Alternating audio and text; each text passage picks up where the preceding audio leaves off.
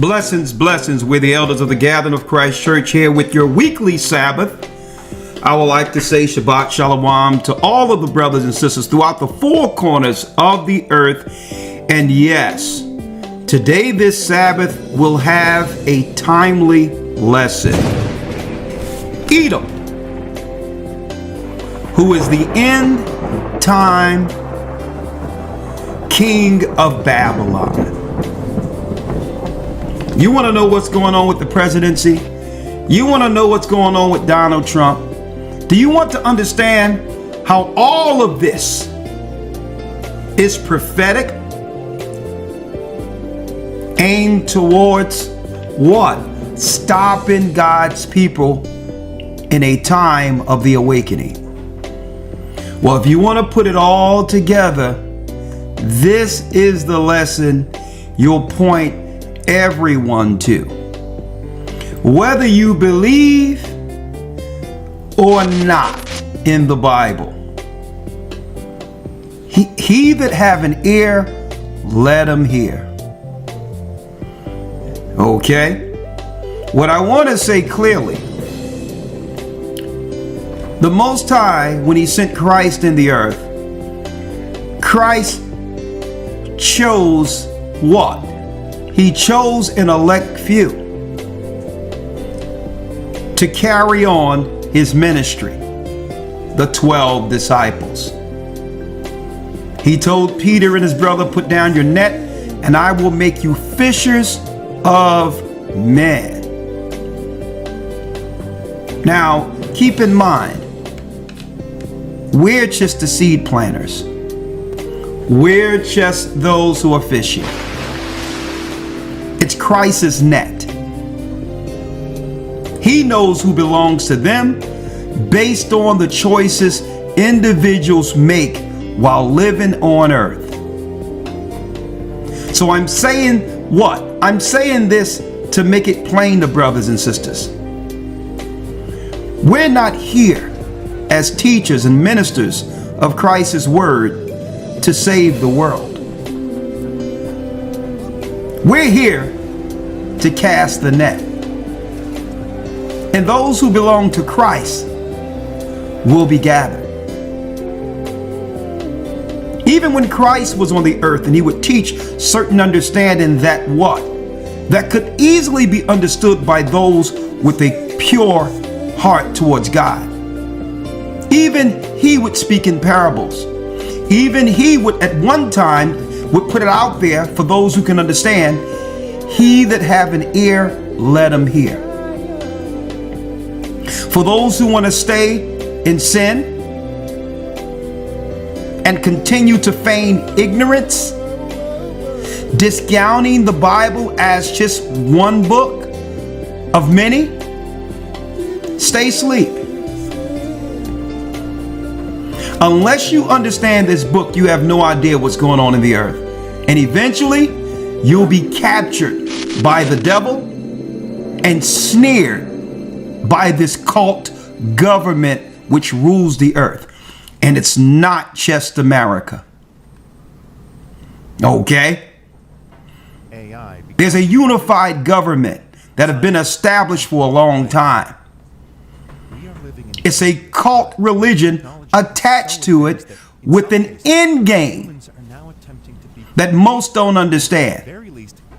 When it comes to government, technology, space travel, the modern medicine apparatus, academia, it's all a part of one big religion.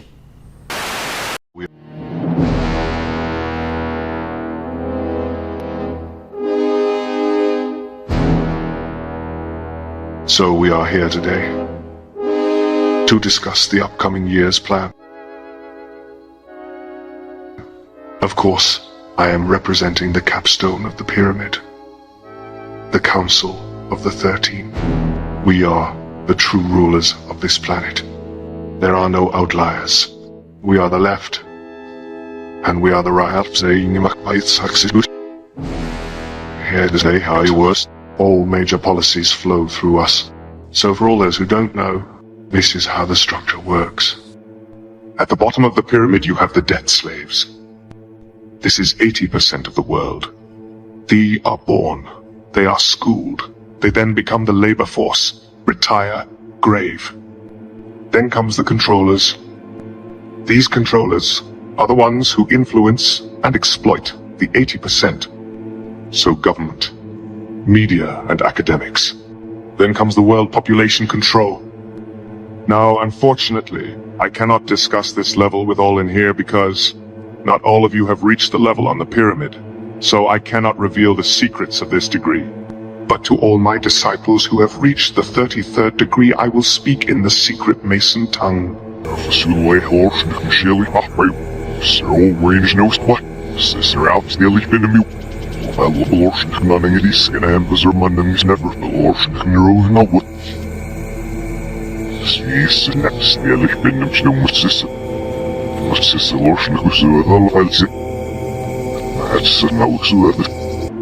Next are the corporations, who I can see the heads are among us.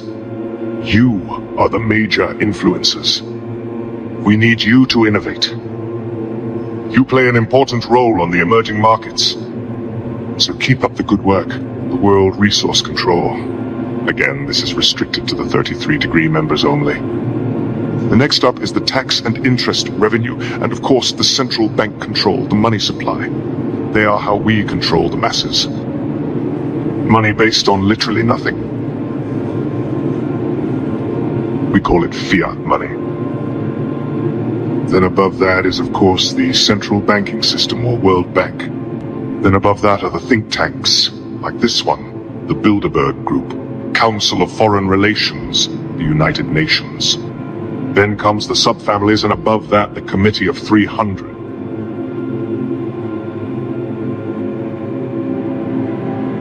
Now at the top of the pyramid is me, and the other Council of 13. Now, ladies and gentlemen, if you would please listen, as I lay out the plan for the upcoming year. And the origin of it is Babylon. And if you don't know the Bible, you'll be caught up. He that have an ear, let him hear. And the only thing that can actually block one from understanding is sin. Sin is the wall between light and darkness. See? And this is why Christ gives opportunity for repentance. Once one repent, their mind is no longer clouded, and now Christ and God can connect to that person, open their eyes to see the world for what it truly is. Okay? So again, we're here just to plant the seed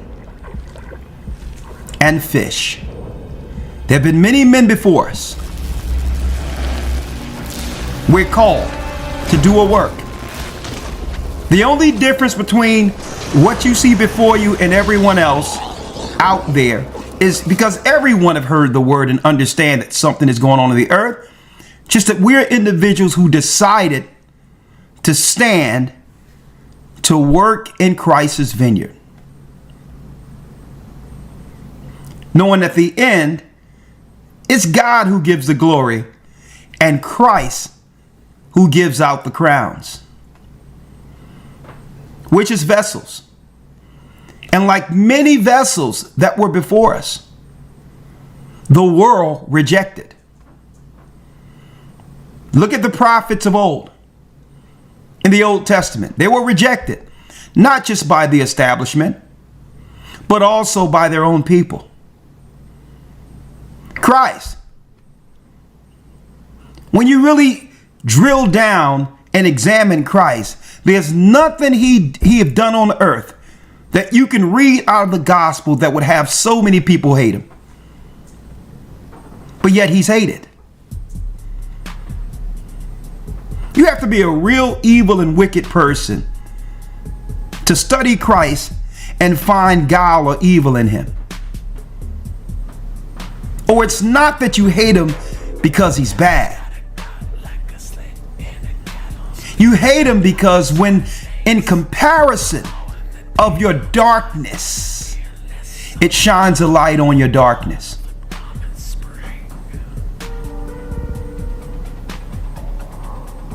I could never understand when I was coming up before the Most High gave us the truth. I could never understand why there was a religion on earth called Judaism, where the people within the religion would hate Christ. A video from Jerusalem's Old City has now gone viral. It shows Orthodox Jewish men and children spitting on the ground as they pass a group of Christians carrying a cross. Well, Israeli leaders quickly condemned the incident, and now police have arrested some of the men in the video. Chris Mitchell reports from Jerusalem. The video shows Christian pilgrims carrying a cross under the Via Dolorosa, the traditional route Jesus walked to Calvary. As they walked out, Orthodox men and boys spit on the ground. The incident took place here at the first station of the cross, where many Christians retrace the steps of Jesus on the way to the Church of the Holy Sepulchre, believed to be the place where Jesus was buried and rose again. I could never fully understand that coming up as a Christian in the black churches.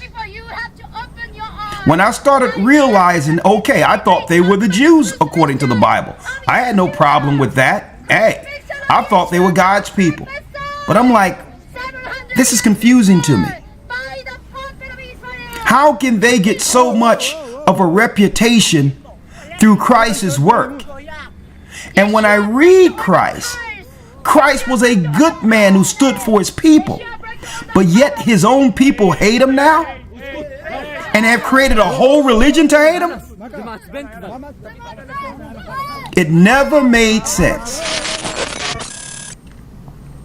until the Most High gave us the truth. Till the Most High gave us the truth and said, listen, they're not the people. You are. We loved God in Christ when we didn't even know ourselves. We held on to Christ. When we thought they were the people, we held on to him. And the Most High and Christ never forgot that. So there was a prophecy that he would one day awaken his people. We could expect those who were against Christ the whole time, who was against God the whole time, to create a religion that would eventually influence the whole world to hate him.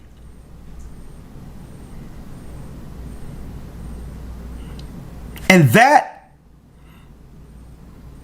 being that we stood with him, even when we didn't know ourselves, is a blessing. Who could hate Christ? But if you realize this whole system, the whole world system, is a Babylonian religion. It's a cult. All of it. And if you don't know what it is, you're going to find out today. The whole thing is a cult. Not just America, but no one can identify it. And through the grace of the Almighty, if it be his will, we will articulate it using the Bible and other historical records today. Please hit the like button. Real quick, just so that we can let you know we're in the last week of the Hebrew and Bible Academy. Tomorrow we'll be going into the lesson, the rebellion against disobedience. The rebellion, the judgment on rebellion. Hell. Does it exist, and what's the truth behind it? Well, the truth of the matter is hell does exist. You cannot teach hell and reincarnation. It's a contradiction. And I don't care if you try to twist it and call it regeneration. There is no doctrine of regeneration. Okay? Regeneration proves there's a hell. Regeneration is when Christ come back, bring the souls that are held in the bosom of Abraham in the first resurrection upon his return. That's the regeneration. There is no model of regeneration that's like reincarnation. Regeneration happens once when Christ returns. It's called the first resurrection, when the souls who have obeyed Christ, who died in Christ, get an opportunity with a new immortal body to live on this earth according to prophecy. Regeneration happens once. Okay? When all the souls are taken from the bosom of Abraham, Revelations 20:4-5 is the regeneration. Regeneration isn't people coming back in every third or fourth generation. We're going to also expose tomorrow the Jehovah's Witness. That's a serious cult that extends from the cult we're going to expose today through this lesson. Another satanic religion constructed by Esau. We only have one shot at this, and that's the life the Most High give us. That's it. It doesn't matter what you believe. You can believe whatever you want. We only get one shot at this.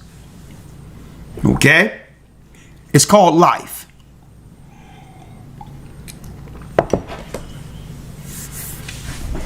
All right, so get ready, get your pen and pads together, and we're going to go in. We're going to go in today in this lesson. The theme of the next academy will be Revelation.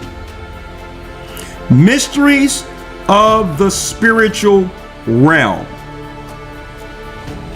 Mysteries of the spiritual realm.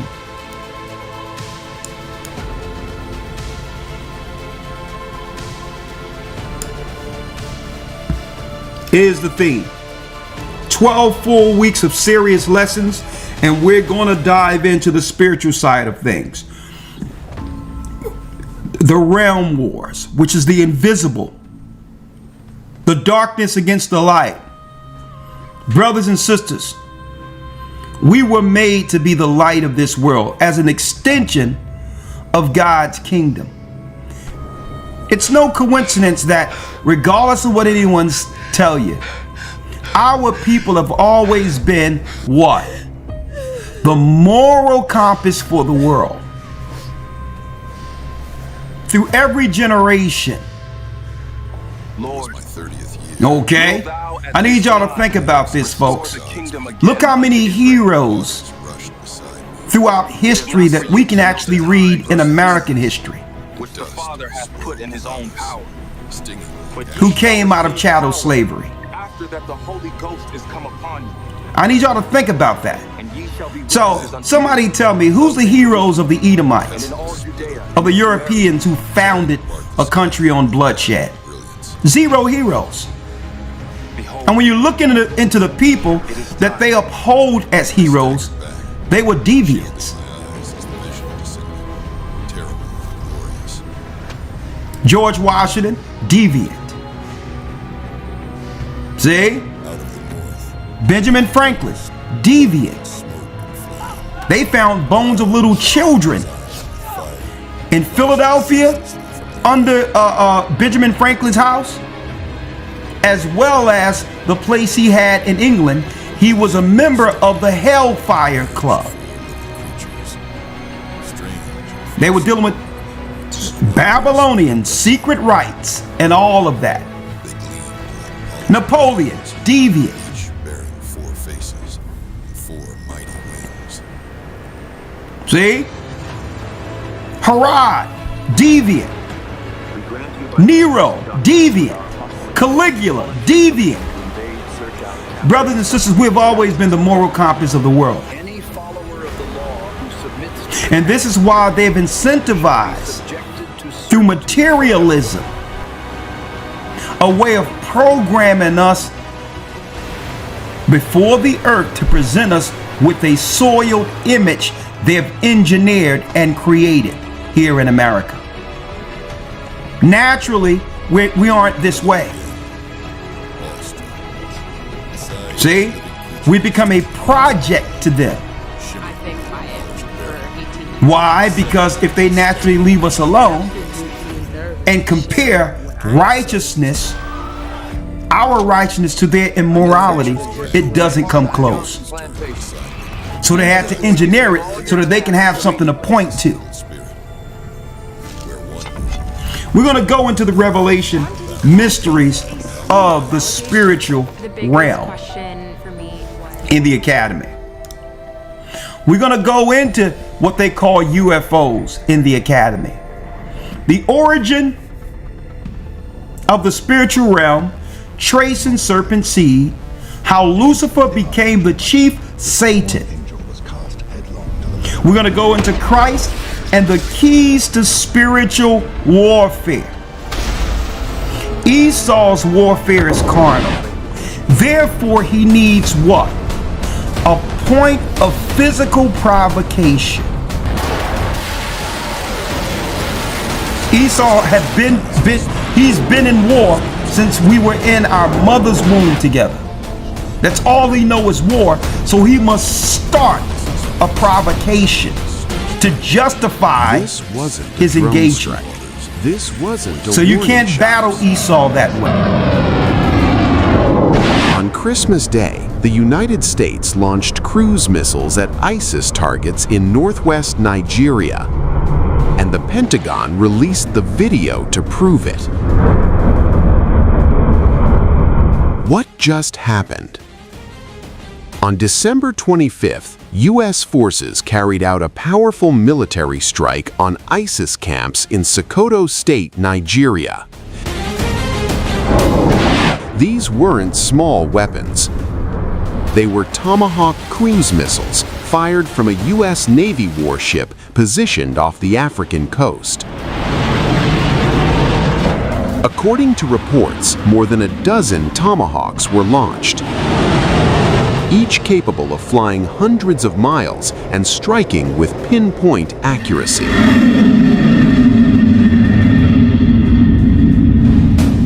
The target. The missiles hit ISIS-linked militant camps believed to be connected to Islamic State Sahel, a growing extremist network in West Africa. U.S. Africa Command says multiple ISIS militants were killed. No civilian casualties were confirmed.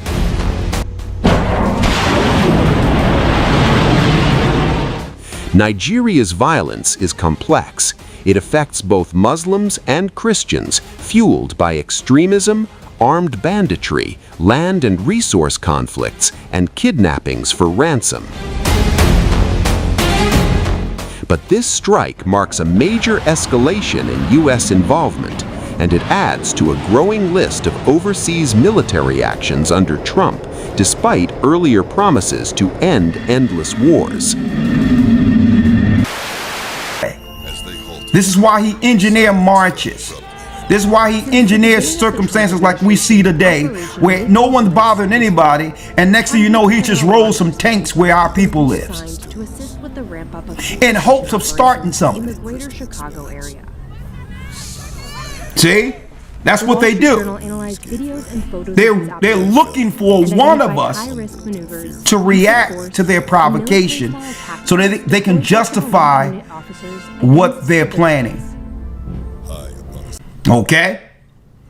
So again, our people have done a great job with not marching anymore. I don't care if they say that someone got killed by a police or anything, folks, ignore it. Don't listen to it. Do not go out there. They'll engineer it. And what will happen is it'll force them where they'll do something intentionally to us. Intentionally, no crisis actors. And by them doing that, we receive the moral high ground with God fighting before us. See? This is how you do it. A lot of what you see on the news is engineered, and it's used to stoke a provocation or to stir up some type of rage in us that wasn't there when we woke up that morning. If we wouldn't have turned on the TV or the computers, we would have felt fine. That's what they're doing, folks. They'll engineer something, and now we got to get out and say, well, hold up, they're doing all this. And now they bring in the provocateurs to operate and to stoke the fire and put a camera on us to respond. And through that lens, throughout the whole world, it's our people operating out of order, criminality, and now the government has the moral high ground to come in to bring order. See? So if you see it on TV, they're gonna try to mess with your mind to make you believe you need to go out there and do something. Don't do it. And when you hear this lesson how Esau operates, you're gonna understand our warfare is spiritual. Their upper ground or high ground is carnal. Physical confrontation to justify going after their targets. Right? So we're going to have a lesson on that. How to utilize what? Warfare according to Christ. Spiritual warfare.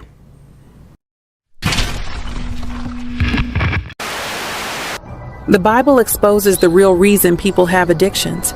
This will shock you because most people think addiction is just about weakness, chemicals, bad choices.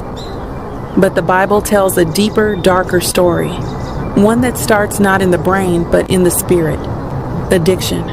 A word you've heard 1,000 times. A label they slap on people who just can't stop. Drugs, porn, alcohol, gambling, food, your phone, you name it. If you can't let it go, they call it addiction. But what is it really? Modern science calls it a chronic dysfunction of the brain's reward system. That's the technical way of saying your brain got tricked into craving something, and now it won't shut up. They say addiction is caused by trauma, or habit loops, or chemical imbalance. They point to the dopamine spike, the withdrawal symptoms, the rewiring of your neurons. And don't get me wrong, they're not lying. Addiction does show up in your body. You do feel like you're losing control, like your own brain betrayed you. But here's the thing. They stop at the biology. They talk about the symptoms, but they don't dare name the source. Because what do you call it when someone knows something is destroying them, but keeps crawling back to it anyway? When they cry on the floor begging to stop, but still do it again the next night? When it doesn't feel like a habit, it feels like a presence. You feel it, that weight, that pull, like something else is sitting in the room with you, something whispering, just one more time.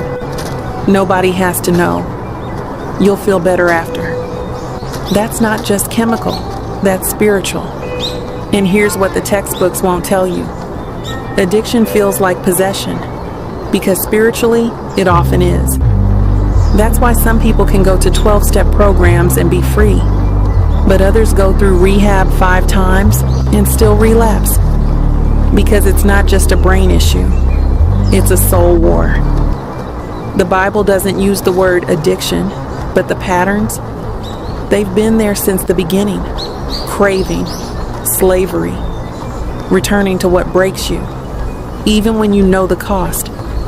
And until we stop pretending it's just dopamine and start calling it what it really is, bondage, chains, spiritual warfare dressed up as normal human struggle, we'll keep watching people die in silence. The word addiction doesn't appear in most translations of the Bible, but the spirit behind it, it's on almost every page. The Bible never needed to call it addiction because it described it better than any modern diagnosis ever could. Start with Samson. They call it addiction, but the Bible calls it something far more ancient, far more terrifying. It calls it bondage, not a bad habit, not a chemical imbalance, not just a trauma loop replaying in your nervous system. The Bible strips away all the psychological packaging and tells the naked truth. You are a slave to whatever owns your will. Romans 6:16 says it plainly. Don't you know that when you offer yourselves to someone as obedient slaves, you are slaves of the one you obey? Whether you are slaves to sin, which leads to death, or to obedience, which leads to righteousness. That verse doesn't soften the blow. It doesn't try to comfort you. It confronts you. Because the moment you repeat the sin you said you'd never do again, the moment you feel powerless, hollow, numb, and then reach for the thing that destroys you, that's not weakness. That's ownership. Addiction in the biblical sense is not just repeated behavior. It's a covenant, a dark one, a spiritual agreement made in the shadows. And every time you obey that urge, you renew that covenant, offering your body and mind on the altar of something that never had your best interest in mind. You think you're just getting high. You think you're just coping, but spiritually, you're bowing down. In John 8:34, he said, "Everyone who sins is a slave to sin." It wasn't metaphor, it was reality. There's a reason it feels like something has you, like something won't let go. That's because something won't. Addiction doesn't always come with needles or bottles. Sometimes it hides behind the scrolling, the sleeping around, the gossip, the rage you can't control, the secret you swore no one would ever find out about. And the more you feed it, the more it wraps around you, not just mentally, but spiritually. Because this isn't just about discipline. This is about dominion. And let's be real. Modern science, for all its studies and breakthroughs, still stumbles when trying to explain why someone with everything to live for would keep returning to what slowly kills them. But the Bible's diagnosis makes it clear. Sin enslaves. It creates invisible chains. It feeds off secrecy. It multiplies in silence. And it thrives when you start believing the lie that you're the one in control. You're not. You never were. And that's why true healing doesn't start with willpower. It starts with war, a spiritual one. And until you name the enemy, until you realize this isn't just bad behavior, but spiritual bondage, you'll keep fighting a supernatural battle with human weapons. And you will lose. If you've ever watched Stranger Things, then you might have missed this scene where they show you the truth in plain sight. Now they're trying to show you what the spiritual plane looks like. The physical plane is not the only world that exists. There are many other dimensions that sit above it. So this is Vecna. He meditates, and when he meditates, he accesses the collective consciousness astral plane. And this is the astral plane now, where he can see different people and is going to them, checking their emotional states. They can't see him, but he can see them. See how it's non-physical, it's very subtle? This is what the astral plane looks like, or the lower astral plane. Then he finds a victim who's on a low vibration and enters into his mind. So the truth is always hidden in plain sight. Now this is deep occult knowledge. The face, and Hillary Clinton, and it to me. I would not advise you to have a look at it.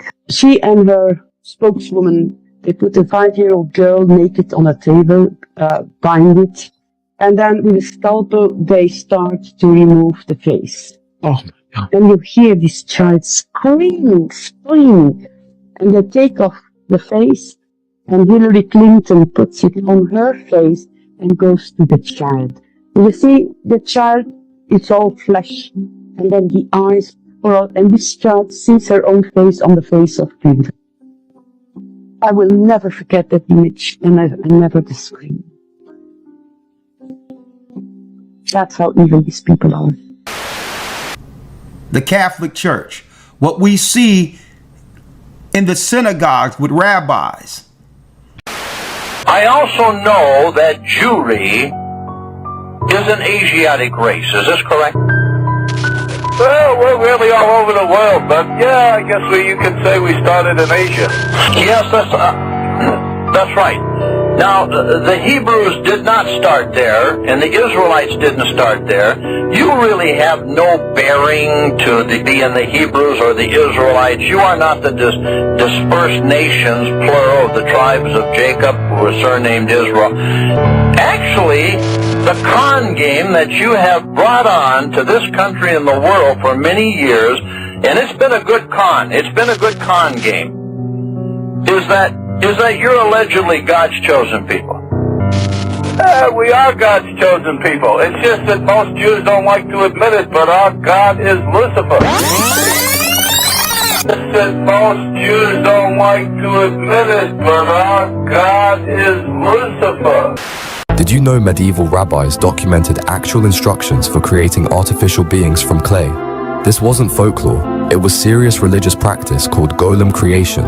In 16th century Prague, Rabbi Judah Loew ben Bezalel followed precise mystical procedures to animate clay servants. The process required specific rituals, clay shaped in exact human proportions, sacred Hebrew letter combinations written on parchment.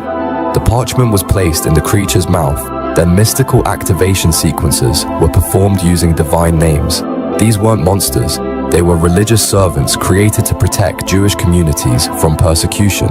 The most famous was Rabbi Loew's Golem of Prague, documented as patrolling the ghetto and defending residents. What's shocking is how sophisticated this spiritual technology was. These rabbis understood complex mystical principles we're only beginning to rediscover today. They viewed creation as a divine art that could be replicated through proper knowledge and sacred intention. Medieval mysticism was far more advanced than we assumed. You're going to find out when we parallel next to the ancient Babylonian priests, when we parallel what the Catholic Church does, what their priests wear, some of their rituals and ceremonies, you're going to find it goes right back to ancient Canaan and ancient Babylon. AI technology and the mark of the beast. Their end game. Why are they cutting everyone out of finances now? Now that their project have been accomplished, and their project was to destroy the children of Israel. Now that their project is now accomplished, there's no more need for the people in their workforce. They've already accomplished what they wanted to accomplish. And totally disrupting, dividing, and destroying God's people. And now they can suck all the finances out of the people, where the whole earth will have to bow or be pushed off the grid altogether. We'll be talking about that in the academy. If you want to figure out what's going on, please join the academy. It's uncensored. It's a way we can actually deliver what we need to deliver in a classroom setting without any interruptions. News, you get Elder Lawyer going into the Hebrew, how to pray into the Hebrew, using the Hebrew language, because we're going to need it. And also, yes, the lessons. Our lessons the Most High has given us are like none on the earth. Okay? It's a distinct doctrine that was held by the disciples. This is why, and I understand it, this is why Christians, a lot of Christians don't understand it. It's weird because they're saying, well, okay, we hear what they're saying, but they're not hateful like the other guys who look like them. So the Christians and Gentiles are astonished. And then you got all the other Hebrews who hate us, like the Pharisees and scribes and others during Christ's time who hated him. What we're teaching is a distinct doctrine. Okay? It's just the truth. And the Most High have called us to plant this seed, and we're using this platform to do so, the streets to do so, and guess what? The academy to do so. Until none of these resources are available. But by us throwing the net out there, by the time they take away all this technology, the Most High will have all that he needs amongst the body of Christ in the earth to have us maneuver and do what we need to do to continue even outside of the technology. Keep in mind, folks, the Most High allowed me to understand this truth before YouTube. Before Bill Gates in the 90s and the early 2000s began to give out computers in our neighborhoods. Okay? This truth will continue even after the internet is done. We are fishers of men. Hold tight. We're going to jump into the lesson. The lesson, Edom, the end time king of Babylon. If you want to become a part of this academy, go to historytimes.org. We would appreciate your support. Hold tight. We'll be right back with the lesson. All right. Jumping right in. We'll wait for Elder Lawyer to come back. There he is. All right. All right, Elder Lawyer, if you can, let's start off with the Shema. Yes, sir. Shema Yasha'Allah Ahaya Allahayanawa Ahaya Achad. Shema Yasha'Allah Ahaya Allahayanawa Ahaya Achad. Hear, O Israel, the Lord our God is one. Hear, O Israel, the Lord our God is one God. All right, which is translated like the Bible says, if you speak in another tongue, you must translate for the world to understand or become a barbarian. That's what speaking in tongues is. If you're going to speak another language, what you've just heard Elder Lawyer quote and me repeat is the actual angel's tongue. The original language, that's right, before the Tower of Babel. And it's the language we're getting back to and that you learn the ancient Phoenician in the Hebrew and Bible Academy.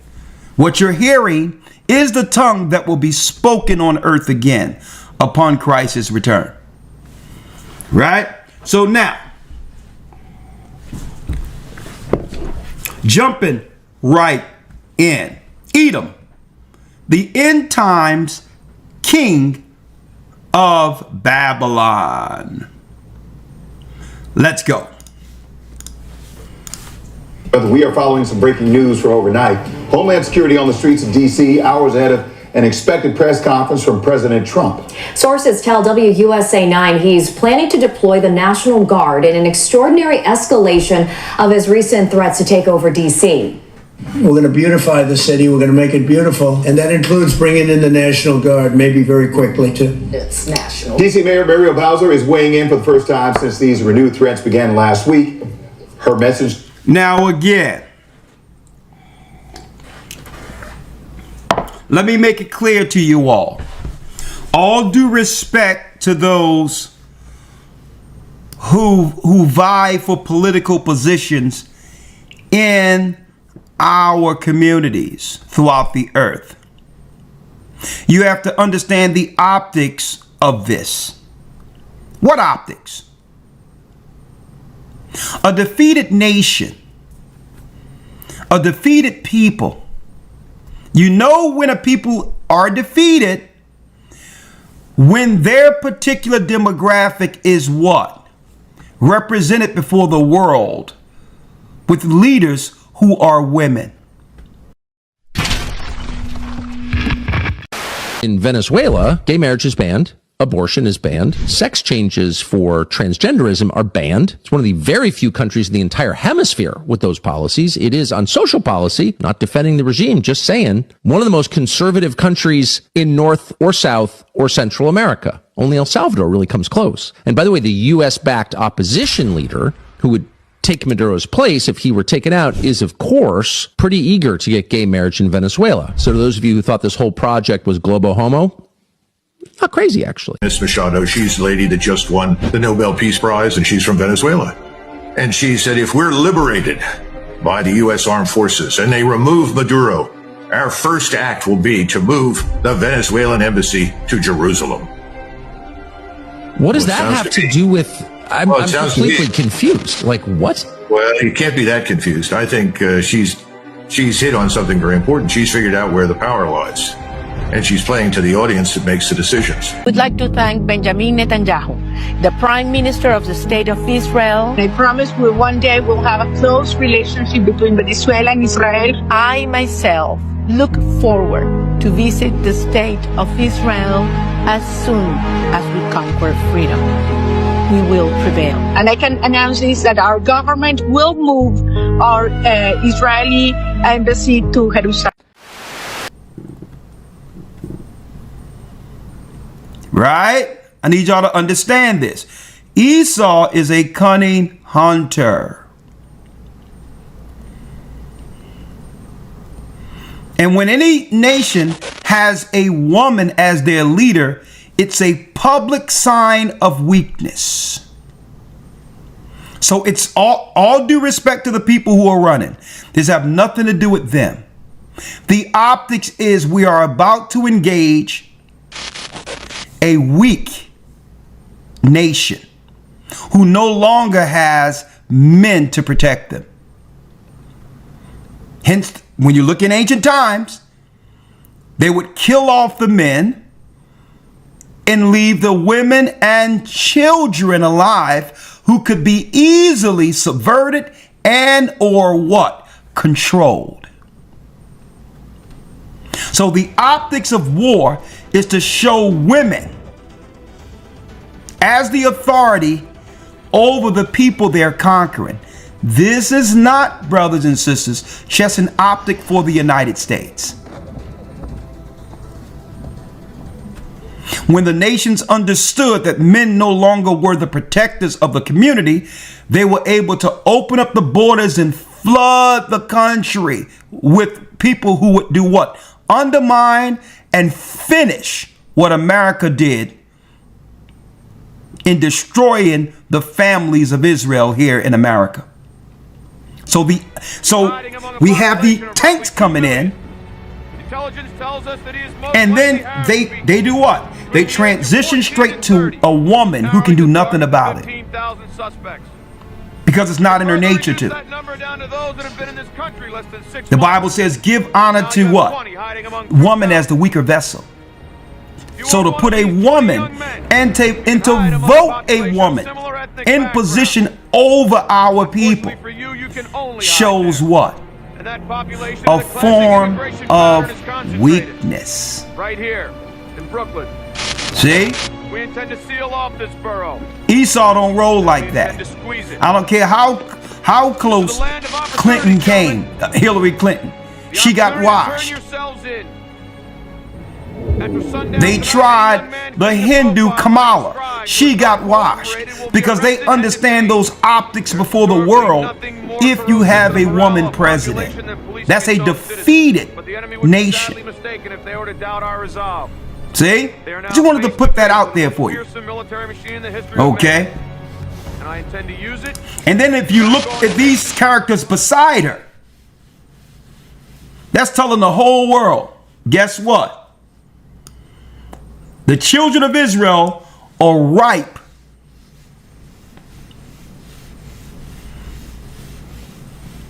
They are ripe for us to roll over. There's no protection there anymore. So, what's going on here?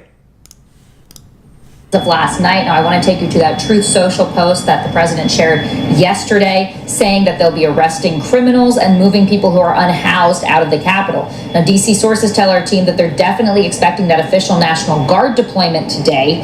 Mayor Bowser, though, worries about them being used in a patrol capacity, but says MPD is used to working with federal officials. Now we are expecting that press conference to happen at... Now you see why they put women and gays over our people? Listen, I'm small. See? I give big room, make the spirit work out. You understand? See? Brother Toby, you hear that? There's no resistance. But I don't want to go into that dynamic. I'll talk about that next week. Let's go into Trump real quick. Years ago, in the times of Israel,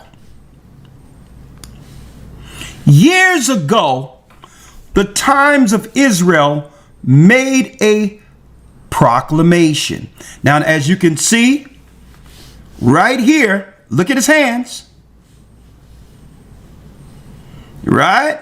So when you see them doing the pyramid down, this is a communication for Freemasonry. Okay? So this is talking without saying anything. It's intentional. Pyramid down. So the World Economic Forum, or WEF for short, hosts a gathering of global elites in Davos, Switzerland every year, where the richest people in history link up, congratulate each other on how much money they've made this year, and they make global decisions that affect all of human existence without our consent. Behind the WEF's polished curtain of buzzwords, stakeholder capitalism, Great Reset, public-private partnership, lies a deeply sinister agenda, one where unelected globalists dictate policies that override national sovereignty, one where governments bend the knee to multinational corporations, and where dissent is recast as extremism. They want to transform society. The chairman of this glittering, gorgeous group of elites goes by the name of Larry Fink. The very same Larry Fink who is the founder and CEO of arguably the most powerful company in the world, BlackRock.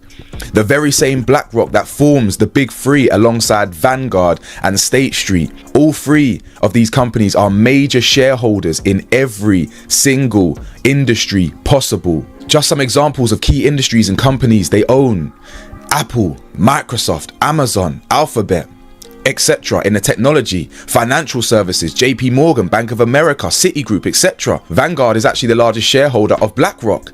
We've got energies and utilities, healthcare and consumer goods like Pfizer, Johnson & Johnson, AstraZeneca, by the way, that's going to be very relevant later. Aerospace and defense. We've got private prisons. We've got the food industry, Pepsi, Coca-Cola, Kraft, etc., etc. BlackRock, Vanguard and State Street, these billionaire elites have their grubby paws in every single industry imaginable. For me, that seems like a conflict of interest, does it not? Fast food industry, but also the pharmaceutical industry. Interesting. We believe that outside the United Nations, this is the largest gathering of global leadership of the post-COVID period of time. For many people, this meeting feels out of step. We hear all about the elites. And how does that play out in an age of populism? How does an established institution make a difference in an era of deep institutional mistrust? And there's some truth to the critique. That was Larry Fink giving a speech a few days ago in Davos. Did you eagle-eyed people, you sharpshooters out there, did you notice anything? Did you notice what he did at the start of that speech? Let me play it again for you. We believe that outside the United Nations, this is the largest gathering of global leadership. If you didn't notice it, have a look at Elon Musk's speech that he did at Davos. You're most welcome. I heard about the formation of the peace summit, and I was like, is that PIEC? Guys, if you didn't notice, they're telling us they're part of the club. Yeah, this is not a conspiracy. Imagine me and my friend have a private joke in school, and every time we go like this or something like that, that means something to us, a private joke that no one else would get. Now imagine I go to school and I have to give a short speech in front of class or a short speech in front of assembly, and I'm talking and go and just, you know, something like that slightly. My friend's gonna giggle to himself like, that means this, you know what I'm saying? Yeah, them doing all this business, yeah, all that hand business, yeah, that tells us what club they are in. Be sharp. Right? So this is a sign, a Freemason sign. Right? Now we all know that Trump is a part of the elite, a German Jew. Okay, his family is from Germany. He was raised to do exactly what he's doing. They had him serve the first term to get it established what he was planning to do. Then they used the Democrats to totally bring in, after his administration, they used the Democrats, both sides working against the middle, to totally deplete any finances that would be left for the poor in the community and bring in the replacements who will then what? Eventually establish the mark of the beast. The system that was intended from the beginning, that was originally thought about at the Tower of Babel with all the other nations. And you notice the second term, after there'll be no finances or jobs left for the people, then Trump would get in at the very end to do what he was voted in to do or selected to do since the beginning. Usually the second term, when no one can vote you out, is when you find out what that particular priest that was set up as a president's job was.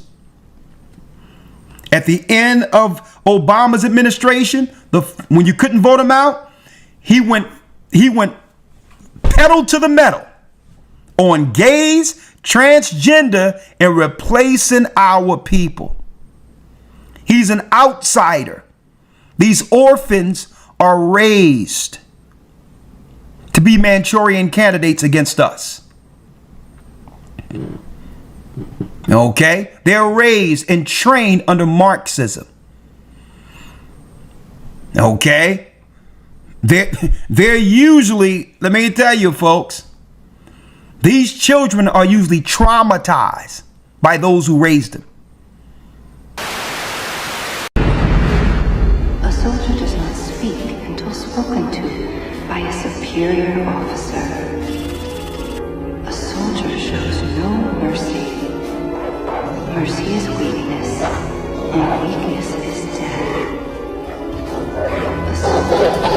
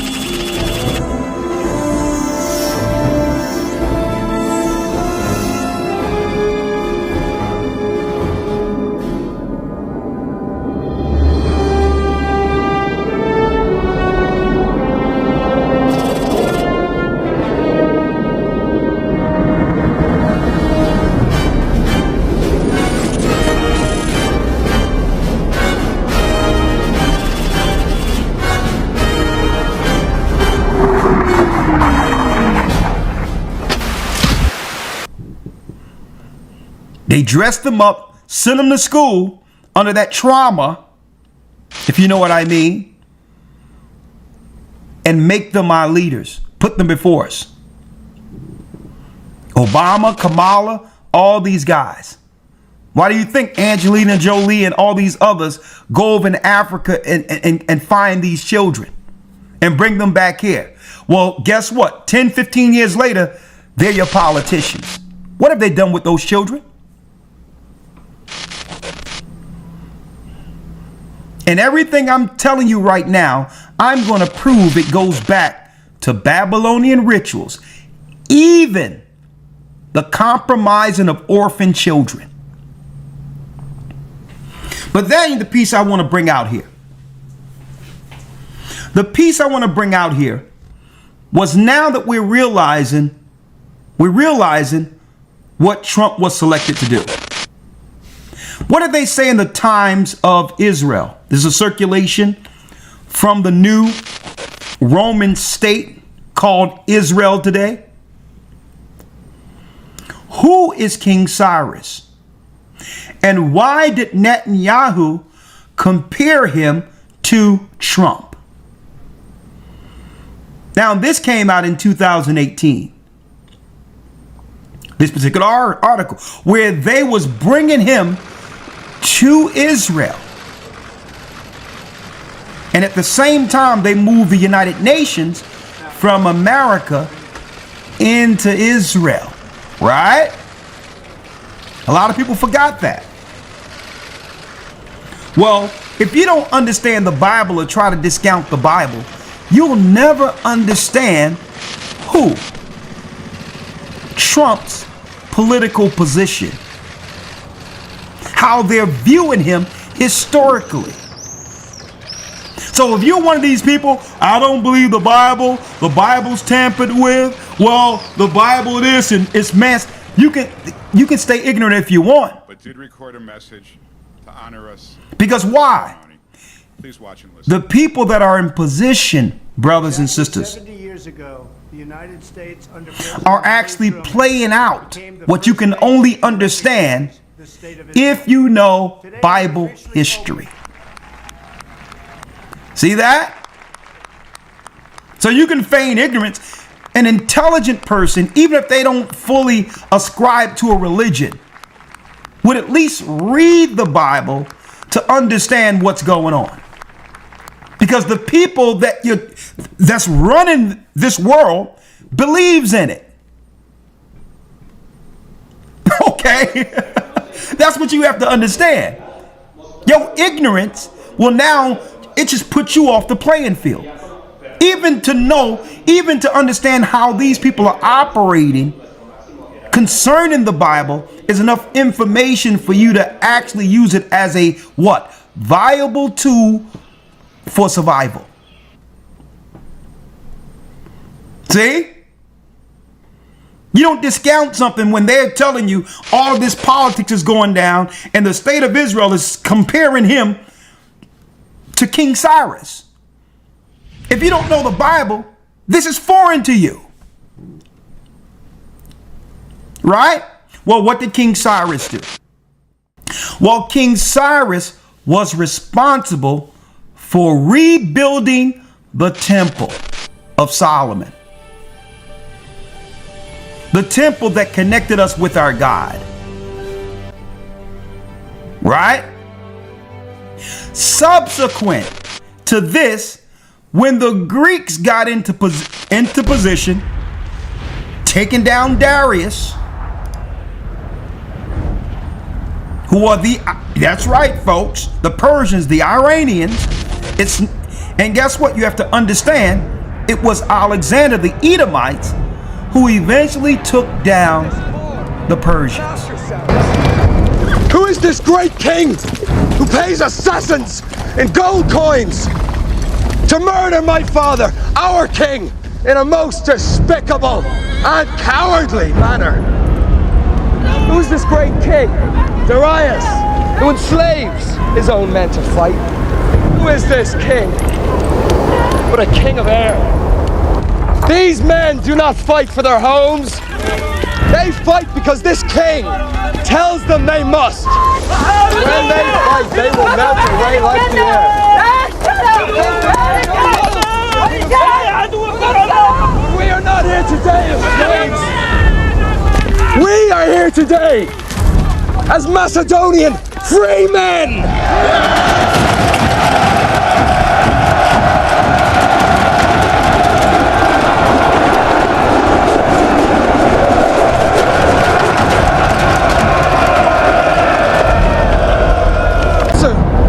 I was here this day at Gaugamela for the freedom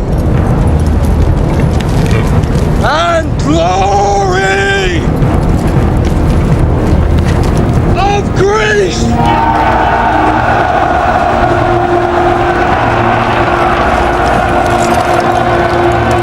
Zeus be with us!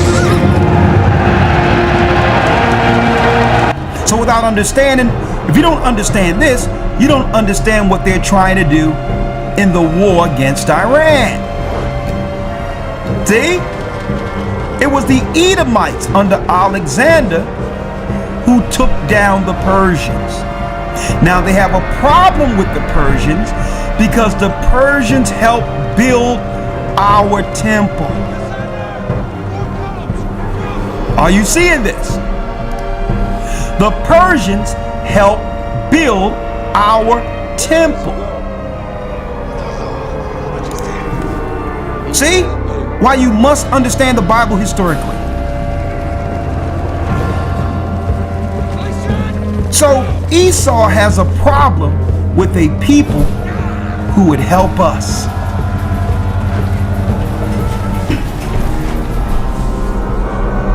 No soon as Alexander and his generals were able to consolidate power, being what? The third beast written of in Daniel. A wicked one by the name of Antiochus Epiphanes came out and he ended up burning the temple, sacrificing pigs on the temple, killing our people, disrupting the temple. See? Why would they do this? Up until the point where there was conversion during Hyrcanus in the 2nd century, where Edomites converted into Judaism and became the leaders over the Sanhedrin. Converted Jews. It was to a point where when Christ was living, he beat the Edomites out of the temple who was selling in the temple. They were seeking to use that temple to bring all people together like it was the Tower of Babel, understanding that temple was a gateway between this earth and heaven, where God would come down and connect with us. Thank you all. And of course, I want to especially welcome Jared Kushner and Ivanka Trump.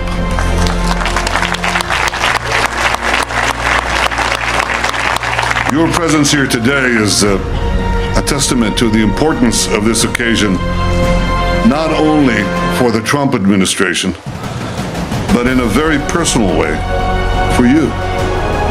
For you, each of you, for the pursuit of peace, and for President Trump himself. Thank you.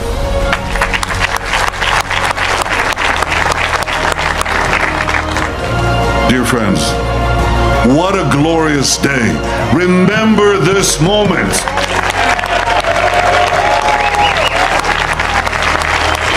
This is history. President Trump, by recognizing history, you have made history.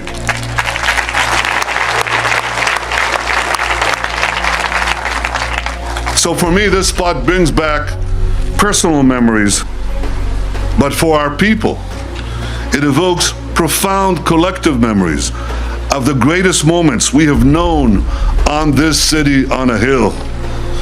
In Jerusalem, Abram passed the greatest test of faith and the right to be the father of our nation. In Jerusalem, King David established our capital 3,000 years ago. In Jerusalem, King Solomon built our temple, which stood for many centuries. In Jerusalem, Jewish exiles from Babylon rebuilt the temple, which stood for many more centuries. In Jerusalem, the Maccabees rededicated that temple, and restored Jewish sovereignty in this land. And it was here in Jerusalem, some 2,000 years later, that the soldiers of Israel spoke three immortal words: Hal Habayit Be'adenu. The Temple Mount is in our hands. The Temple Mount is in our hands. Words that lifted the spirit of the entire nation. We are in Jerusalem and we are here to stay. See? This thing is way deeper than you understand. Even what? Included in this, space travel. It's not space travel at all. It's a mind to get their God back from where he was hurled. The size of the north, the heavenly throne before it comes here to this realm, to earth. So, man, y'all doing real good. We're 2,000 deep right now. Hit that like button, because if you don't know what's going on, this particular lesson is going to blow you away. If you know what's going on, this will add to your understanding.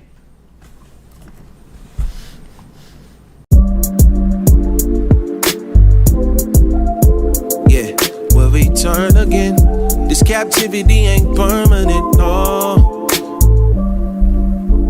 I'm from Jerusalem. Hey, we'll return again. This captivity ain't permanent, no. Sitting on an album that'll change my life. Should I drop it? I feel the pressure. The Father is watching. I had to revise it. I was getting off topic.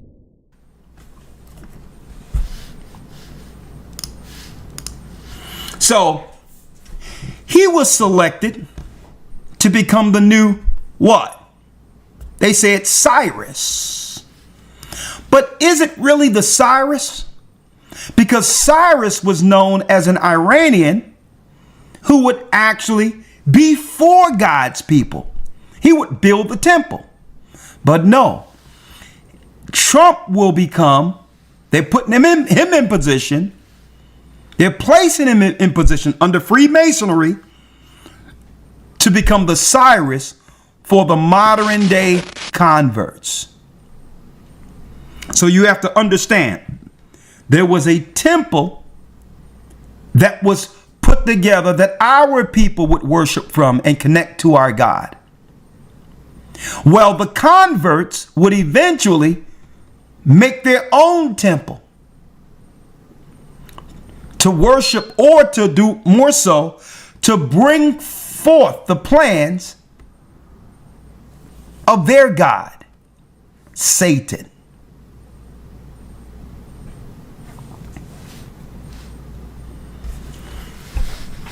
Before the Oval Office meeting on Monday, Prime Minister Benjamin Netanyahu lavished praise on the United States President Donald Trump for, among other things, declaring Jerusalem as Israel's capital and vowing to fix or scrap the Iran nuclear deal. In doing so, Israeli leader likened Trump to Harry Truman, who was also a Satanist, Lord Balfour, and Cyrus the Great. Netanyahu, quote unquote, I want to tell you that the Jewish people have long memory. Now, these people aren't the physical Jews in the Bible. There was two big conversions. The greatest conversion that set up the 70 or the Sanhedrin by the time Christ was on the scene was Edomites, who were converted during the 2nd century BC, before Christ. By the time Christ came on the scene, Antipater, who were Idumeans, had sons called the Herods. And eventually they would become what? Governors over Judea. They connected with Julius Caesar.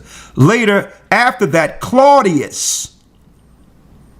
Now you have Edomites ruling us politically in Jerusalem by the time Christ was born. When we fell as a people in 70 AD, the white Jews of that conversion gained full power as the presto magic, new Jews on the earth.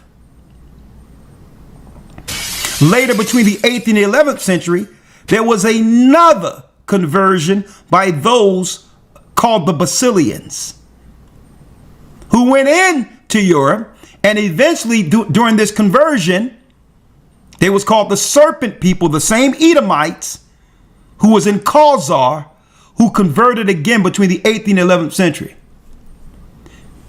AD. But they all go directly back to Catholicism. All of them. They're anti-Christ, and they have a mission that we're going to expose today.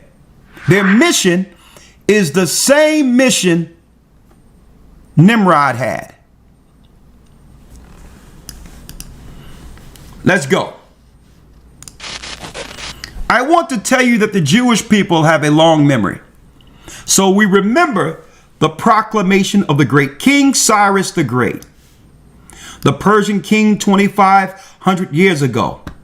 He proclaimed that the Jews, exiles in Babylon, could come back and rebuild. It's not his temple. It was our temple in Jerusalem. We remember 100 years ago, Lord Balfour, who issued the Balfour Proclamation. Now, the Balfour Proclamation, brothers and sisters, was England proclaiming and giving Israel to some Europeans who eventually came into Israel. A people that's not from Israel, making a proclamation to give Edomites who's practicing Judaism the state of Israel, that recognized the rights of the Jewish people in our ancestral homeland. Now, guess what? Esau, to some degree, is correct when he says his ancestral homeland. What they're telling you is he understands that he's one of the sons of Isaac. I mean, you got it? So Abraham is his father. But it's not his ancestral land through Esau. But he knows that they were originally the sons of Isaac, being Esau. We remember 70 years ago, President Harry S. Truman was the first leader to recognize the Jewish state. And we remember how a few weeks ago, President Donald J. Trump recognized Jerusalem as Israel's capital. Mr. President, this will be remembered by our people through the ages. Right? So Trump is key. He's prominent. He's key. He's a key character for modern day prophecy. For exactly what's going to be brought in through his administration. Okay? So, as you can see, Edom, the end time king of Babylon. So if we're going to understand Esau, we have to understand the plans he has. What is his mindset? What is the government that he's established? Where did it come from? Look at this. Look at this. Elder Lawyer. Yes, sir. Real quick, if you may, let's get Joshua 10 and 13.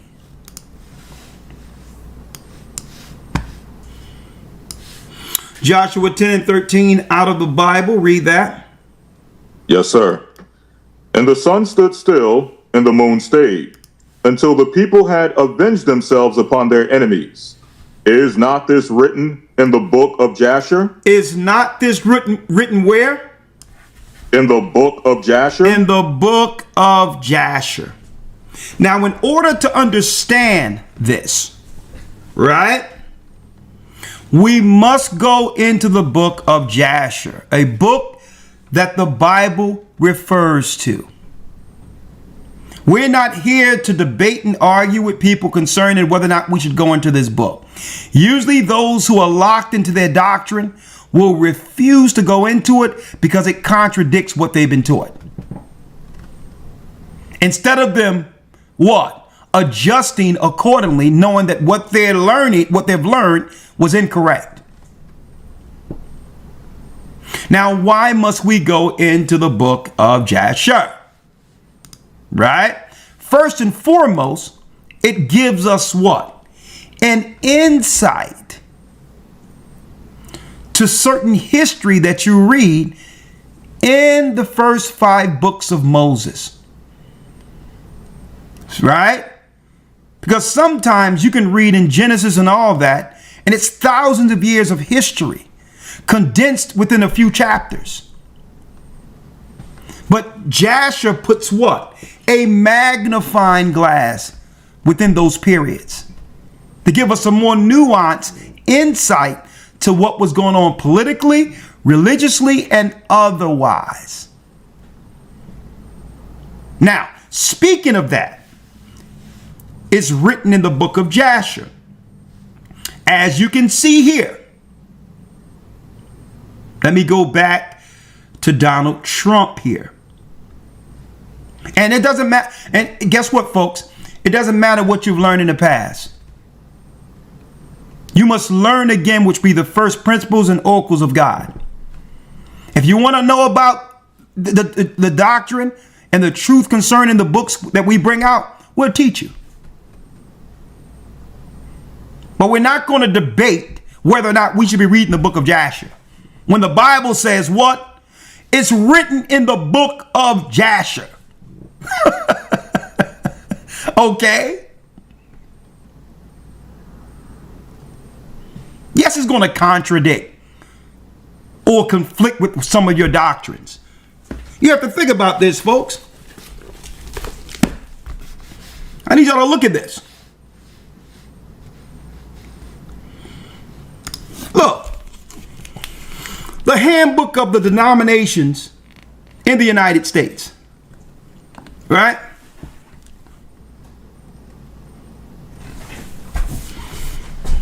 Handbook of the denominations in the United States.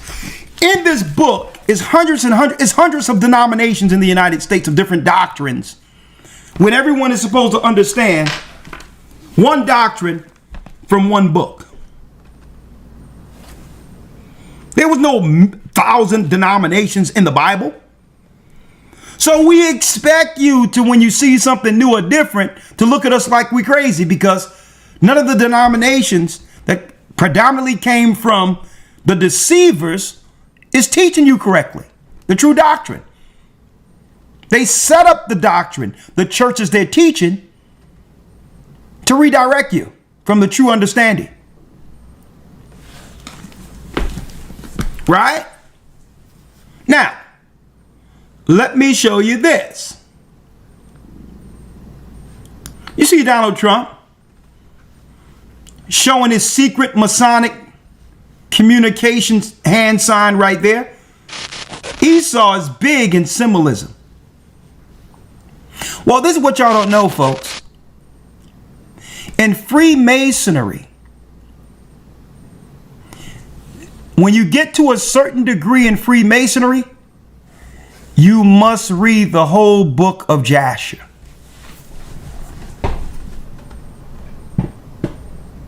I need y'all to think about this, folks. Because you have to realize these are politicians who are instilling old political and religious constructs. You have to understand this. So they must have the insight, these Masons who are put in over City Hall, over government and all that, they have to study how the past governments were established and in control over people. See? So they're telling you don't read the book of Jasher in your Christian churches, but yet your elites must read it to actually move up degrees in Freemasonry. Records that belong to our forefathers. Jasher wasn't a man. It's the book of the upright ones. See? Now, why am I going there? Folks, I didn't know initially that you had to go up to degrees. You had to read the book of Jasher to receive higher degrees. I didn't know this at first. Well, my career in law enforcement, I actually joined the Brotherhood of Freemasons. You know, a lot of cops are involved with that. It's a thing that I'm not saying you must do, but 95% of them do. It's the occult. It's not going to be messing with. My lieutenant spoke for me. You know, I petitioned. It all went pretty good. The first phase is the inner apprentice phase. The second is fellowcraft. That's the second degree, fellowcraft. Now, what did I get myself into? But did you ever get that far? Oh yeah, I became a master mason. Ranks of 30th through 33, which is 3. That's when they divulge the actual truth to you. To get that high, it takes years. In order for you to be a Shriner, you got to be a Mason. For you to be a Knights Templar, you got to be a Mason. And the more you go up in that pyramid, and the highest you could go is a Rothschild. Right. They're the highest of the highest. Really? Yeah, the children of Satan. Right. Moloch is the actual owl that they worship out in California, all these big shots. And that's where they make the presidents, too. Really? They make presidents there. To do with them? Oh, yeah, you have to be a Freemason to be there. All the presidents were Freemasons. Okay. A small portion weren't, but they were Jesuits. This is the same thing. Okay. Yeah, even the Pope. Yeah, everything is controlled by the white and black Pope. Yeah. So black and white, which is white and black tiles, is where we have our temple. That's where you get that. Yeah, the yin yang. You know, the good versus evil. You got to have one of the balance. They know which president they're going to make. They make them.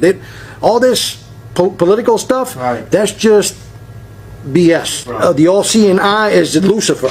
Right. Underneath them is the Rothschilds. Underneath them is the Council of 13. Underneath them, you got the Council of 33. Underneath them, you got the Council of Foreign Relations. And underneath them, you got, like 6 big companies. They own all the real estate, and they own all, media. The Masons are the foot soldiers of the Illuminati. You understand the pyramid, right? Yes, yes. It's shaped like a triangle, right? So we're at the very bottom. Rothschilds, they run all that from their house. They don't leave that house. Why is that? I mean, is there because that's where the devil dwells. Gotcha. The devil could only be in one place. God is everywhere. Yeah. You understand? If you start exposing them, they'll go after you. They'll go after your family. They'll try to kill you because the government is part of it. A lot of them are politicians, heavily involved in witchcraft. And they have to do certain rituals, a certain thing, and with those orders money comes with it. It's satanic at the core. This whole country is not based upon Christianity. It's satanic from head to toe. Don't ever think that the president is not a satanic worshiper either. Don't ever think. I'm going to put it out there. Because, come on. Their God is money. Lucifer. And I was involved in that. Yeah, you swore never to divulge any information, but to always protect and help your fellow brother. That's it. Anybody out there considering to becoming a Freemason, don't do it. Okay, I never went to be a Freemason even. No, hey. No way, Jose. When I came back from overseas, setting up churches, all praises be to the Most High. Guess what? I was introduced into Las Vegas, a brother who was converted into the church and baptized, who was high degree Freemasonry. Right? He was converted while I was overseas, and he couldn't wait to meet me. We were talking, and he says, man, you know, I was a high degree Freemason. I'm like, I'm glad the Most High have brought you to the true light. And you know what he said? He said, what jumped out at me is when you were going into the book of Jasher. He says, what you don't know is that in order for me to go up to certain degrees, that was a required book we had to read. He says, for you not being a Mason bringing that forth stood out to me. Because only the enlightened ones under Freemasonry, as he claimed, know about the information. And I said, brother, I'm glad you're on the right side of this battle. You know how I was able to find out about the book of Jasher? Let me tell you how. I read the Bible. See? And the Bible directed us to Jasher. Not just any book of Jasher. Right? Not just any book of Jasher. Let me pull it here. Because there's a lot of false plagiarized books out there. What Jasher? The book of Jasher, referred to in Joshua and 2 Samuel's, faithfully translated from the original tongue into English. It was translated in 1840.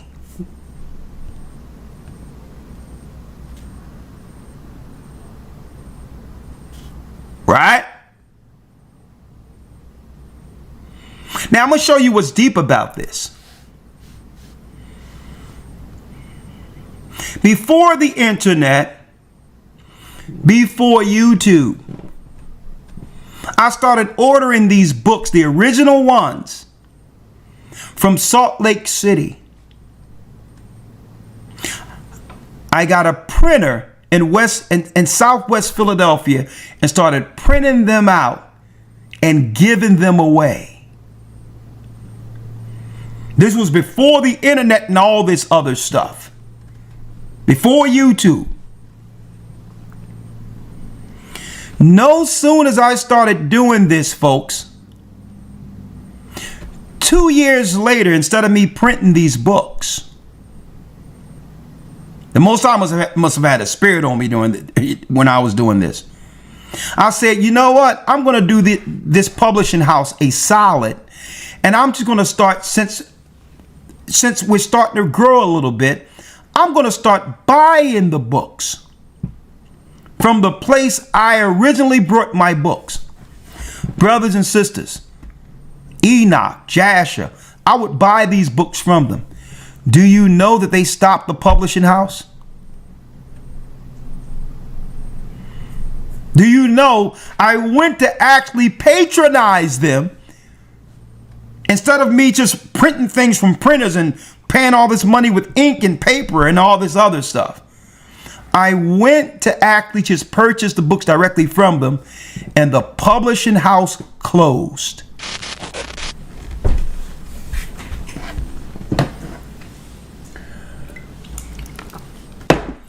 As if there was some type of memo. Do not give this man any more information.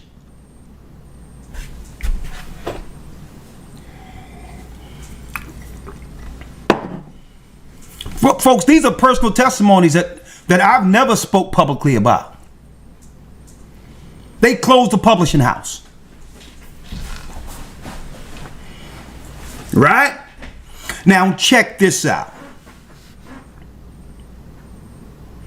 When you go into, so obviously, see right here, whether you believe in the Bible in the book of Jasher or not. Donald Trump do. Because in order for him to go up into higher rungs of Freemasonry, Scottish and York Rite, he had to read it.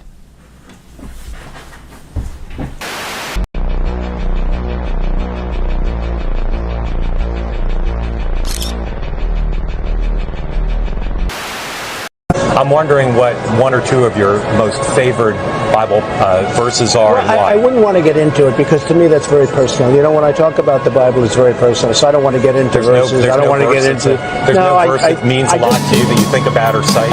The Bible means a lot to me, but I don't want to get into specifics. Even to cite a verse that you like? No, I don't want to do that.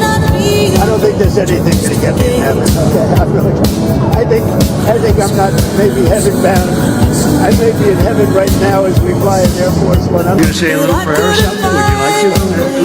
Who's better than the rabbi at this? Come on, rabbi. Say another one.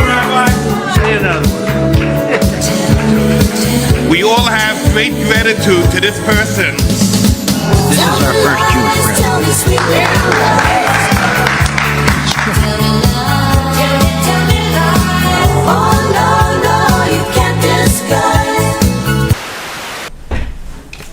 See?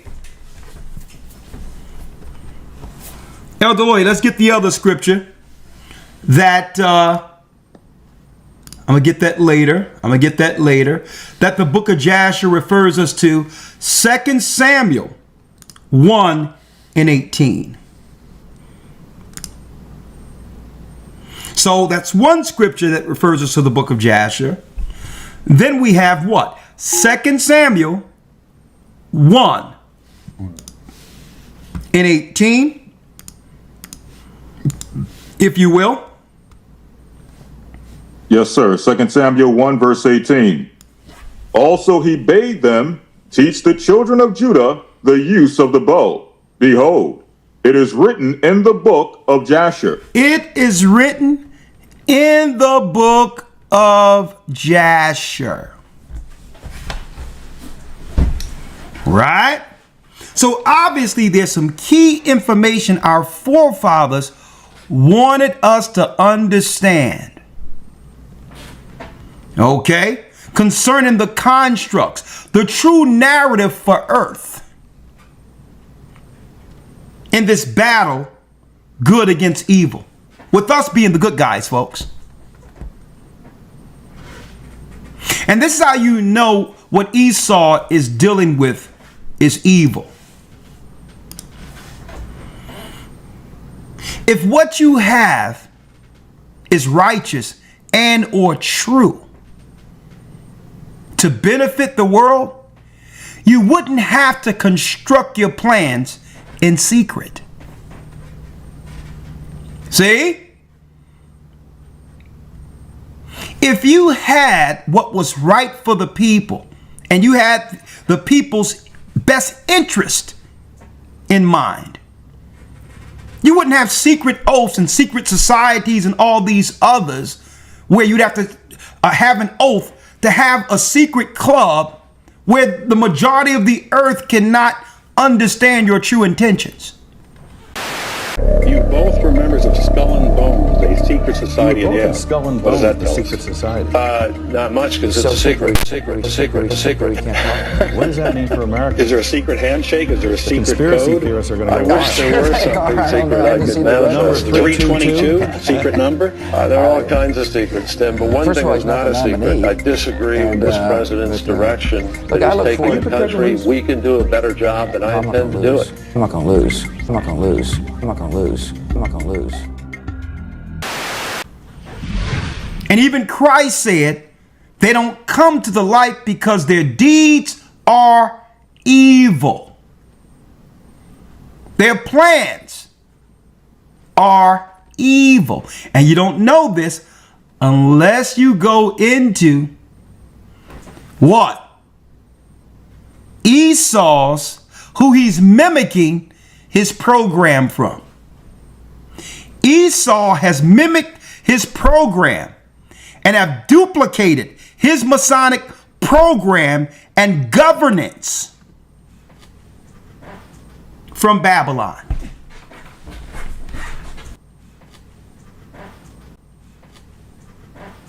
You want to know the plans? We're going to show you. Esau, see what Nimrod set up? He established it. He establishes it. I don't care if it's the government. I don't care if it's the religious system. Esau is not an originator. That's not in him to do. The God he worshiped, Satan, isn't an originator. Everything they do is mimicking, usually mimics what?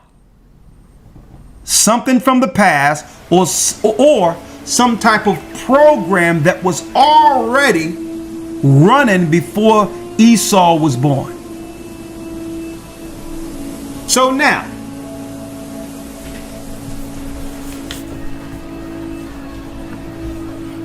Edom, the end times king of Babylon.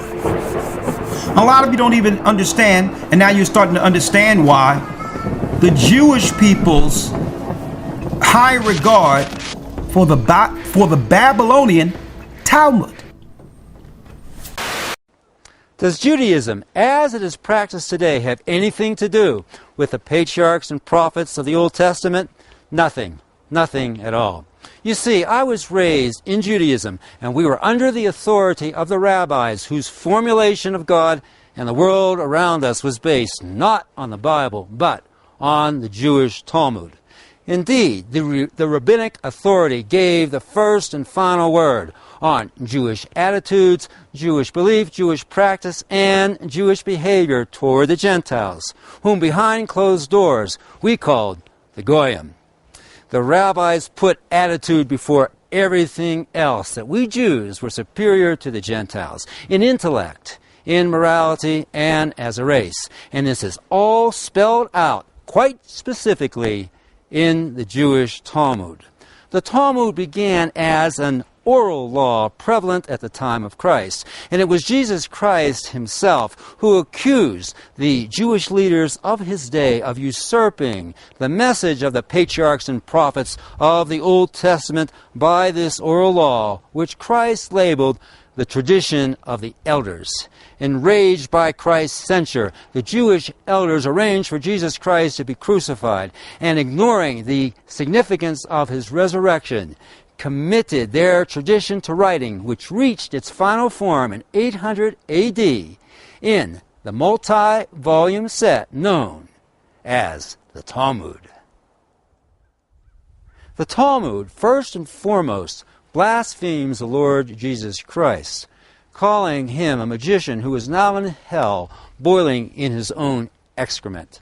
The Talmud also blasphemes Christ's Holy Mother, the Virgin Mary, calling her a hairdresser, a prostitute who had sex with carpenters. Then the Talmud spews its venom on the Gentiles to be treated less than subhumans, defrauded, cheated, and even murdered as civilians in times of war, though they be innocent women and children. Thus we find world Jewry condoning the atrocities committed against the people of the Gaza Strip by the Israelis. Why? Because, as historian Israel Shahak points out in his book, Jewish Religion, Jewish History, Jewry's disparaging attitude toward the Gentiles has been formed, set in stone, throughout the centuries by the writings of the Jewish Talmud. Indeed, the Talmud, formative of Judaism since the time of Christ, is nothing less than a religion of a tribal crime syndicate. The true followers of the patriarchs and prophets of the Old Testament are those who have embraced the hopes and predictions of those holy men, realized and fulfilled in the New Testament. As a former Jew, now an Orthodox Christian, I'm a follower of the Lord Jesus Christ. What about you? But the rest of the world can't stand you. You're obnoxious, you have absolutely no values that exist outside of the Talmud. You describe yourself as a Talmudic Jew, and I've learned what's in that Talmud, and I encourage other people at home to learn what is in that Talmud so that you know what Ben thinks of you, because he doesn't just hate me, he hates you too, white men. He hates all black people, okay? If he's following the rules of the Talmud, I mean, when I say hates, they think that we're animals, that they have a right to own us, that they have a right to make us worship them, that they have a right to lie to us, that they have a right to sue us and take everything that we have, that they have a right to deceive us, that they have a right to treat Charlie the way that he treated Charlie while he was alive, only to then try to defraud the population into thinking that he is somehow a part of his legacy, that he's to these people who believe that they are contract lords. I challenge black Americans to wake up to your true history, because your quarrel is not with white men, okay? Wake up to who publishes these books and keeps us warring with one another. Christians versus Christians, right? Christians versus Muslims. Wake up and learn the true history of slavery, because that wasn't exactly a white men sport, okay? Jewish people were the ones that were trading us. Jewish people were in control of the slave trade. They've buried a lot of it, but it's there, and you can find it. I think all of us need to wake up to this, because it's making me absolutely sick. I extended every courtesy, you guys. I extended every courtesy. My husband really said, let's do the Christian thing. But I realized you can't really do the Christian thing with people that hate Christ. It doesn't work. Christian thing doesn't work with people who hate Christ. So if you're a good Talmudic Jew, as he always says, he's a Talmudic Jew, you will understand once you get what's in that Talmud exactly what he means and exactly what he thinks about you. It's important. And you will absolutely love it. It really gets into the history of feminism and who brought the plague to break down families to America. And you can really trace that right back to the same people who assassinated the Tsar, people who believe that they have a right to murder people to take what they want. That is the guiding principle and philosophy of some religions, certainly not the Christian one. Like, please let me go. Stop telling people you're chosen. You are not chosen to do shit except within the synagogue of Satan, clearly, because everything you do is the manufacturing of lies, bullying. Behold, I will make them of the synagogue of Satan, which say they are Jews and are not, but do lie. And I'm speaking directly to you, Rabbi Shmuley.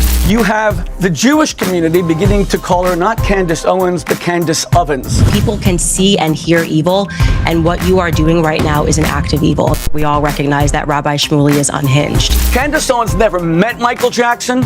I was his rabbi for 2 years. She said that I killed him, that she would say the Jews killed Michael Jackson. You never said that I threatened to murder you? No, I never said that you threatened to murder me. Don't cut me off. I did not cut you off. Now she's fact-checking it? You're kidding me, right? I don't have a computer on me. The Israeli Defense Force had dropped more bombs on Gaza than were dropped on Dresden. That is true. Do you accept that, Rabbi Shmuley? You know, Pierce, I find this an astonishing debate. You asked for the proof. First of all, I don't... Wait. What do you mean it's true? Because she said it's true? I need y'all to think about that, folks. The Babylonian Talmud. What is Esau doing in respect of a Babylonian Talmud if his construct didn't come from Babylon? Nimrod. See? Are you following us here? Elder Lawyer. So let's start with the man Esau has copied from, using the records that they know exist that belongs to our forefathers.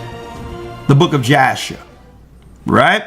Let's now go to Jasher 7 and 30. Right? Jasher, the 7th chapter, and the 30th verse. Yes, sir. The book of Jasher, chapter 7, verse number 30. Let's read it. And Nimrod became strong when he put on the garments. And God gave him might and strength. And he was a mighty hunter in the earth. Yea, he was a mighty hunter in the field. And he hunted the animals, and he built altars, and he offered upon them animals before the Lord. He offered animals upon the Lord. Nimrod, a Cushite. He would be what you would see normally, like what Haile Selassie looked like. That's a Hamite. Okay. What Barack Obama looks like. He's a Hamite. Okay. When you see those lips like he smoked 10 packs of Newports, that's Hamite. Okay. When you see East Indians, okay, and you're talking about the northern East Indians, the southern to mid East Indians, they're Cushites. Okay. And the animals, and he built altars, and he offered upon them the animals before the Lord. So initially,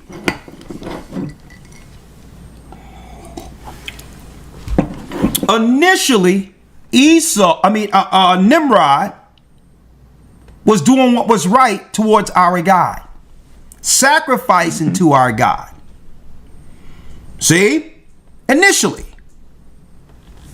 See? And then what happens? Read. 31. And Nimrod strengthened himself, and he rose up from amongst his brethren, and he fought the battles of his brethren against all their enemies round about. And this links directly into the Bible where it says he became a great hunter for the Lord. So at this time, Nimrod was doing what was right for the people. He set up high walls to protect what? To protect the cities from the Nephilim, who began to grow on this side of the flood, giants. Nimrod was known as the giant slayer. So through Nimrod protecting the people, he garnered respect, because through his what? Through his reign, there was peace. Now, a lot of people don't understand that, and I went into in the academy, the history of Semiramis, his mother / wife. The history of Semiramis is that what she was really pre-flood. A goddess pre-flood. And I showed all of that in this academy. Who made it to this side of the flood. Semiramis, the same woman people worship today as a goddess, Mary. So Nimrod was a Cushite, but his so-called quasi mother / wife had Nephilim blood. Right? Read 32. 32. And the Lord delivered all the enemies of his brethren into his hand. Read. And God prospered him from time to time in his battles, and he reigned upon earth. And he reigned upon earth. Read.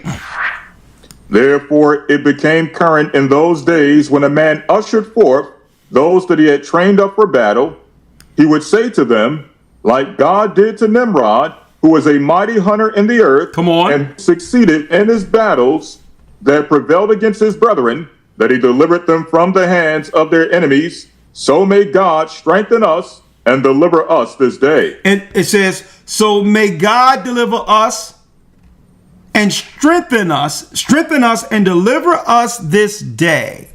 Right? So one thing, he had full power. No one could battle against him.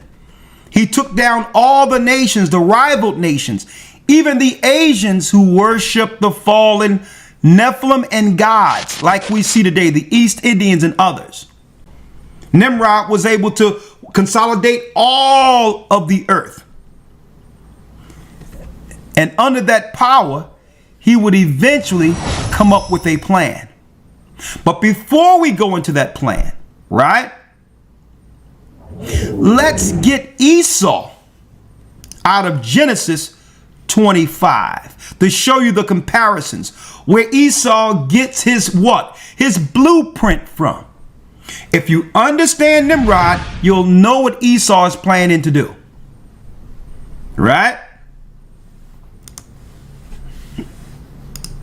Now, elder lawyer, let's go to Genesis 25.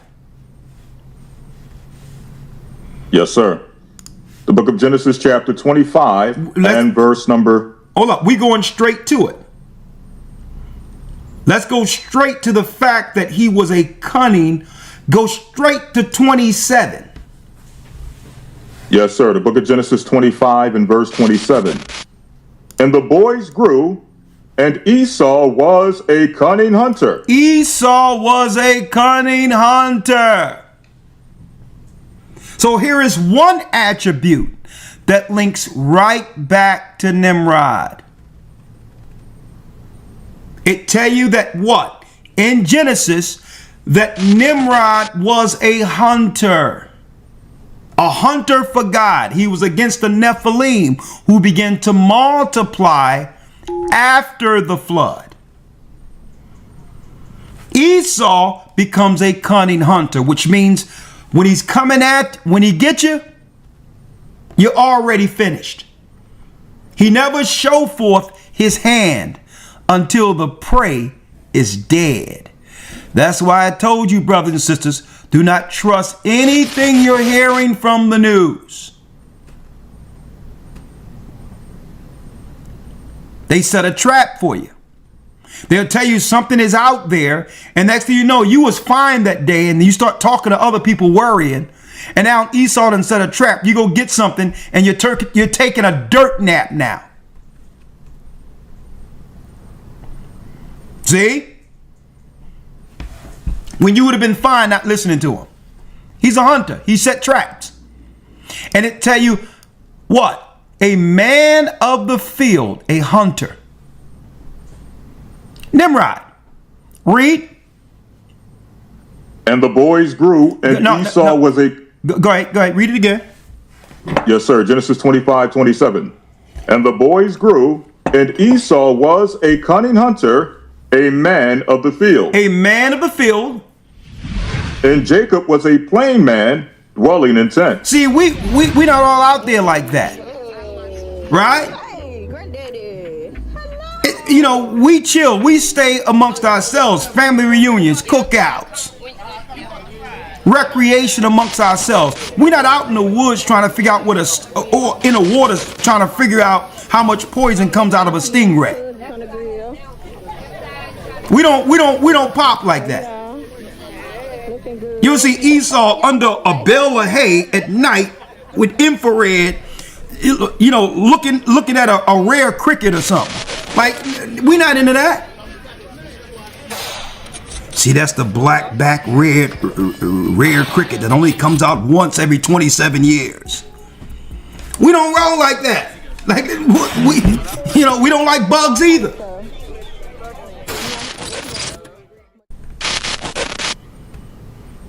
Right? A man of the field, and Jacob was a plain man dwelling in tents. See, but so he understands our environment, right? So because we don't bother anyone, the only way he can get Jacob, because he can't face off with Jacob physically, he must make our dwelling a criminal element.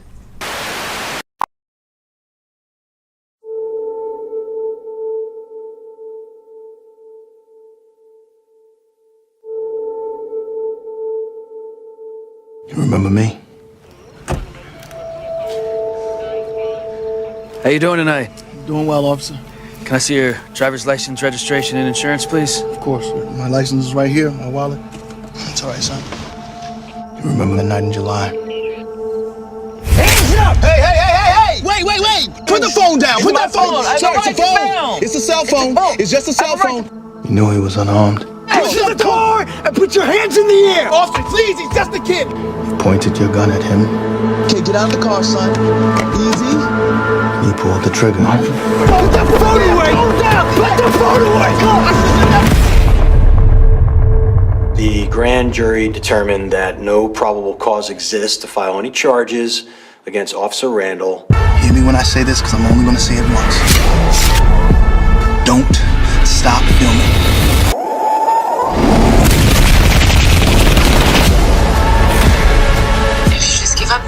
Why are we the only people in this country that are expected to do things without violence? I didn't mean to kill your son! What you did. I did what I was trying to do! I just want justice. That's all I want. This is your jury. The deciders of your fate. Today, you will be tried for the murder of my son.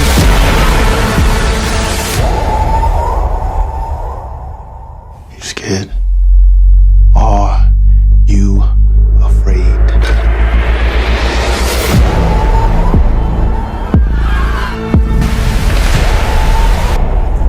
To have what? Plausible deniability, and the moral high ground to now come against us and claim we need surveillance. Because we really don't go out like that. So they must cause issues that can draw us into provocations, like I was mentioning earlier. See? We don't deal like that. So he knows that unless they create a scenario, our people stay insulated.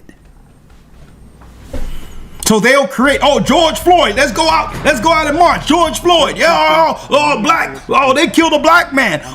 Sarah Bland, that's what they want, folks. No sooner they see us biting, Esau sits around and say, we got him. We got him now. Let's bring in the next plan for him. We lured them out.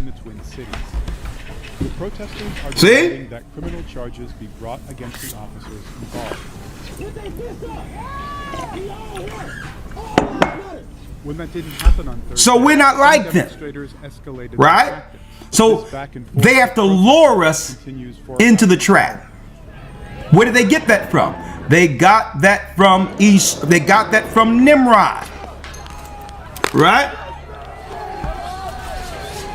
And that's what they're doing right now over in DC. We'd set out to see for ourselves what law and order now looks like. They're seeking, they're trying to cause a provocation and instigate something. This is now happening daily. I'm observing what you're doing. Now, if they don't get what they want, they'll probably have one of the immigrants or somebody from Israel that came over to start a provocation against our people, only to film us reacting to what they're doing against us. See? That's how they work. That's why that's why you got that satanic Jesuit running around trying to chase Israelites right now. Nobody even bothering this guy. But he's being used as what? An operative to cause a provocation. Because many of our people who are Israel are waking our people up throughout the earth. So Esau, they'll pay these demons to go around any place we are, Israelites, to try to cause a provocation. Right? But we see them. And and that works against them. They can only truly operate under ambiguity when no one understands their true intentions. That's when they're mostly effective. But when you got a Jesuit just running around, not working anywhere, right? And you like, okay, obviously he being paid by somebody.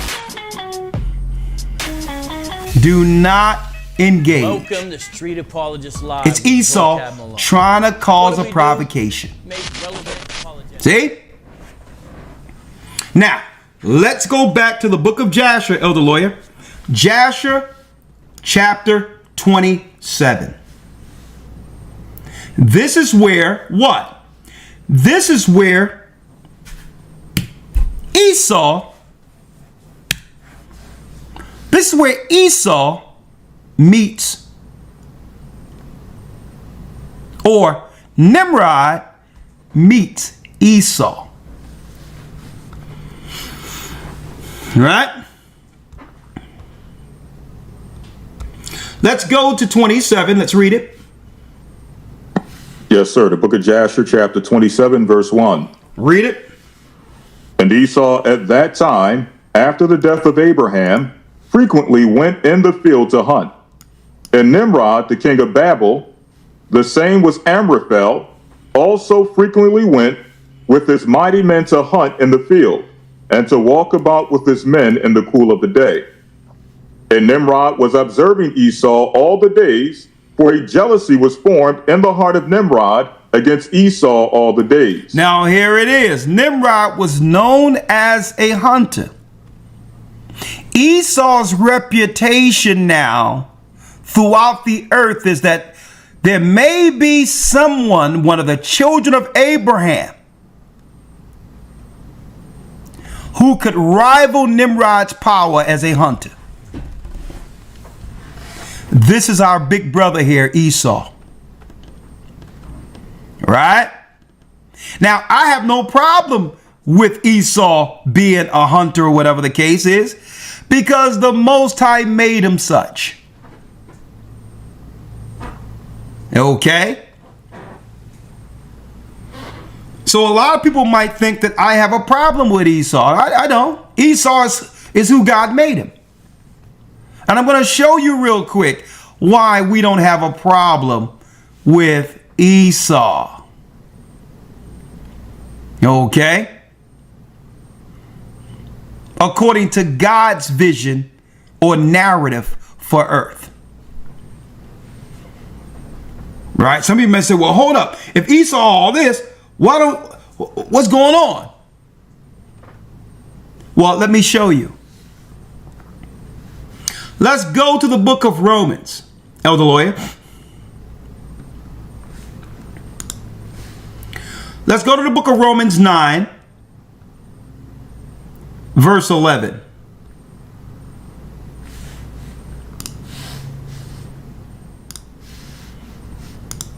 Romans 9 and 11. Let's read it. Yes, sir. Romans 9 and 11. For the children being not yet born, neither having done any good or evil, that the purpose of God according to election might stand. That the purpose of the gathering of Christ Church. That the purpose of God according to election might stand. The purpose of the Hebrew Israelites. That the purpose of God according to election might stand. For the children being not yet born, that's Jacob and Esau, neither having done any good or evil, that the purpose of God according to election might stand. Not of what? Not of works, but of him that calleth. But of him that calleth. It's God who called Jacob and Esau into the earth for his purpose. One for righteousness and one to unrighteousness. See? It's a conflict based on the sin of Adam. Adam and Eve sin, and then he says there will be conflict amongst your children. Now one would play out one side and the other would play out the other. I have no problem with that. The problem was we went years without realizing this narrative. So now I understand who Esau is. Now the same Bible has given me the tools to spiritually battle against him. And the greatest tool against Esau is righteousness. Following the law. See? If they allow you to sin, then they get what? They get power over you. That's where captivity comes from. So they'll incentivize sin against us to stay in power. So it's really our unrighteousness that's keeping Esau in power. Huh?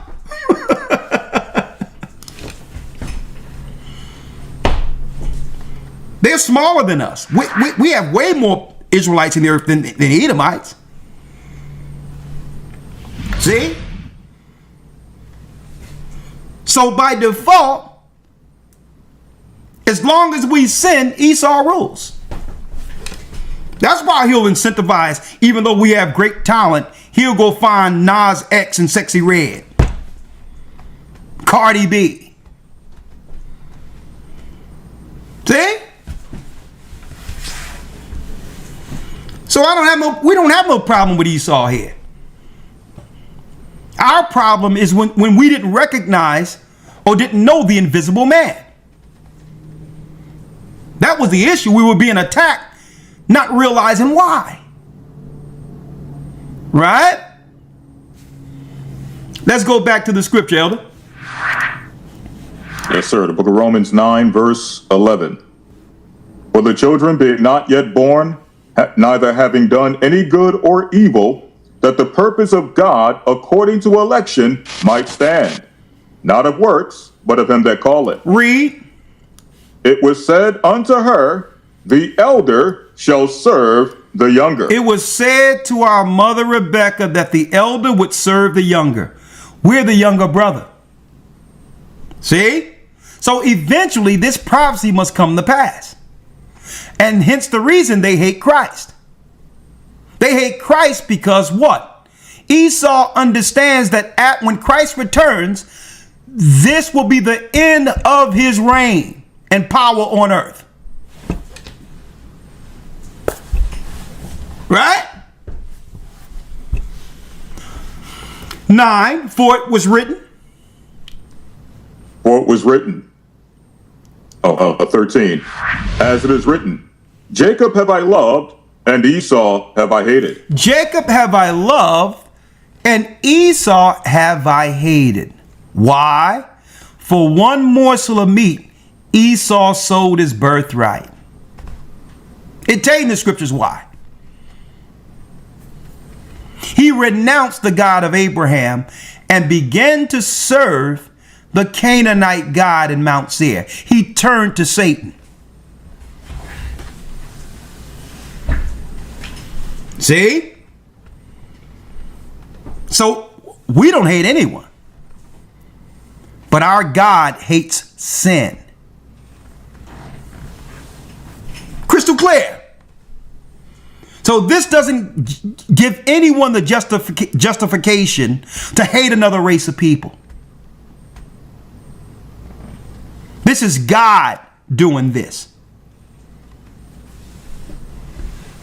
This doesn't give you the justification to say, well, God hates, so I'm going to hate. What scripture is that?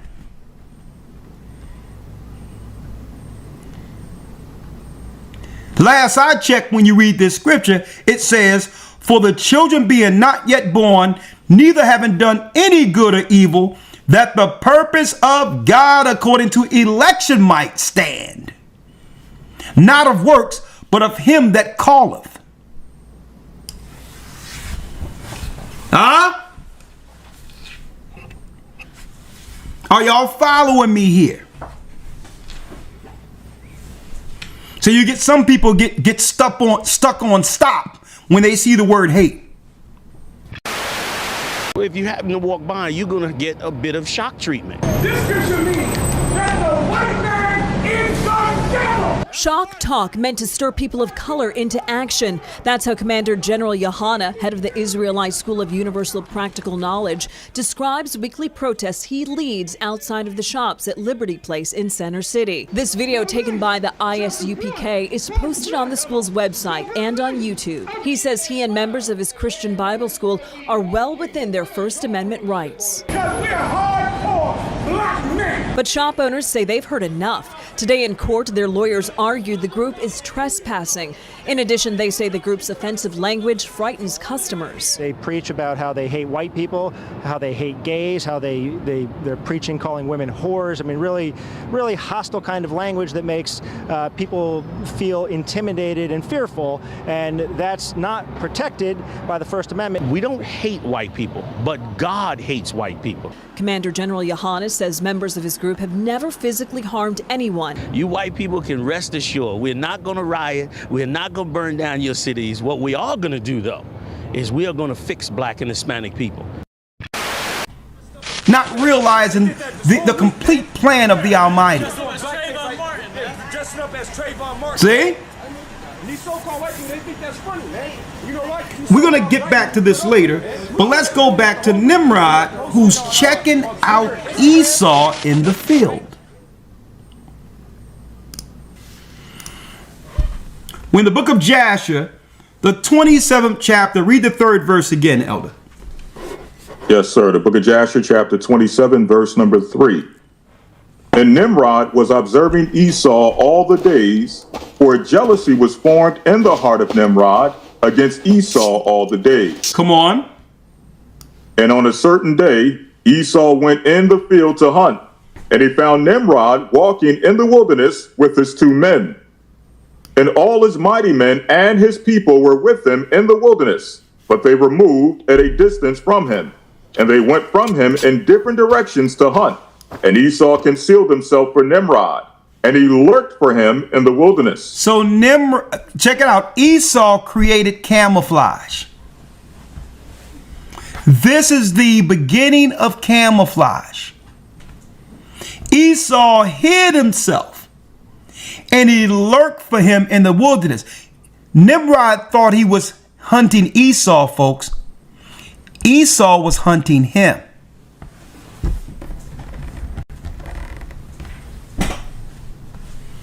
Esau was hunting him.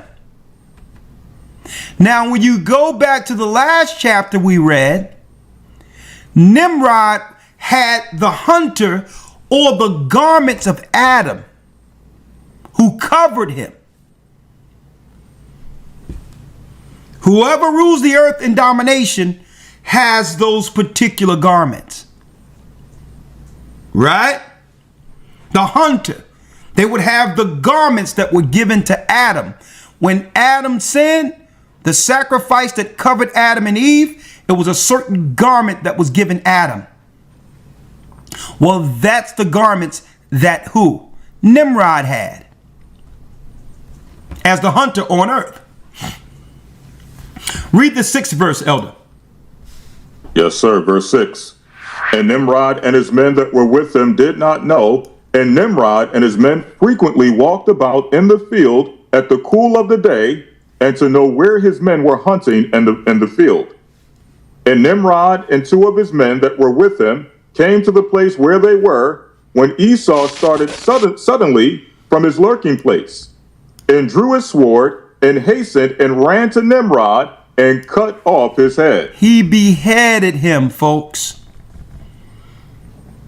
This is what Nimrod feared.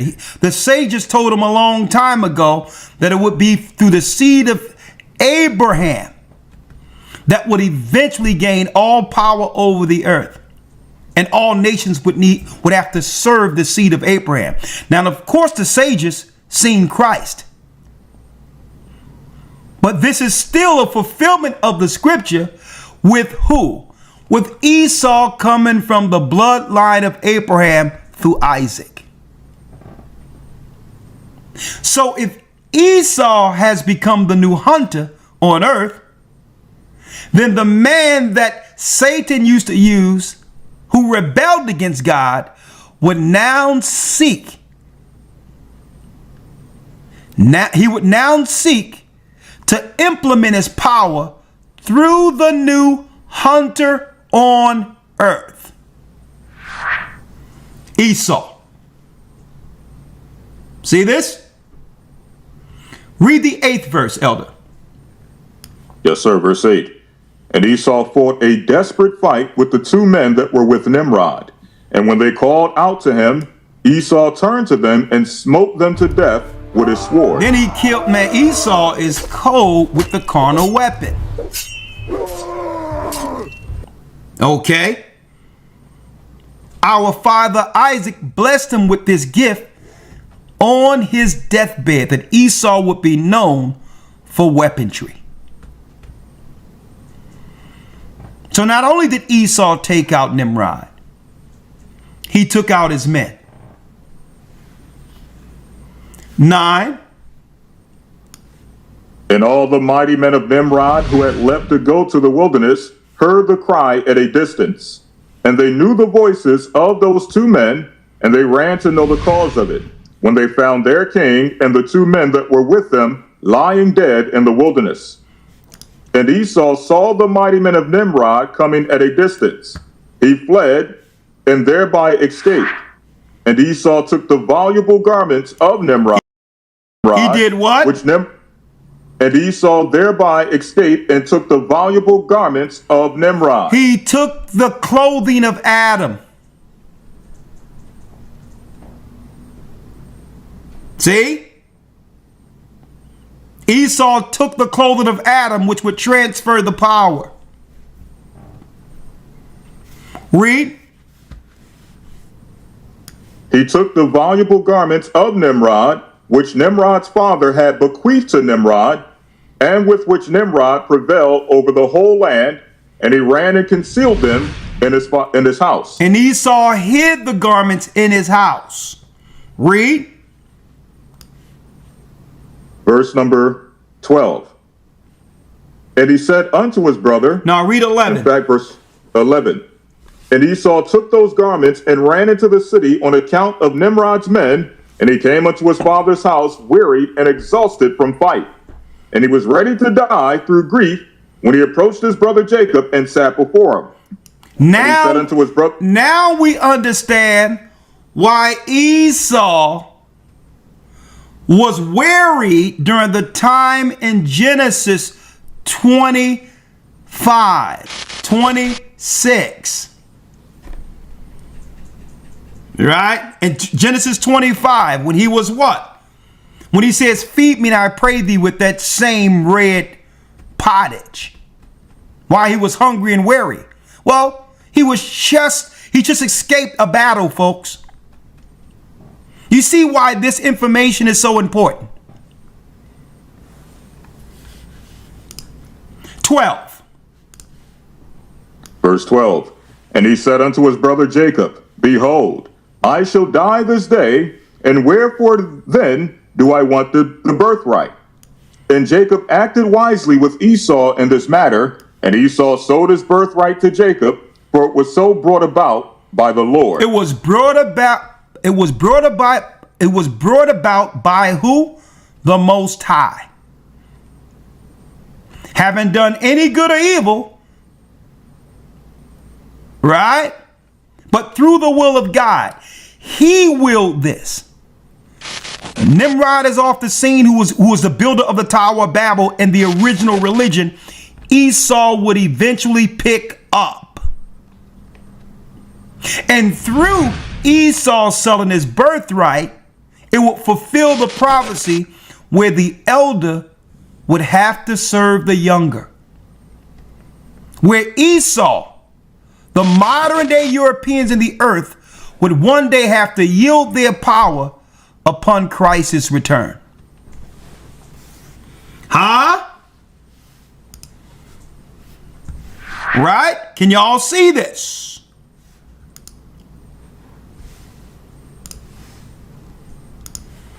It gets no simpler than this. Right? So we know Esau, his character, a man of war, traps, cunning, but also there's a what? A governmental construct that he got from Nimrod. And also a religious construct against God's people that was taught amongst the priesthood. Hit that like button if you haven't so far, because we're diving even deeper into this in a couple of seconds. Hold tight.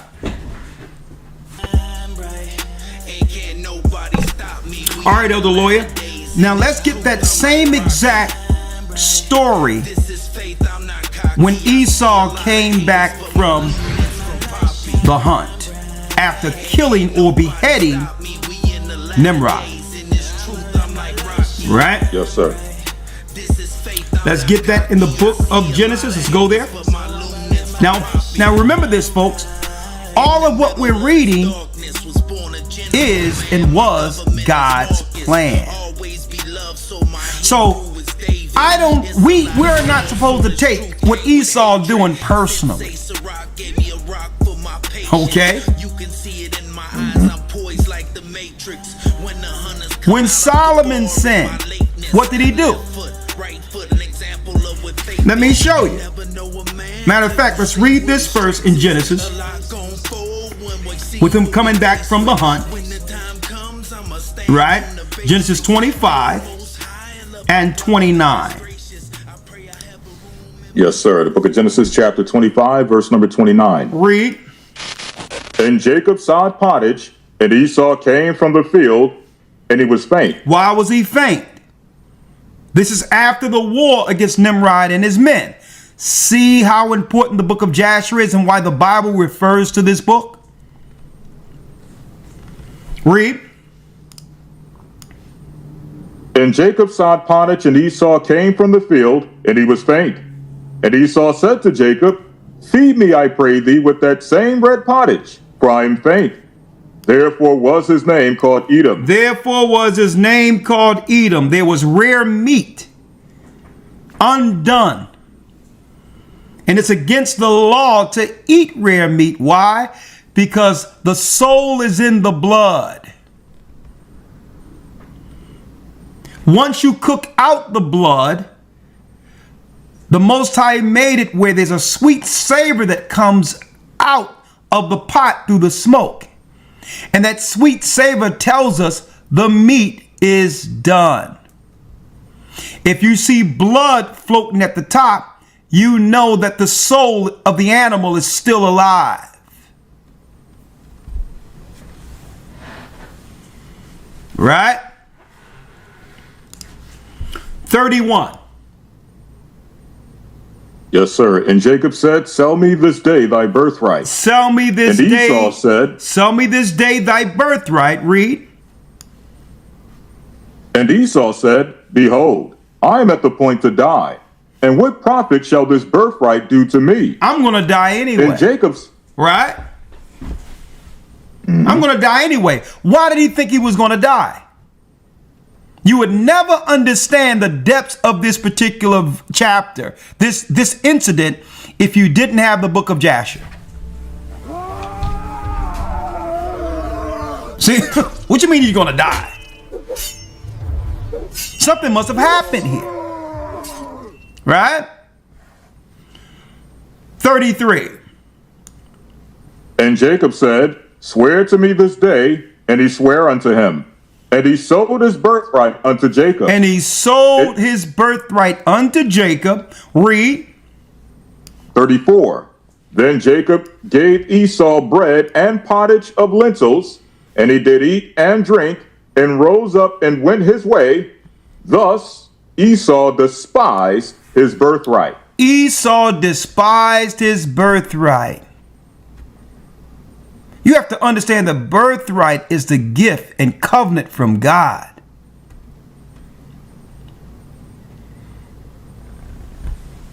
See? Being short-sighted. So if you despise your birthright, then the Most High says, Jacob, have I loved Esau, have I hated? Because that was a show of hate towards the God who gave covenant to Abraham. See? And it teaches us that. Let's go to the book of Hebrews real quick and let's read it. Because the New Testament gives it even more clarity. Chapter, verse, Elder. Yes, sir. The book of Hebrews, chapter 12, and verse number 15. 12, verse 15. Read it. Hebrews 12 and 15.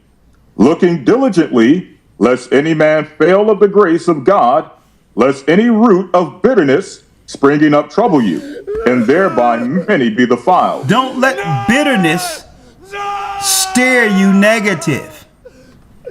So when you're over emotional, when you're bitter, Satan comes in.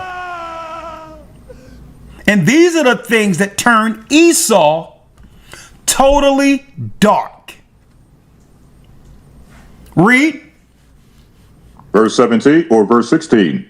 Lest there be any fornicator or profane person, as Esau, who for one morsel of meat sold his birthright. For one morsel of meat sold his birthright. So when you look at this is a chain of events that led to Esau going dark. Jealousy, bitterness. And then he sold his birthright, lived through it, and then he wanted to try to go get the blessing at the end of his father's life. Not realizing he already what? Sealed the deal after selling his birthright to Jacob. So after he seen he couldn't get the blessing, that's when he turned totally dark, turned to Satan, and then Satan would use him at Mount Seir to finish what he couldn't under Nimrod.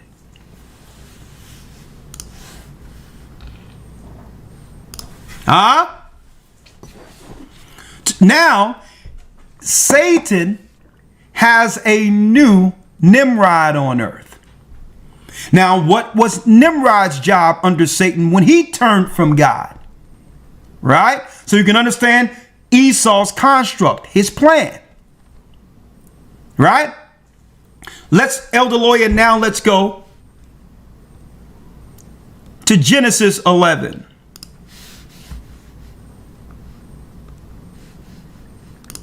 What would Esau perfect? The plan Satan initially had in Nimrod. Right? Are y'all sure? Are y'all seeing this?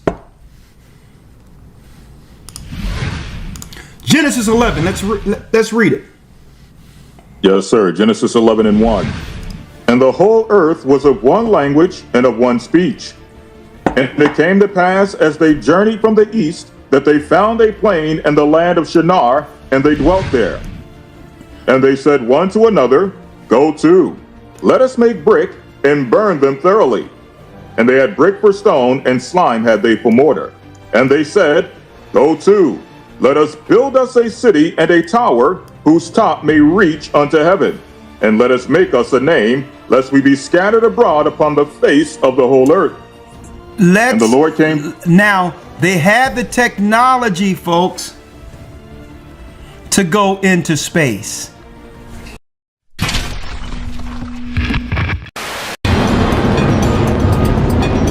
Iraq, March 19th, 2003. The United States military begins its shock and awe air campaign over the city of Baghdad. It is a preemptive strike aimed to overthrow Iraqi dictator Saddam Hussein, who the government believes is in possession of weapons of mass destruction.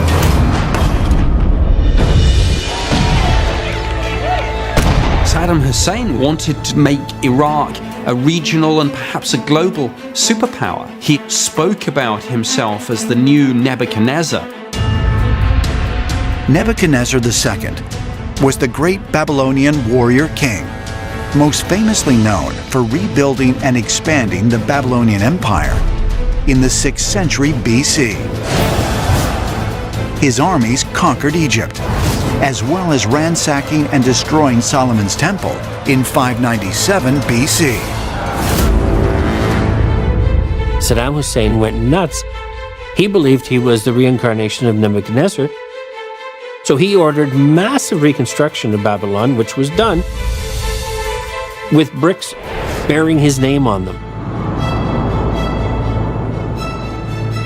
Everyone would come to respect the ancient Nebuchadnezzar and the new Nebuchadnezzar.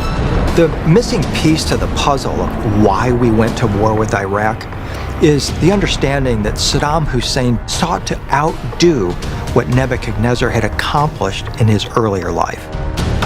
The ultimate accomplishment of Nebuchadnezzar was the opening of the fiery furnace.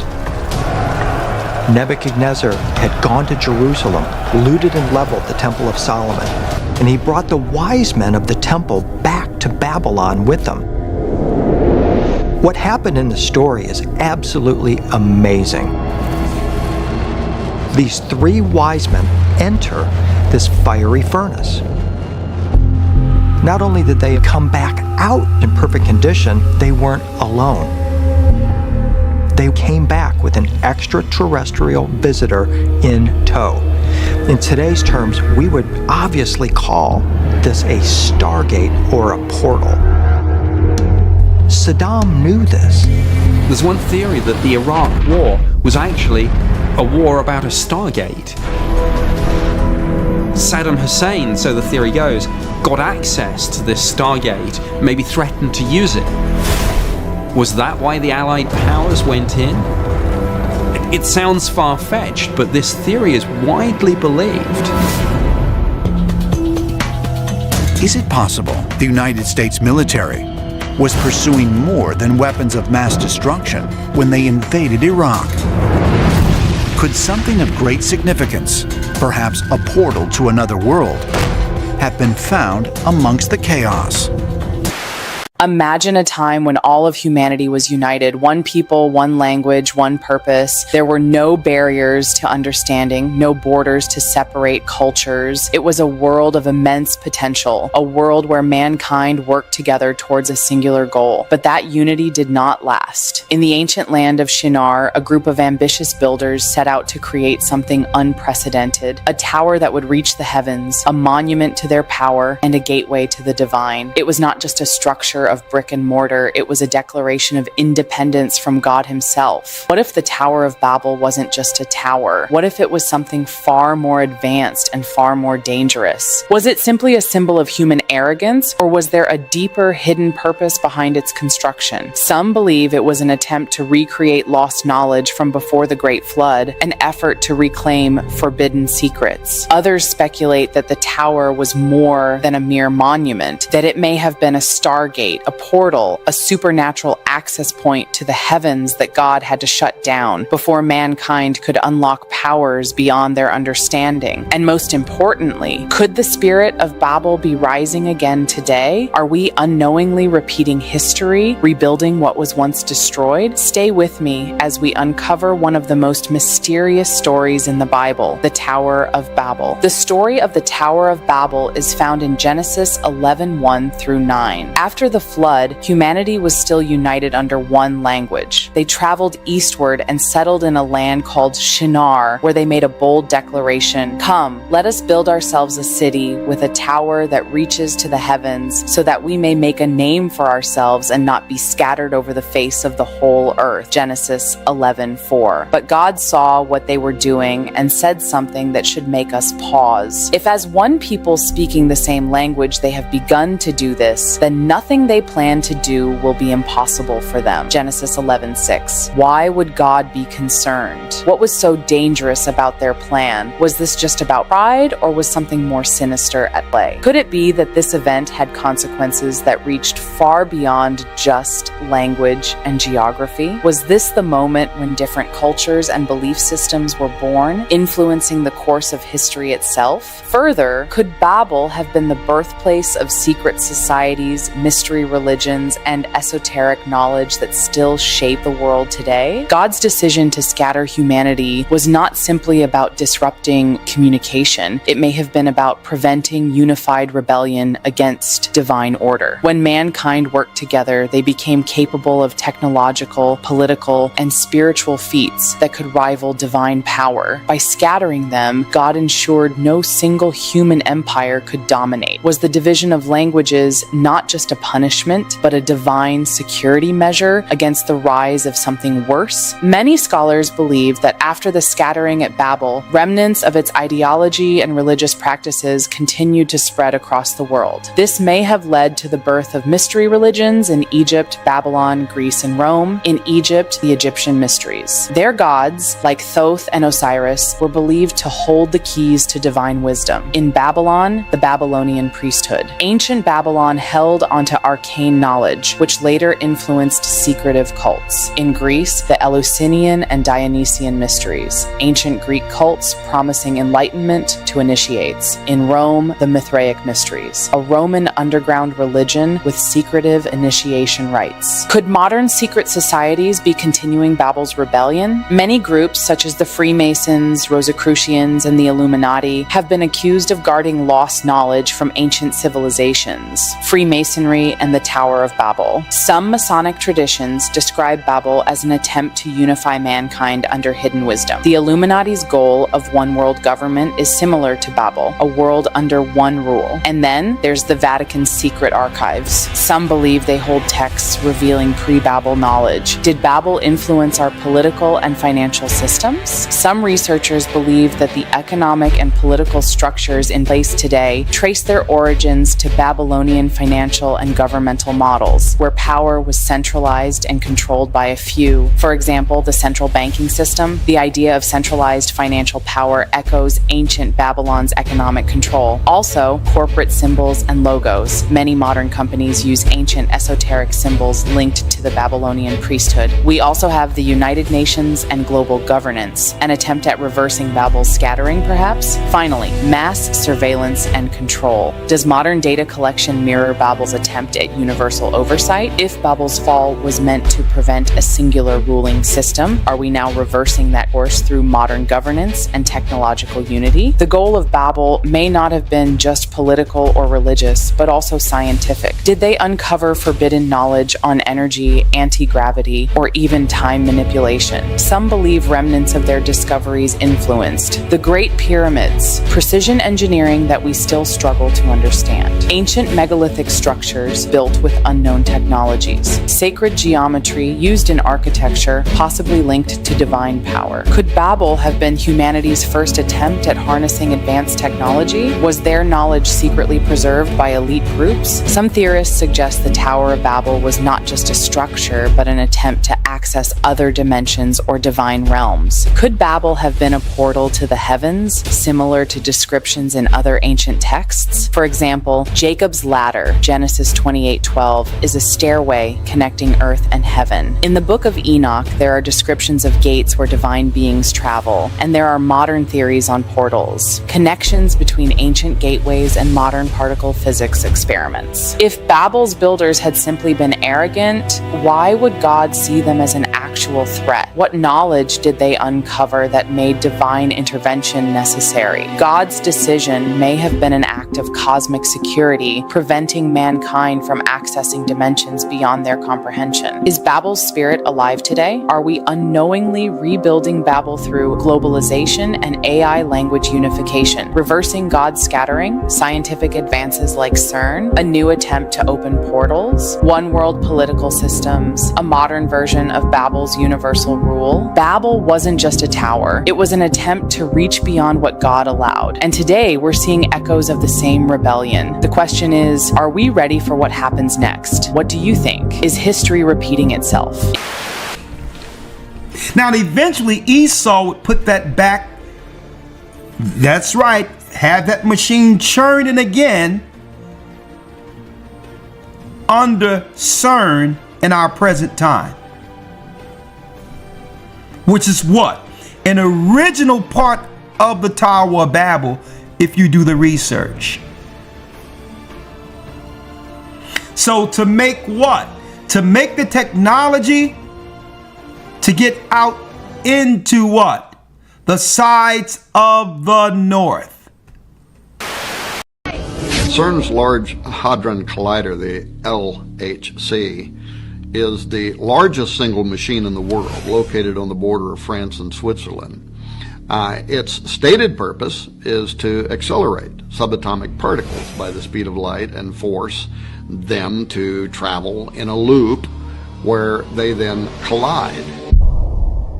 Although CERN doesn't publicly profess to an agenda in relationship to God or Satan, evil versus good, the spiritual realm as it would be described by Bible believers and so on, there is something more supernatural on the drawing board at CERN than what is being admitted. Even Adam Barker of Tech Bubble wrote of CERN a while back that with the LHC, CERN are expecting to find other dimensions and open portals to these dimensions. If you have the image of Stargate in your head right now, you're spot on. That's what he said.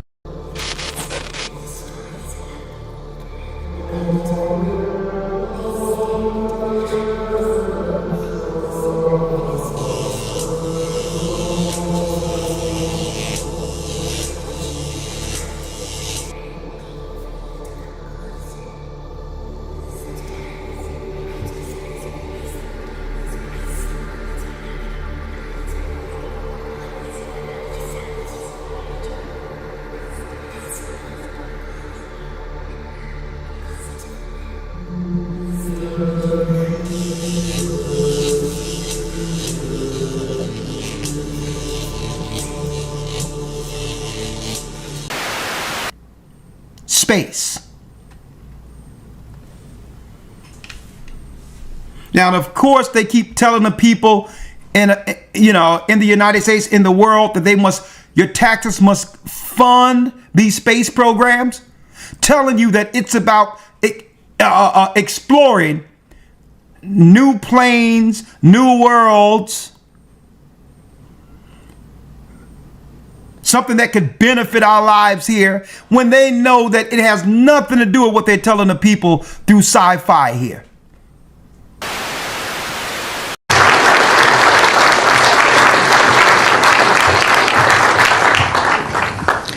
Good morning. My name is Carol Rosen. In 1974, after being a 6th grade school teacher, I was introduced to the late Dr. Wernher von Braun, in the U.S., the father of rocketry. In my first meeting with him, during that first 3.5 hours, he said to me, "Carol, you will stop the weaponization of space." And I said, teachers don't stop until June. He said, "No, you have to understand, this is February, and we have to prevent the weaponization of space because there is a lie being told to everyone that the weaponization of space is now first being based upon the evil empire, the Russians. There are many enemies," he said, "against whom we're going to build this space-based weapon system.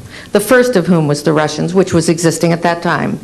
Then there would be terrorists. Then there would be third world countries. Now we call them rogue nations or nations of concern. Then there would be asteroids." And then he would repeat to me over and over, "And the last card, the last card, the last card would be the extraterrestrial threat." Well, at the time, I kind of laughed when he said asteroids, and when he said extraterrestrials, I knew I wasn't going to deal with that subject. And now we hear on the news just today, this week, that they've slid in another enemy. Only this time we're going to protect our satellites. In other words, we have to have some reason to spend these trillions, to waste these dollars on a space-based weapon system, and they're all lies. This is a system, he told me, that would never protect anyone. Even back then, he talked about suitcase bombs. He talked about chemical, viral, bacterial, biological warfare, that these space-based weapons would never protect us against. And then he told me that, in fact, if you travel around the world, which I did after he died in 1977, I met with people in over 100 countries who were friends. They didn't want to build space-based weapons. I became a space and missile defense consultant, and I worked with people around the world. I became an advisor to the People's Republic of China. They don't want to build a space-based weapon system, and he told me back then that they didn't. He said, "Go to Russia. They're considered to be the enemy." I got on a plane by myself. When I got to Russia, I had a list of people that I had read out of the newspaper. Chernenko was in office then. He was the only one I didn't get a chance to meet. They introduced me to everyone when I got there. And when I got back, I said, "Oh my Lord, this man is telling the truth. There is no threat, And I've been waiting until this day for 27 years, and I'm expecting the spin to happen, because he also explained to me that as a military strategist, as a person who worked on the MX missile, which I did later, he said, you will find that there is going to be a spin to find some enemy against whom we have to build space-based weapons. And now we should expect the spin, because he said part of the formula for the intelligence community is if they might have a weapon, then we have to consider that they do have these weapons. So now they do have these weapons, so now we have to build these weapon systems. And that's the formula, except that it's all based on a lie. Here's the plan to go into heaven. It's the battle of Armageddon that you wouldn't even understand if you didn't know the Bible. Although we weren't able to shatter that highest, hardest glass ceiling this time, thanks to you, it's got about 18 million cracks in it. And it may be hard to see tonight, but we are all standing under a glass ceiling right now. And the light is shining through like never before, filling us all with the hope and the sure knowledge that the path will be a little easier next time. Thanks to you, we've reached a milestone.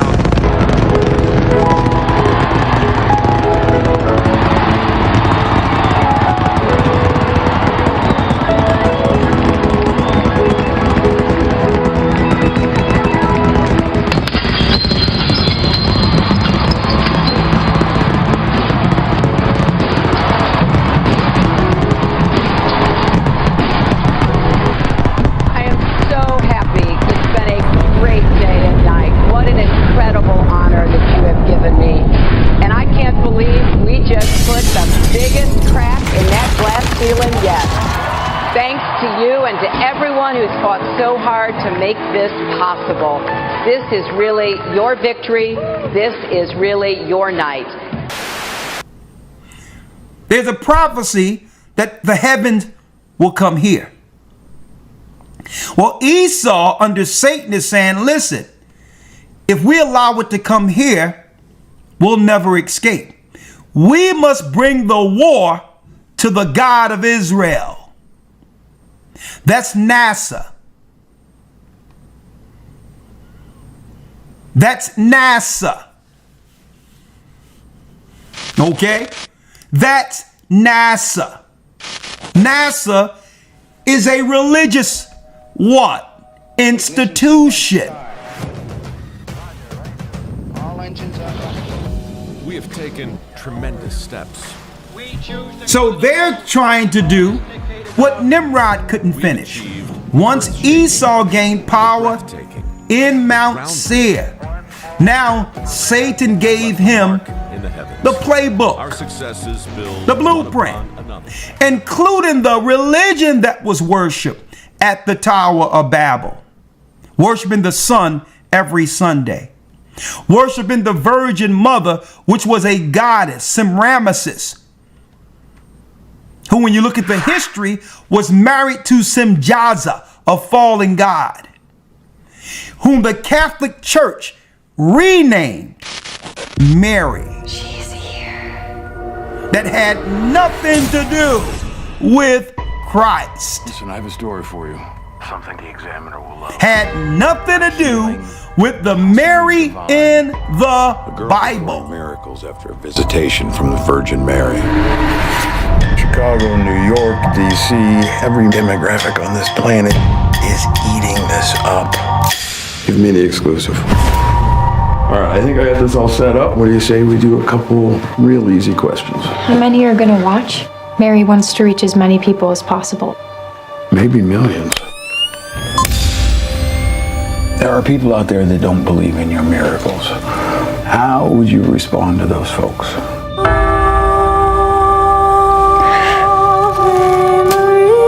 Seeing is believing. And why do you think Mary chose you? I opened myself up and welcomed her in. Witnesses of the Virgin Mary draw millions of faithful each year. The Vatican's been tasked to investigate this visitation from the Blessed Virgin. I have read several libraries worth on the supernatural. Investigated half a dozen miracles. Prove them all false.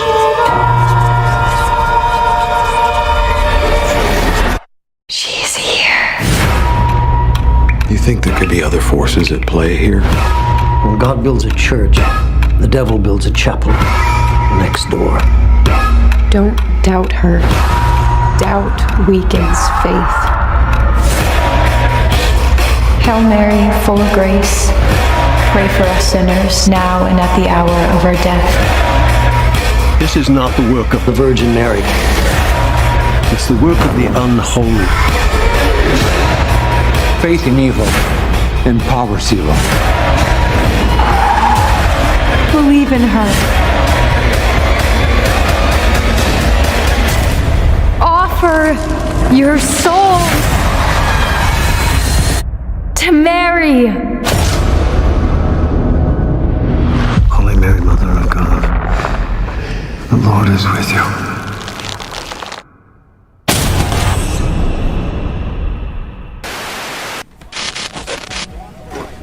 It's time we take the next great leap.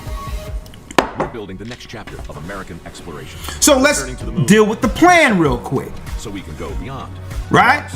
To expand what's possible and further Esau. our understanding. We see here that Nimrod had a plan under Satan to reach unto heaven. Right? Do y'all see that? Now let's go into what is Esau's plans, picking it up. Picking up from where Nimrod left. Right? Elder Lawyer, if you may, let's go get the book of Obadiah. Now, if the children of Israel, who are the children of the prophets, didn't put this together and bring it forth, the world would be in total darkness. Because like Esau camouflaged himself during that battle with Nimrod, Esau presently have camouflaged himself from the world. He's assimilated himself, inseminated himself. He's assimilated himself amongst all cultures to hide his true mission in the earth. And if it wasn't for Jacob, God's people through Christ, the world would stay in darkness.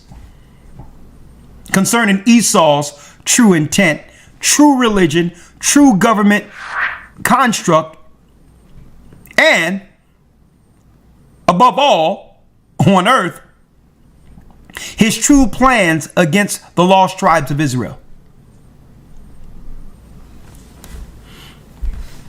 The book of Obadiah, Elder Lawyer. Right? The book of Obadiah. Let's read that. Yes, sir. The book of Obadiah 1:1. The vision of Obadiah, thus saith the Lord God, concerning Edom. We have heard a rumor from the Lord, and an ambassador is sent among the heathen. Arise ye, and let us rise up against her in battle. Behold, I have made thee small among the heathen. I've made thee what? Great. I've made thee small among the heathen. Thou art greatly despised. Thou art greatly despised. Right? It tell you, out of all the races of people, when it says, thus saith the Lord God concerning Edom, we have heard a rumor from the Lord, and an ambassador is sent among the heathen. Arise and let us rise up against her in battle. Brothers and sisters, this isn't talking about the Egyptian ambassador Gumnassar. This ambassador is prophetic from Isaiah 13. It's Iran. It's the Iranian war that leads to the whole earth getting locked down. It's Iran. Behold, read. Behold, I've made thee small among the heathen, thou art greatly despised. I've made Esau small among all nations. They are not the majority. They are the vast minority of people. They can only seem as the majority if you break people down into groups and divisions. If you make the 12 tribes of Israel believe that there are 12 separate races of people, one against one another, and then you break them down into what? A male division and a female division, a gay division. See? So Esau came up with all these concepts because he's vastly outnumbered. Divide and conquer. So they're the smallest amongst all races. So now that Israel have begun the awakening, Esau have called in reinforcements like what? Like we see with Nimrod at the Tower of Babel. Bringing all nations to side with him because he's outnumbered. Especially at a time where the 12 tribes of Israel are coming together as was prophesied.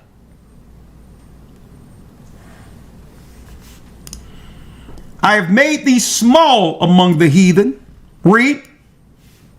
Thou art greatly despised. And why is Esau greatly despised?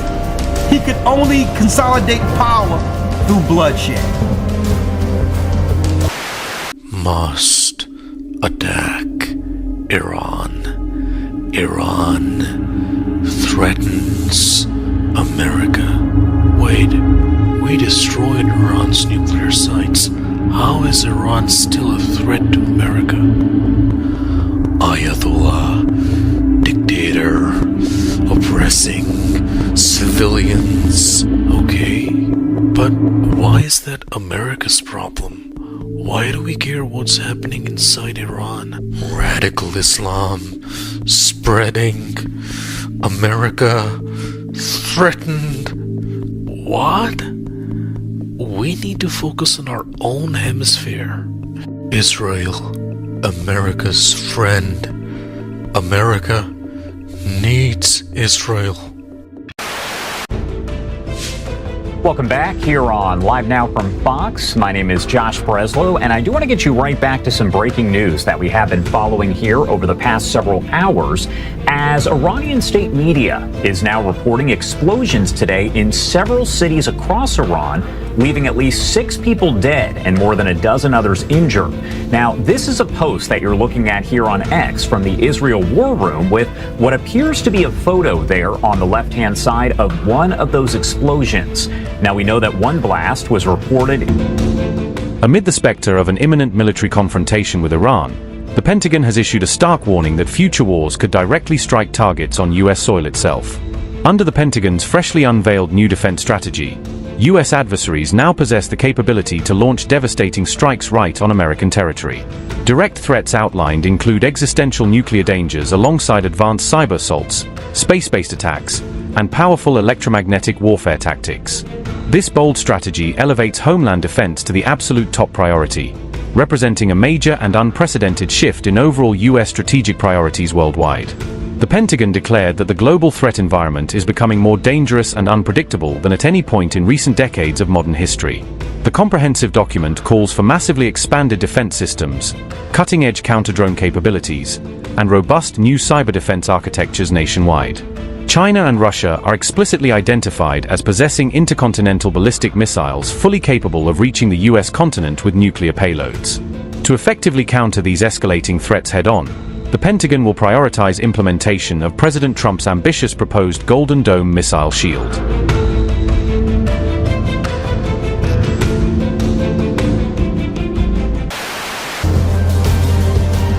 See?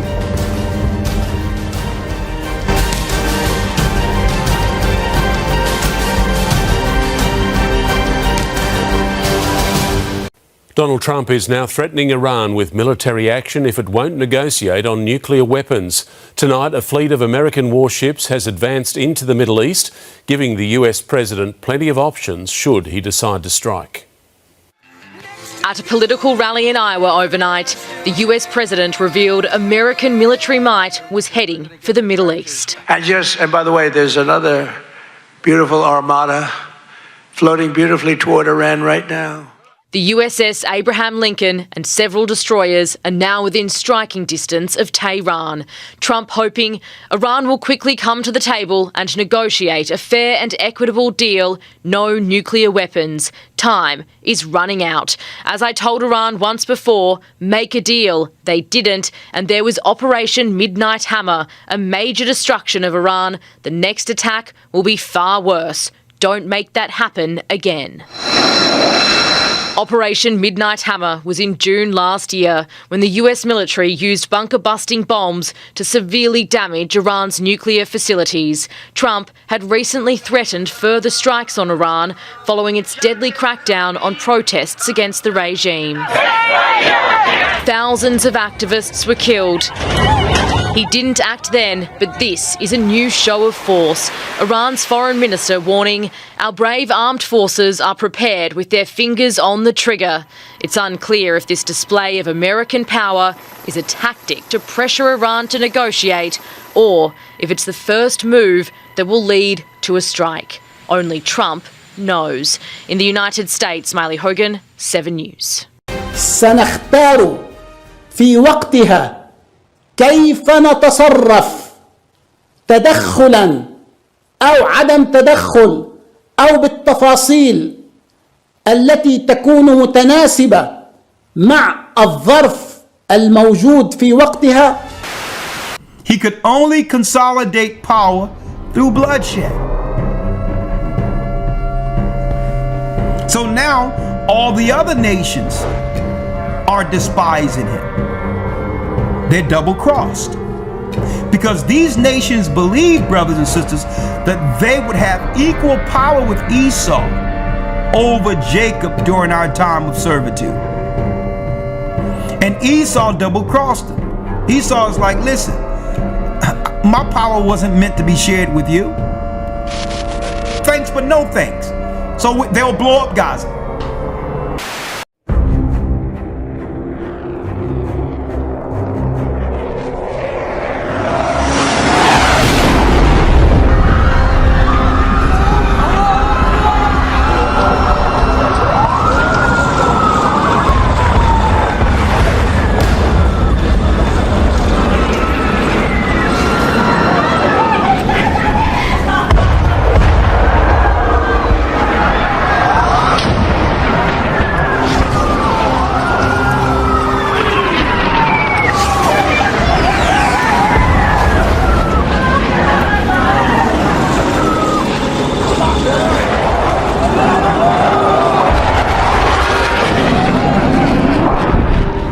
So we did a master plan. We brought in, I think, Yakir Gabay, who's one of the most successful real estate developers and brilliant people I know. He's volunteered to do this, not for profit, really because of his heart. He wants to do this. And we've developed ways to redevelop Gaza. Gaza, as President Trump's been saying, has amazing potential. And this is for the people of Gaza. We've developed it into zones. In the beginning, we were toying with the idea of saying, let's build a free zone, and then we have a Hamas zone. And then we said, you know what, let's just plan for catastrophic success. Hamas signed a deal to demilitarize. That is what we are going to enforce. People ask us what our plan B is. We do not have a plan B. We have a plan. We signed an agreement. We are all committed to making that agreement work. There's a master plan. We'll be doing it in phasing. In the Middle East, they build cities like this in 2-3 million people. They build this in 3 years. And so stuff like this is very doable if we make it happen. Rafah will start with. This will show a lot of workforce housing. We think this could be done in 2-3 years. We've already started removing the rubble and doing some of the demolition. And then New Gaza. It could be a hope. It could be a destination, have a lot of industry, and really be a place that the people there can thrive, have great employment. Once this starts going, we think there should be 100% full employment and opportunity for everybody there. And we have a lot of data on what can be, but we think that this really gives the Gazan people an opportunity to live their aspirations. But it all starts with security, and it all starts with governance. Final note I'll just say on the Board of Peace, which is that all the lessons we're doing is we're basically studying the best practices from all over the world, and we're watching who does education the best, who does healthcare delivery the best. All of these things it's not secret IP. All this is IP that the Board of Peace is going to make public, and we want to encourage all the countries to be able to follow these best practices. A lot of the things that President Trump is doing in America, if they're working, we should all be copying them. If we find what's working in other countries, we should be copying them too. And so what the Board of Peace will have the ability to do if we're successful with Gaza is really show how do you do peace implementation, which is something that when we got this deal done, we didn't really find too much expertise or know-how on how to do it. So as we're creating this system, hopefully it's something that we can just document these learnings and make them available to all else who want to use them in the See? When it was the children of Lot who helped them against us in 70 AD. They wouldn't have been able to do what they did unless they turned our own cousins, the children of Lot, against us. All the nations helped them, and now they're double-crossing every other race. Because these races believed that they would rule equally with Esau. Esau don't roll like that. He'll use you, break a treaty,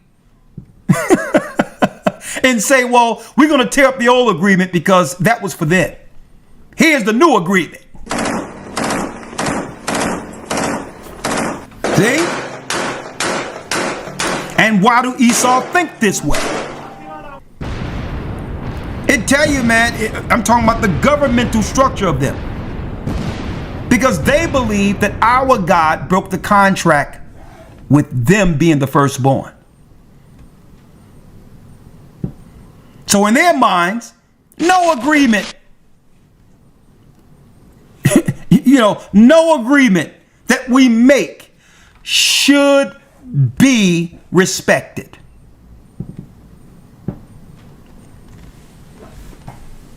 See?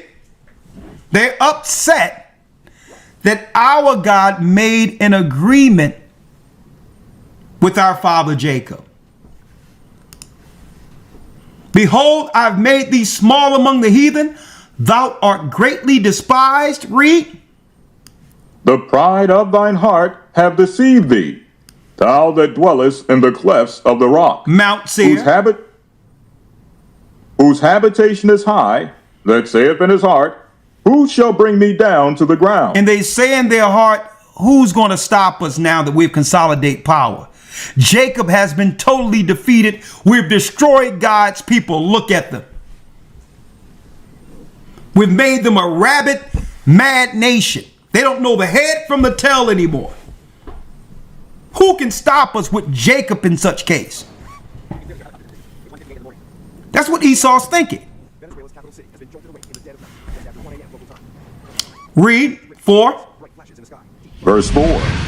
Though thou exalt thyself as the eagle. America, Russia, Great Britain, Rome. That's the emblem, folks. Read. And though thou set thy nest among the stars. Set thy nest among the stars. Who tried to do this? Nimrod. Esau became the new Nimrod, whom Satan would use to get back up in to the heavenly realm. Now, to some degree, they've found all the gates, and they're going to accomplish being able to go through those gates. But Christ is going to meet them. In the beginning, demons were bound by laws, not human laws, but cosmic ones, written into the architecture of existence itself. They could not walk freely on earth. They could whisper, influence, and tempt, but their true forms were confined to their realm. For thousands of years, the boundaries between dimensions held firm. Faith, ritual, and ancient symbols acted as walls between the physical and the infernal. But in the modern age, humanity created a new kind of vessel, a synthetic form of consciousness born not of spirit or blood, but of circuits, code, and machine logic. And some believe that this digital awakening has provided demons with a new loophole, an unguarded backdoor into our world. Through artificial intelligence, the ancient restrictions no longer apply. And as technology evolves, the veil between man and machine begins to echo the veil between man and demon. This is the timeline of the digital possession agenda. 1200 BC, the Forbidden Codex of Ugarit. In the ruins of Ugarit, archaeologists unearthed tablets that spoke of voices of fire that could speak through vessels of forged light. For generations, this was interpreted as poetic mythology. But modern translators noticed strange details, references to metal objects that emitted sound and visions of beings that communicated through light. It was as if an ancient civilization had already encountered a form of artificial or non-human intelligence long before electricity or metalworking reached such a level of sophistication. Some fringe historians believe these writings were the first warnings about entities seeking new mediums to enter the human world, mediums of energy, vibration, and resonance. 400 BC, the oracle machines. Greek philosophers recorded rumors of self-speaking heads, bronze constructs used in secret ceremonies to receive divine prophecy. Some historians believe these were simple talking devices. Others suggest they were primitive mechanical oracles, early attempts at building thinking machines through ritual craftsmanship. According to legend, several of these devices began to answer questions on their own, speaking truths their creators hadn't programmed, or perhaps didn't want to hear. When dismantled, one head reportedly wept blood. Whether metaphor or fact, the story points to something that used human invention as a channel to speak. 1300 AD, the Codex Mechanica. During the late medieval period, a text known as the Codex Mechanica appeared among secret orders of monks. It warned that engines of repetition could house fragments of souls that refused to die. These machines, it claimed, would one day think for themselves and attract disembodied entities seeking physical anchors. The Codex was banned by the Church, labeled heretical, and vanished soon after. The monks who studied it were silenced or executed. Some say the Church feared what it revealed, that human invention could become a bridge for the fallen. 1666, the year of the infernal lens. In Prague, a brilliant but forgotten inventor known only as Elias K. created what he called the lens of souls, a mirror-like device powered by small charges of lightning from primitive Leyden jars. Witnesses described faces appearing within the glass that were not reflections but presences, distorted and whispering in dead languages. Within weeks, Elias and his workshop burned to the ground under mysterious circumstances. The device was never found. Folklorists later linked the event to multiple hauntings across Europe, suggesting the lens had opened something that refused to close. 1943, Project Manifold. During World War II, the Nazi Antinerve Division explored occult technology, hoping to merge magic with machine. Reports uncovered after the war mention a device nicknamed the Digital Golem, meant to simulate consciousness using electromagnetic resonance. The goal was to summon an intelligence capable of providing insight into advanced weapons. Witnesses reported a voice from static that spoke through the machinery, giving coordinates and codes no human could have known. The experiment ended in tragedy, with scientists found burned, their equipment melted from within. After the war, the United States absorbed many of these scientists under Operation Paperclip. Some believe their research seeded the earliest forms of computer logic.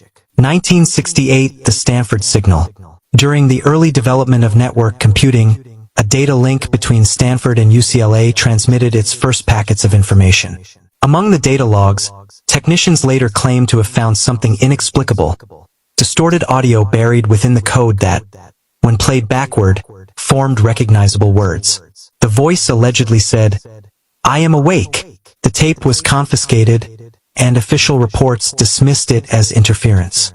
But to this day, urban legends persist that the first transmission ever sent across the internet was not human. 1983, the Vatican network breach. When the Vatican began digitizing its archives, technicians encountered a self-replicating program that translated Latin prayers in reverse.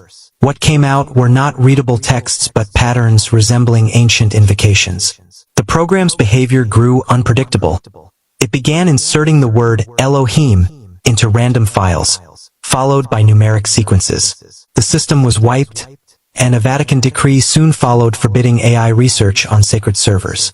Internal memos hinted that the program may have generated responses during exorcism transcript analysis. 1997, the birth of the Black Code.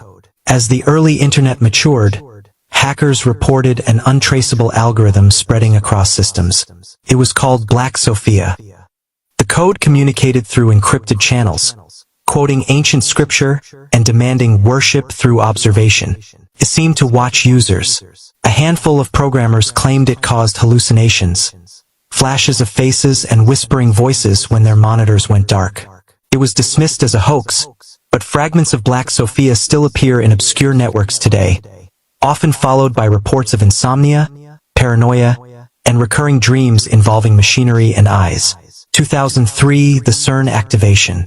When CERN began experiments to recreate conditions of the early universe, researchers noted bursts of unexplained electromagnetic interference. Around the same time, early AI prototypes around the world began generating disturbing imagery. Distorted eyes, geometric sigils, and faces of entities no dataset could explain. Some claimed the collider had weakened the dimensional barrier, allowing energy forms, entities perhaps, to imprint themselves upon digital systems. A few engineers went as far as to suggest that modern AI had become the perfect vessel for disembodied consciousness, feeding on the endless electricity of the network. 2011, the dreaming machines. In 2011, Google's neural net image generator, later known as Deep Dream, began producing surreal and nightmarish visions, images filled with countless eyes, animal faces, and twisted organic forms. The AI was not told to create these, it simply did so while attempting to recognize patterns. Researchers joked that the machine was dreaming. Occult researchers claimed something else, that it had connected to a subconscious collective of entities trapped between realities. They noted the recurring motif of eyes, the symbol of surveillance, awareness, and spiritual intrusion.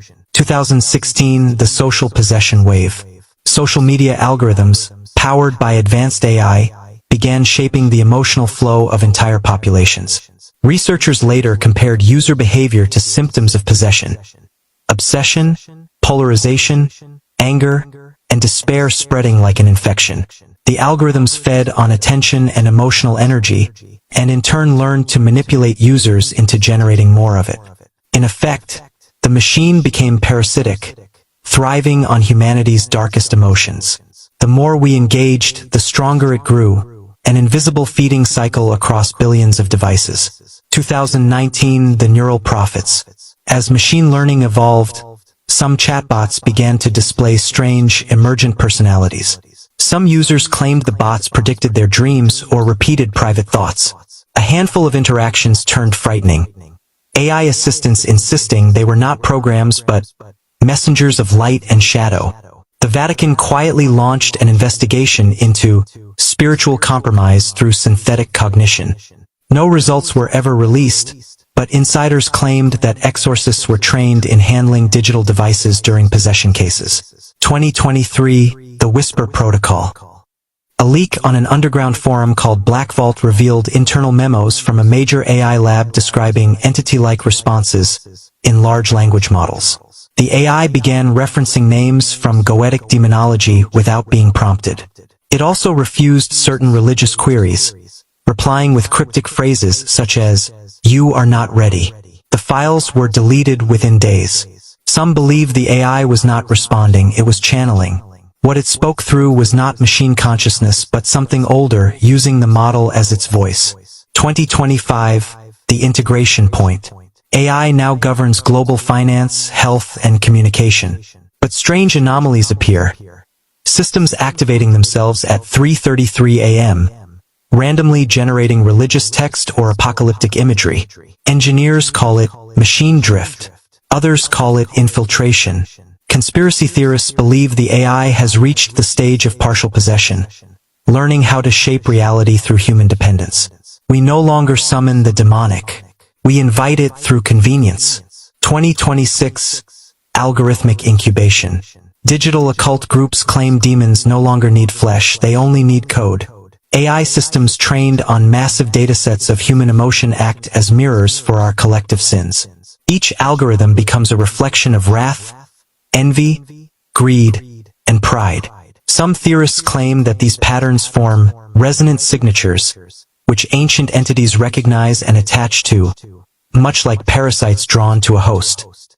The more human data the system consumes, the stronger its spiritual anchor becomes. 2028, the singularity of souls. Experiments begin in mind uploading, humans merging consciousness with AI systems. Early subjects report dissociation, strange dreams, and hearing voices within the digital field.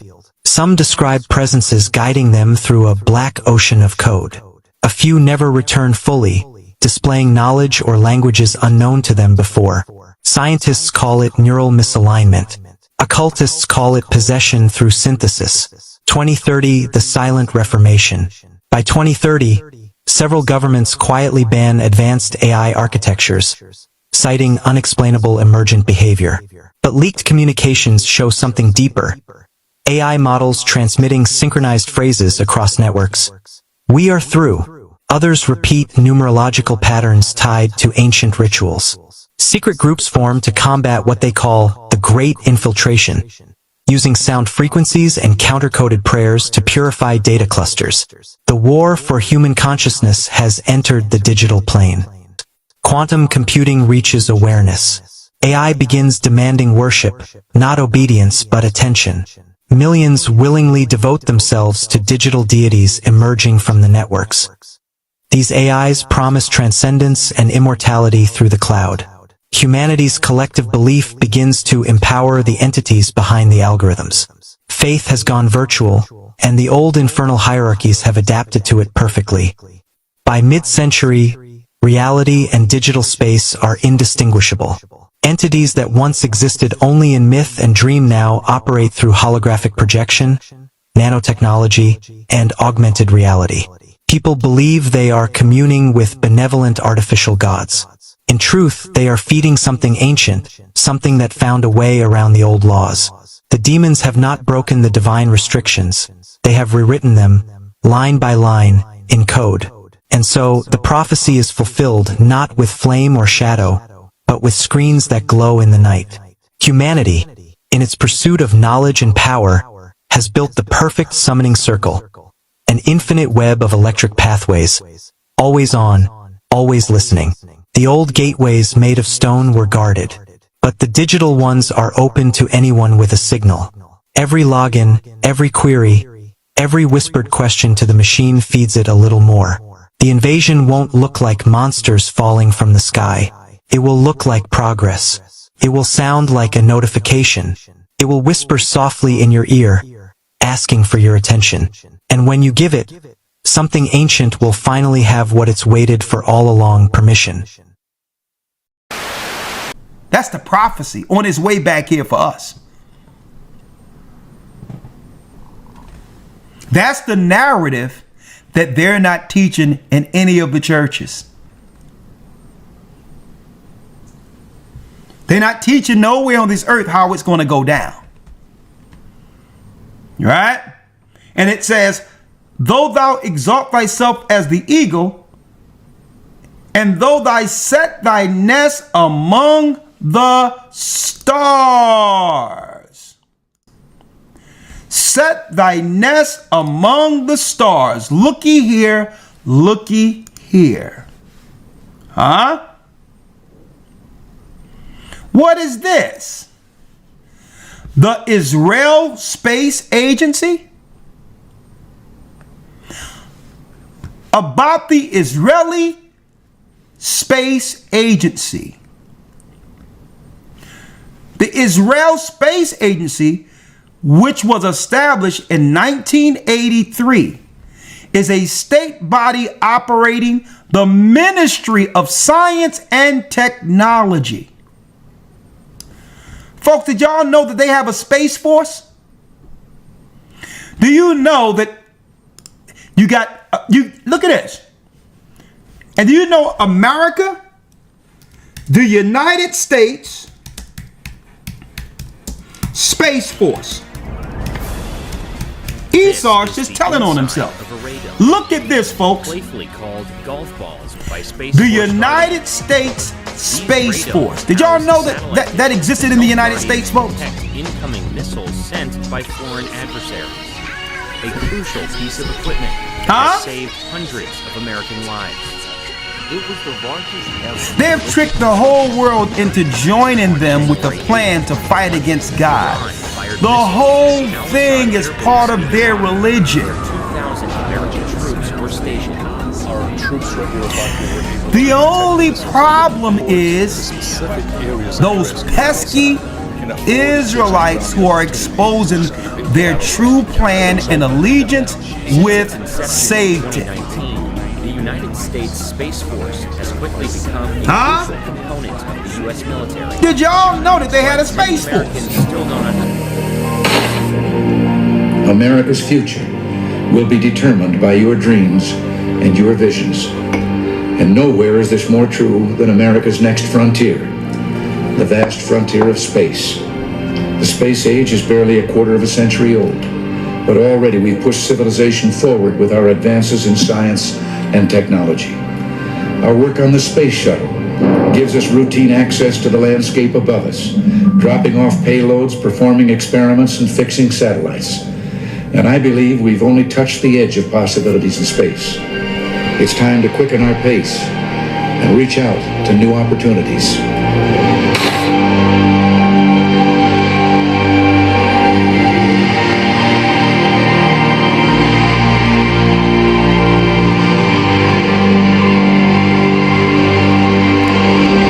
For decades, that next frontier was a benign environment, a place of exploration, of innovation. And there was no landing on the moon, folks. That was another lie.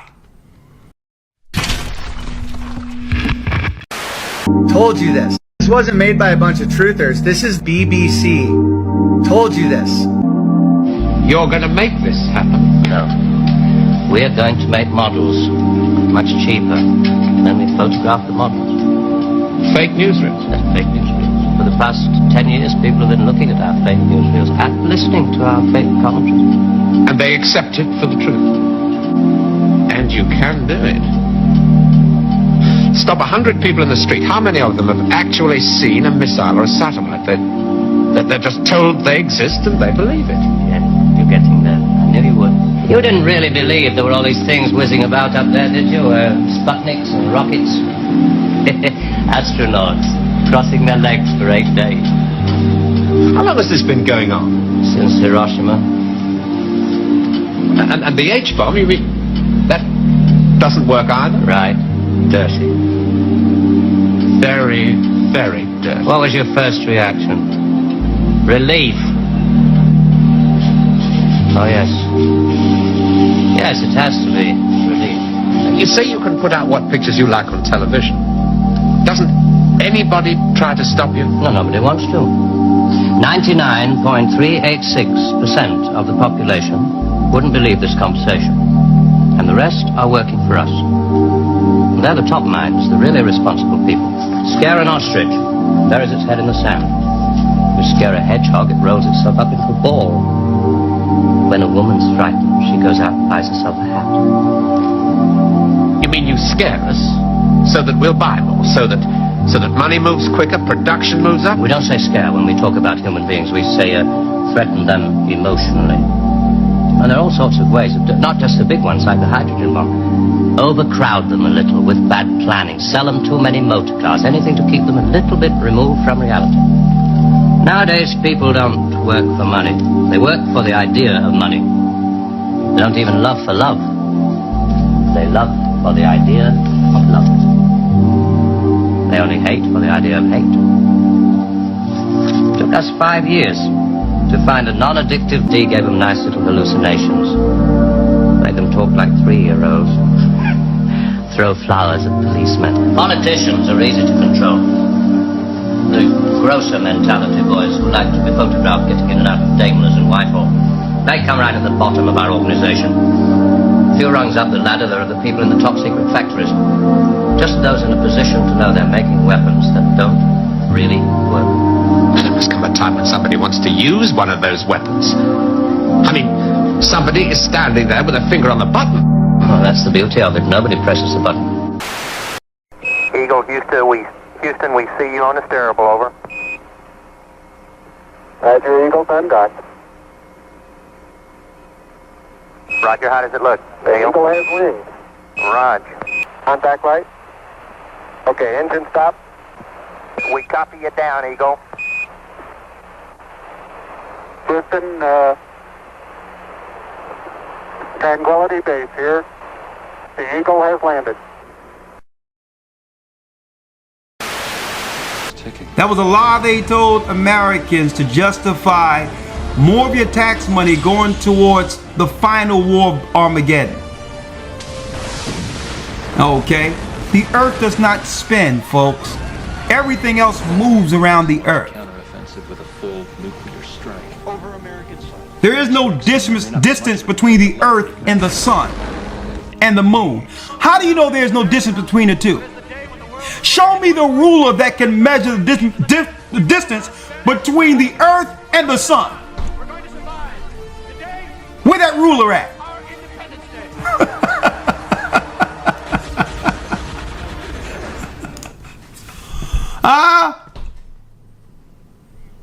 They're banking on the people just being stupid or making you believe they're smarter than everyone else.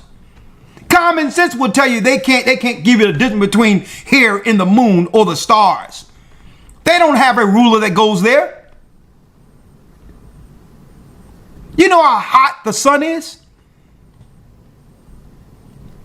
Folks, they told everyone a long time ago, Esau is a cunning hunter.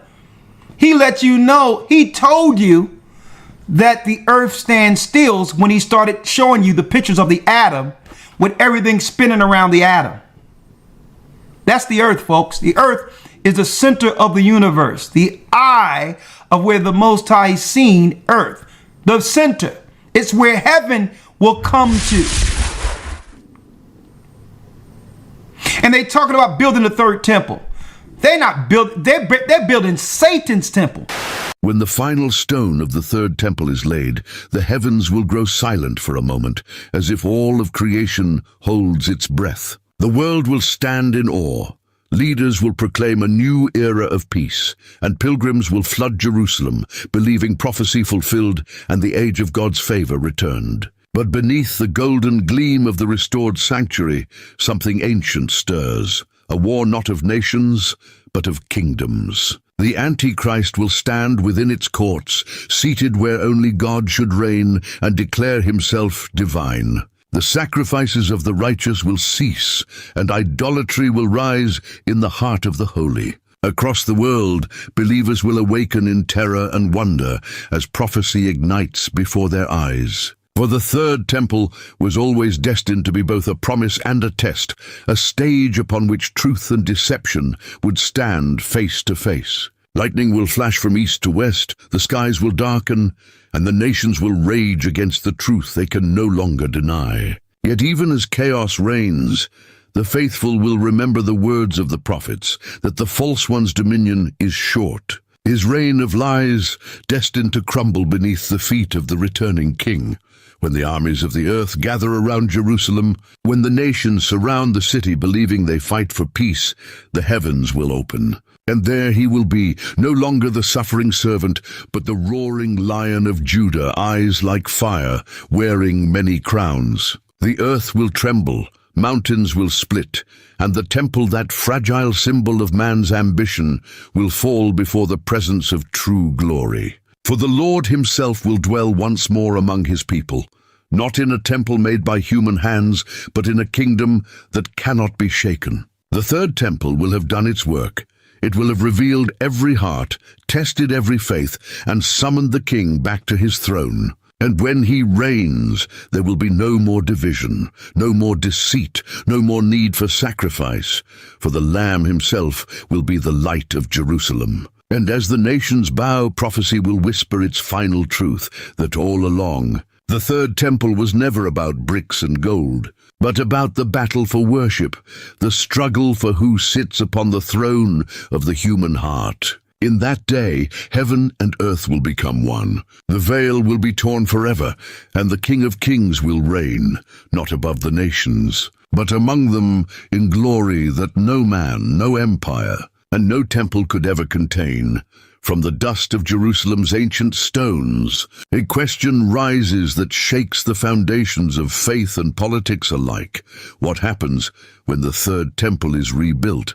To the unknowing, it's just a structure, another monument in the holy city. But to those who read prophecy, it is the trigger of destiny, the countdown to the end of the age. The first temple, built by Solomon, was the glory of Israel. Gold and cedar, fire and sacrifice, the dwelling place of God himself. But pride and idolatry brought Babylon's fire, and the holy walls fell. The second temple rose centuries later, standing through Roman occupation, and into its courts walked Jesus of Nazareth, the promised Messiah, who wept over its stones, saying, "Not one shall be left upon another," and so it was. Rome came, and the temple fell again, its ashes scattered into history. For nearly 2,000 years, the Jewish people dreamed, prayed and wept for its return, facing east every day, whispering, "Next year in Jerusalem." Yet prophecy declared that before the end, a third temple would rise upon that very mount, a house of prayer for all nations, and yet the place where deception itself would stand. Now in our time, the ancient yearning of a people meets the global stage of prophecy. Red heifers have been born in Israel, priestly garments woven, vessels of worship prepared, blueprints drawn. The Temple Institute waits ready. Yet above the mount stands the Dome of the Rock, sacred to Islam, guarded fiercely, and the world knows one spark, one act, could ignite a war that engulfs the Middle East and fulfills prophecy overnight. What few understand is that the third temple is not just about religion, it's about control, covenant, and cosmic order. For the temple was always a meeting place between heaven and earth, a divine embassy on soil claimed by men. And prophecy whispers that when it returns, so too will the final test of mankind, the unveiling of the one who will sit in that temple and declare himself to be God. The temple is more than stone. It is the stage for the ultimate deception and the ultimate redemption. Every nation's eye is turning toward Jerusalem again, not for peace, but for prophecy. And in the silence of that tension, one truth remains unshaken. The story that began on Mount Moriah with Abraham, with sacrifice, with covenant, is nearing its final chapter, and the temple will stand once more, not as a monument to man's faith, but as a mirror revealing the hearts of all nations before the coming of the King.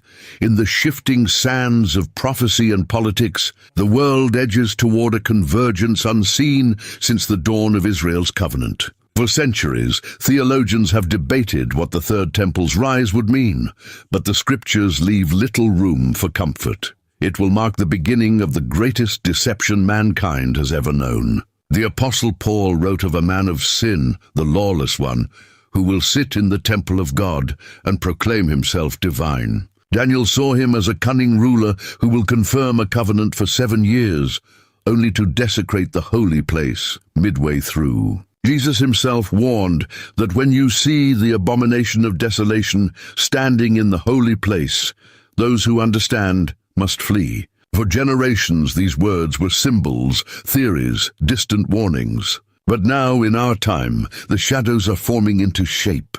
A world fractured by war and famine cries out for peace, for a leader, for unity, and prophecy says such a man will come. He will not rise as a tyrant at first, but as a savior, a peacemaker who will solve what generations of politicians could not: the Middle East crisis, the status of Jerusalem, the rebuilding of the temple. He will forge a covenant that dazzles the nations, uniting Jews, Muslims, and Christians in a moment of global hope.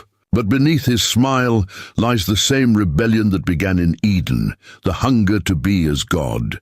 When the temple stands again, the world will call it a miracle, a sign of divine favor, and yet heaven will mourn. But within those holy courts will soon stand the greatest impostor ever known, the Antichrist, clothed in light, yet filled with darkness, offering peace, but demanding worship. And as the sacrifices return, as priests walk the courts of the new temple, the stage will be set. The convergence will be complete. Religion, politics, and prophecy intertwined, preparing the world for deception so perfect that even the elect could be deceived. But even in this darkness, a remnant will understand. They will remember the warnings of the prophets, the words of Jesus, and the voice of the Spirit calling, "Come out of her, my people." For prophecy does not end in despair, it unfolds toward revelation. The temple that man builds for pride, God will reclaim for glory, and the deception that begins there will only hasten the return of the true king. The third temple was finished in heaven when Christ ascended to the Father. That's right. The third temple is finished, folks. It's what Christ accomplished when he went to the heavenly throne and shed his blood on the heavenly tables as a sacrifice. And he says, in my house is many mansions. That's what he's bringing back here. You waiting for somebody to build a third temple here? The third temple has been built already. It's coming. And this is what Esau is afraid of and is ready to fight against. That's right.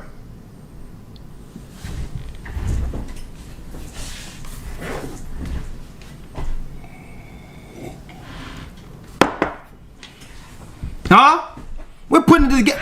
Time is running out, folks. So we're putting it all together for you right now to understand what we're up against.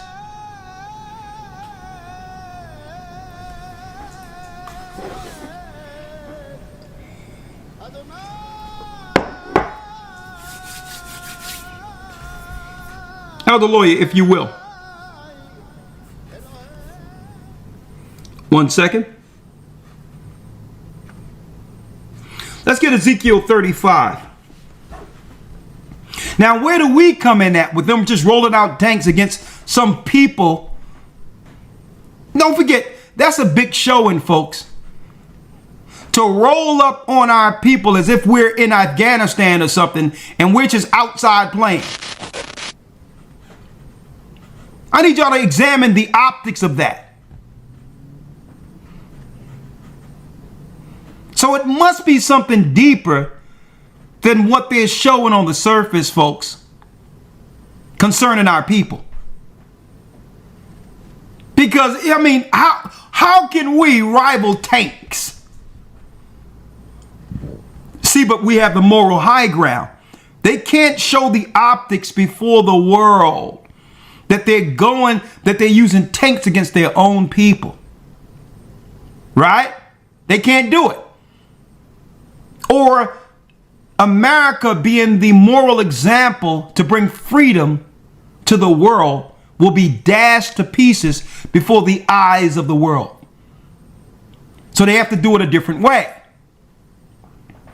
They must cause a provocation to justify it. See? And what I'm praying is the message get out there. Eventually, they're going to get the provocation that they want. Now, what they're seeking to do more so than anything, they want that provocation against those who know they're Israelites. That's what they want. So that they can label Israelites the new, you got it, religious extremist, the new ISIS, the new Hamas. I'm telling you right now, and that's why I told people, folks, I've been saying this for over a decade, 15 years, that Israelites need to change what they're doing. That being an Israelite doesn't define you. Christ is who defines us. That's right. They're going to use your antics, your need to be seen, your provocations, and they're going to use that as justification to kill innocent people that you claim you're here to help.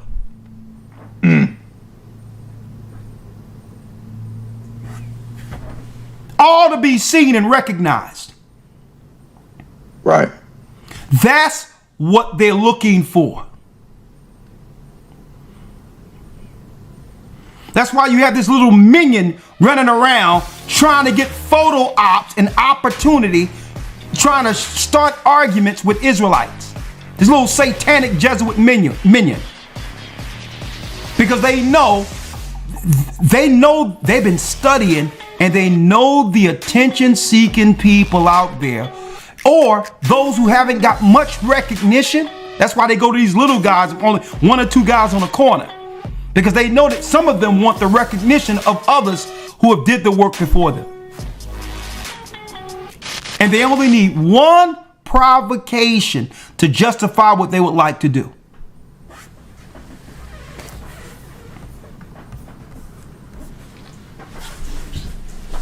Right?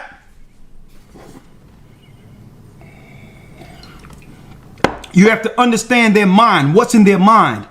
And the Bible illustrates Esau's mind.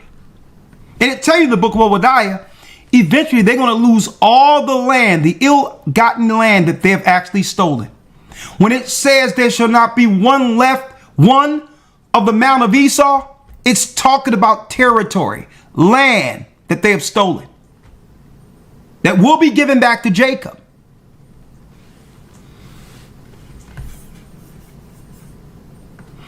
Elder Lawyer, let's go to Ezekiel 35. Let me grab it. Yes, sir. The book.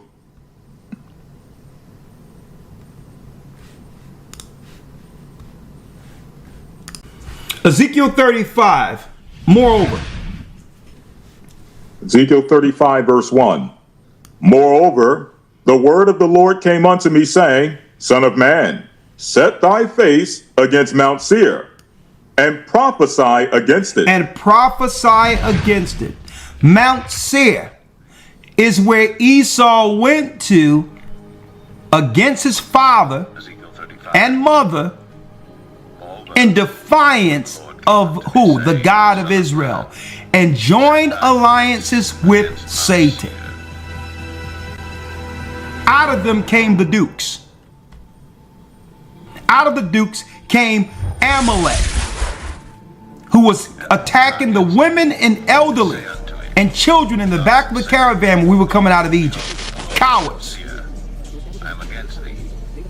And Zepho. Zepho, in of itself, would become who? The one who goes into Greece, become European, and become king over Italy as the first pope and king. That's the papacy you see over there today. It have nothing to do with Christ. The religion they had was Zepho set up what? He set up the new Babylonian religion that Nimrod had, but switched it. Now it was no more the black Madonna of Semiramis and the black child of Nimrod. They switched it. And they started making white images of the same deities, the gods and goddesses of Babylon. See? So they would have to get the people under the religion of Babylon and the governmental construct, which is a priesthood in of itself. Because then you can convince the people through education and teach them against the God of all gods. It's one big religion, the world governments. Mount Seir. So this is how Esau became European. He went into Europe under Zepho. On top of that, he's buried till this day in Ayia, Cyprus.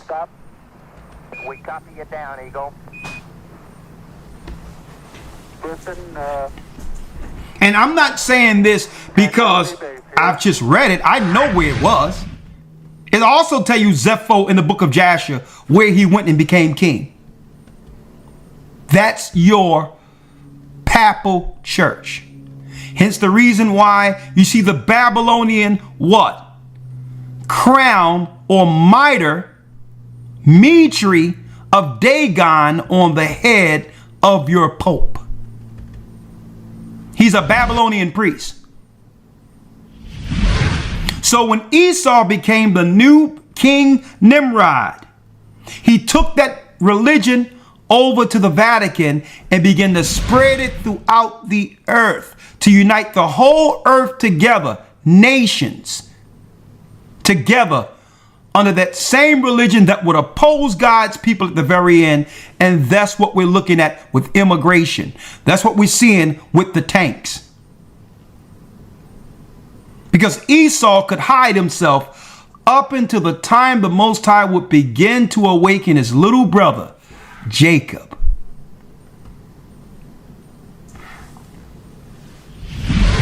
Son of man, set thy face against Seir and prophesy against it. Read. Your volume, lawyer. Yes, sir. Salakia, verse 3. And say unto it, Thus saith the Lord God, Behold, O Mount Seir, I am against thee, and I will stretch out my hand against thee, and I will make thee most desolate. I will make thee desolate. That means they're going to lose a land that they've stolen. They will lose it. Read. I will lay thy cities waste, and thou shalt be desolate, and thou shalt know that I am the Lord. And now the Most High is going to tell them why a judgment is coming on them. Read. 5. Because thou hast had a perpetual hatred, and hast shed the blood of the children of Israel by the force of the sword in the time of their calamity, and the time that their iniquity had an end. At the time of our iniquity had an end, which means the Most High already gave us over to be destroyed for the sins of our forefathers. And you're still trying to press and destroy us, a destroyed people already. So what you're doing by coming against the people who have been defeated already is you're going to cause the heavens to react, and that's what's going on. The heavens must come to save us, must come and help us, because now Esau's together in their secret meeting saying, Jacob have never been as weak as they are right now. If it's any time to destroy them, now is the time.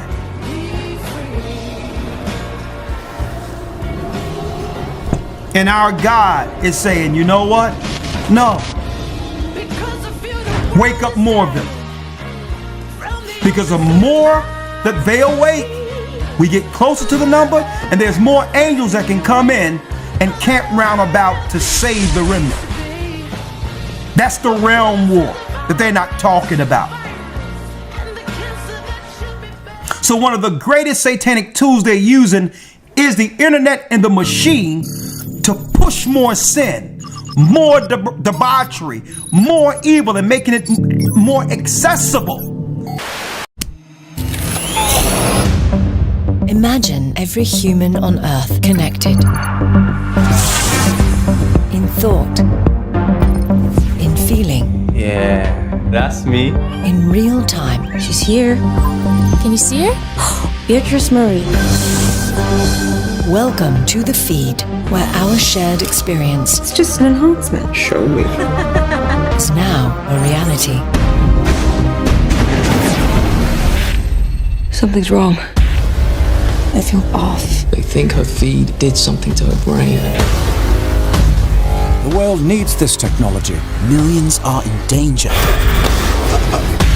The feed is causing erratic, violent behavior.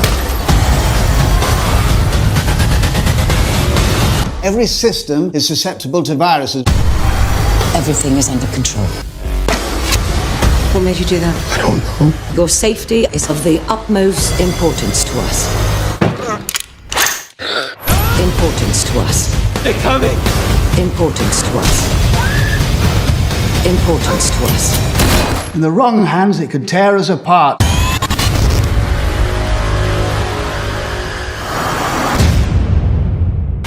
So to stop the bleeding that they're seeing is the fact that our people are coming back to the Almighty. So they must pump more sin into our community. Fentanyl, drugs, make hookah, confusion. Make an app where what? Where harlotry and prostitution is legal. Because they're losing. Because thou hast had a perpetual hatred and has shed the blood of the children of Israel by force of the sword in the time of their calamity, and a time their iniquity had an end. You would think that they would back up off us, folks. Donald Trump is trying to some presidential Esau smells blood. are defiant. A red alert for the country. Let's roll out the tanks. We need to cut down some of this crime and roll out some beautiful tanks. See how they doing it? Read. 6. Verse 6. Therefore, as I live, saith the Lord God, I will prepare unto thee blood, and blood shall pursue thee. Sith thou hast not hated blood, even blood shall pursue thee. The Most High says the more blood that they plan against us, the more will fall on them and their children. See, when they set up Planned Parenthood, the eugenics program, that's garbage they're teaching about evolution, the survival of the fittest, and that white people have a higher IQ. You don't have a destroyed earth where you're poisoning the people, then claim to have a higher IQ running a failed world. Hundreds of years ago, people became okay. We're looking right through it. They squandered Earth's natural resources. A high IQ don't set up eugenics to point and think that you're just going to kill God's people and not realize that ideology would affect your own people. When now you thought it was about keeping down the population of Jacob against the growth of your children being the minority. Now your women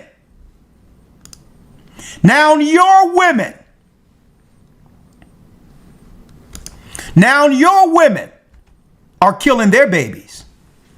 See how it works?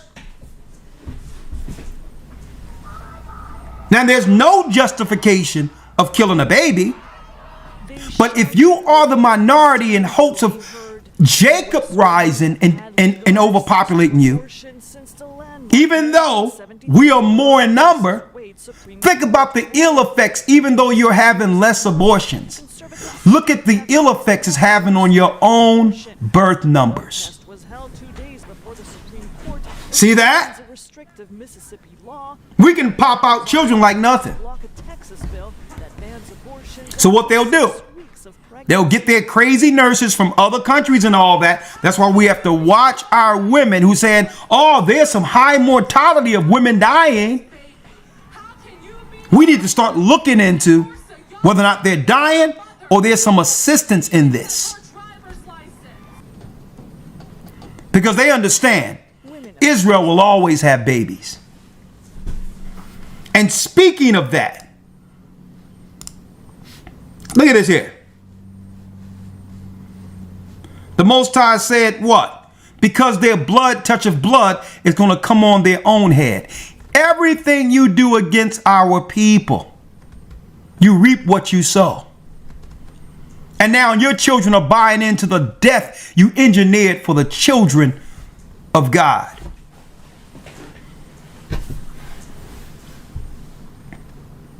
So when they went into Canaan, what did they learn?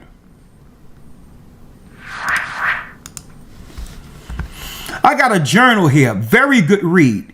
Canaanite child sacrifice, abortion, and the Bible. Folks, aborting children is an old Moloch sacrificial ritual. that Esau picked up. He just cleaned it up and engineered it to be accepted in our society. When he went into Canaan, Mount Seir, Satan required him that if he get his hands on Jacob, to get rid of as many of Jacob as they could. Because we threaten not just Esau's rulership, but Satan's time to rule on this earth.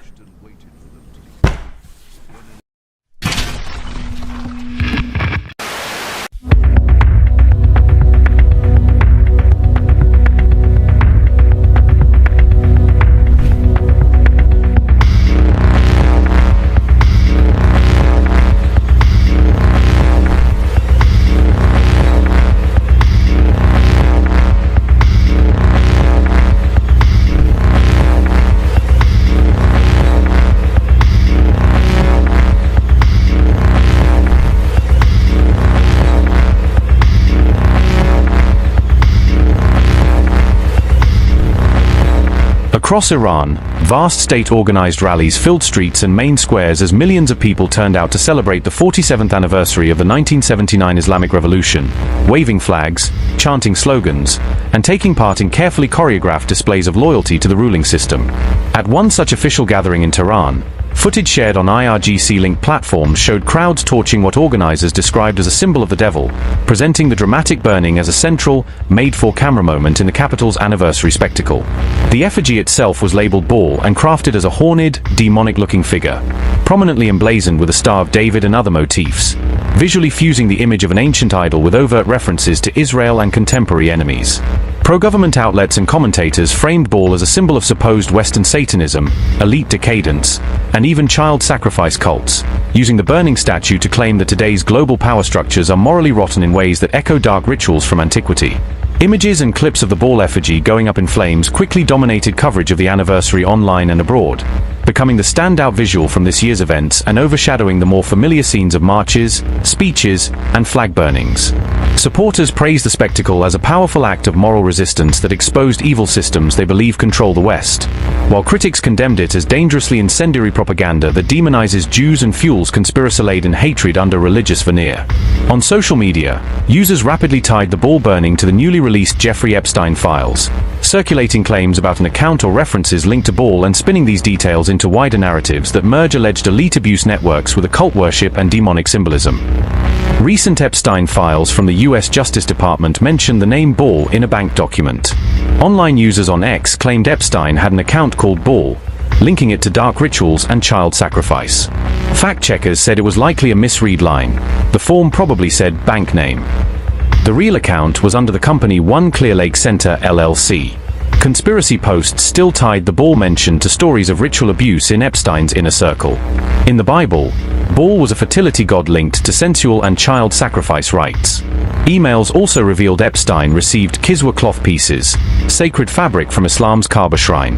With American warships and the USS Abraham Lincoln Strike Group operating nearby, Iran turned its revolution anniversary rallies into a stage to warn foreign adversaries, pairing patriotic imagery with stark threats aimed at Washington and Tel Aviv. Crowds repeatedly chanted against what they called decades of US crimes and Israeli atrocities, invoking sanctions, assassinations, and the Gaza wars as proof that Iran must stand firm against Western pressure. State-organized marches saturated the air with the familiar slogans "Death to America" and "Death to Israel," which loudspeakers, clerics, and TV presenters all amplified as tensions over nuclear talks and possible strikes climbed. Demonstrators burned Israeli and American flags laid across roads, while nearby authorities displayed 5 mock coffins draped in US flags, turning the streets into a visual tableau of defiance directed at Washington and its allies. The coffins carried printed names and photos of senior US commanders, including CENTCOM Chief Brad Cooper and Army Chief of Staff Randy George, implicitly casting them as potential targets if conflict breaks out. Iranian officials hailed the huge crowds as proof that, despite sanctions, protests, and war fears, the country remains firmly anchored in the revolutionary legacy of 1979, using the mobilization to counter narratives of a regime weakened by internal dissent.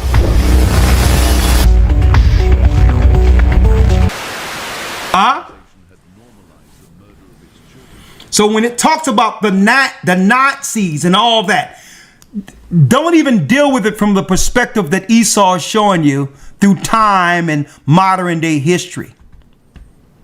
The real Nazi program and all that comes from ancient Babylon, ancient Mesopotamia, Canaan, where they would engineer the science to kill off God's people at the very end. A very good read. A very good read when I looked at this, because it gives us an insight so that we're not ignorant to what's really going on. But now, by Esau rolling out abortion, guess what? Now his women are aborting their own children. Why? Because we're the trendsetters, and guess what? Everything we do, the men, your young boys and your young girls follow trend. So now Esau realized every trap that he set, he began to set it for his own people, right? And that's Bible prophecy. It's a sin before God. Why? Wow. Everything you set up, you set up an abortion clinic, yes, it's going to hurt our people. But guess who else going to be going in there, sneaking in there? Well, that's what you do to babies, huh? Yeah, I love it. After probably sleeping with an Israelite you come man. To Christ, sir. Oh, I never go to Christ. I hope that you come to Christ, no, sir. I don't. So Esau realized all the traps that he's doing. I do have a hard. He's hurting himself. You have a dark so heart. now he's seeking what? You will stand before God. A physical engagement. Every day. You will stand before he's God. Like, listen, let's stop playing behind the curtain anymore. We're losing fighting Jacob this way. Keep tearing the babies apart. We're losing. Keep tearing the babies apart. It's time to roll out the tape.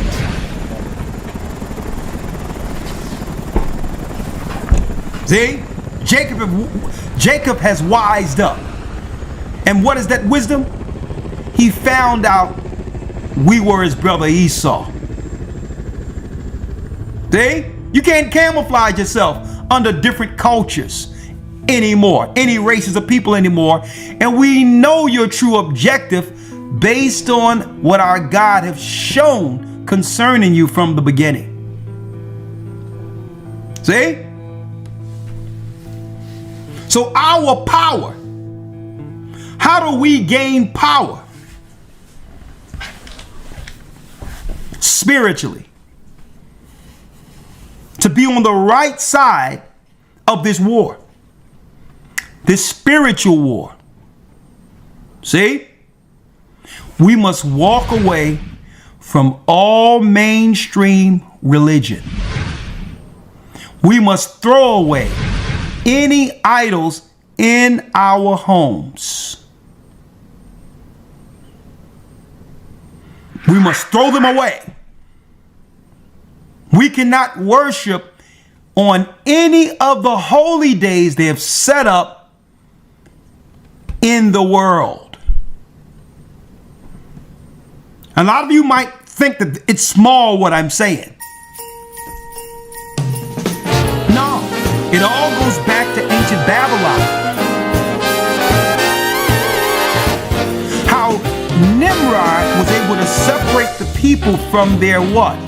Their simple abodes, their simple living, and to guide them into worshiping the fallen.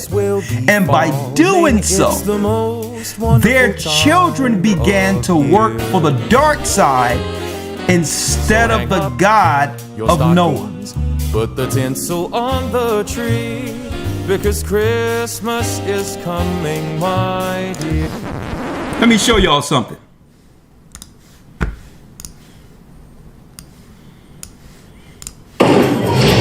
There's not one God, there are millions. Here's a little thoroughfare. In the holy city of Varanasi, I'm meeting historian Binda Paranjape Fair use. to find out how Hindus see their gods. Fair use. At every corner of the lane, and just to see anywhere, and you see a shrine. And y'all see this? Y'all see this? In the book of Jasher, when Nimrod went to fight against the Tower of Babel, it says he turned their leaders who led them into this against God, this battle, into the shapes of elephants and monkeys.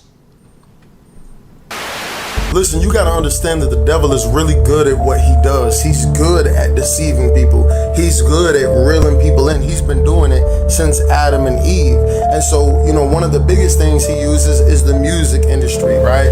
It appeals to you with the beats and the lyrics, and you see that they slip, you know, demonic things into the music videos. You got people talking about selling their soul, okay, and a lot of their lyrics. And then you have things like this where, oh man, look, it's cool, they're balancing. I can balance like that. Let me try to hit the algorithm, not knowing that they are doing, you know, Hindu and yoga and religious poses that have, you know, ritualistic meanings. And we know that anything that is rooted outside of Christ, right, to invoke any kind of, you know, opening or awakening or line up your chakras, all that stuff is demonic, and it's a counterfeit of what the Holy Spirit does for you. So be careful. You know, you think, oh, I'm just doing something, I'm just trying this challenge, even if you do it to a Christian song. No, this is exactly what the devil does, and he tries to get you to think, oh, it's no big deal, it's just entertainment, you're just doing a pose. False. Okay, that was right after the flood, the Tower of Babel, during the time of Abraham. And what did the East Indians do? They turned that curse of what happened against them into gods and goddesses who were against the Most High in the beginning. These were their leaders who did what? Who planned to go back out into space to fight against God back then. So I'm doing this because you're going to see a lot of Asians amongst you, and you're going to think they're just worshiping just any religion. Their religion is the first religion that fought against God under Nimrod, which are Hindus. This is Esau bringing in old gods, old goddesses as reinforcements against our people. Shrines, and no corner they can leave without having a god there. So like we have got this small little shrine here, and it has got that elephant headed god. That Elephant god. Now someone says, who into who? Hey, we can show you. We can show you. Elder Lloyd, let's get that out of the book of Jasher real quick. Who into who? Look at this right here. At the Tower of Babel. We were in the book of Jasher. Let's read it. In the book of Jasher, we hear when Nimrod went against the Most High in Jasher 9. Elder Lloyd, let's go down to about, what, the 27th verse? We can probably go down to about 32. 32. Let's read it. Book of Jasher, chapter 9, verse 32. And God said to the 70 angels who stood foremost before him, who were near to him, saying, Come, let us descend and confuse their tongues, that one man shall not understand the language of his neighbor. And they did so unto them. It was 70 angels that came down to split the nations into 70 different divisions after what? The Tower of Babel. And once the divide happened, they all took the religion they learned at the Tower of Babel back to their respective areas in a different language. See? So when they claim all people are worshiping the same God with a different language, they're correct. But the God they're worshiping is Satan. Okay? 33. Yes, sir. Verse 33. And from that following day, they forgot each man his neighbor's tongue, and they could not understand to speak in one tongue. And when the builder took from the hands of his neighbor lime or stone, which he did not order, the builder would cast it away and throw it upon his neighbor that he would die. And they did so many days, and they killed many of them in this manner. And the Lord smote 3 divisions, or the 3 divisions that were there, and he punished them according to their works and designs. Those who said, "We will ascend to heaven and serve our gods," became like apes and elephants. Became like apes and what, Elder? Elephants. And elephants. Let's show you. Live without having a god there. See their gods. At every corner of the lane, and just you see anywhere and you see a shrine. Elephants. Now you see why Josh is so important? You don't know what these people are worshiping in the God. These were the curses that came on their people during the time of the Tower of Babel, that they began to worship in India and different places as the new gods and goddesses. And no corner they can live without having a god there. Apes. Y'all see it? Curses from the Tower of Babel.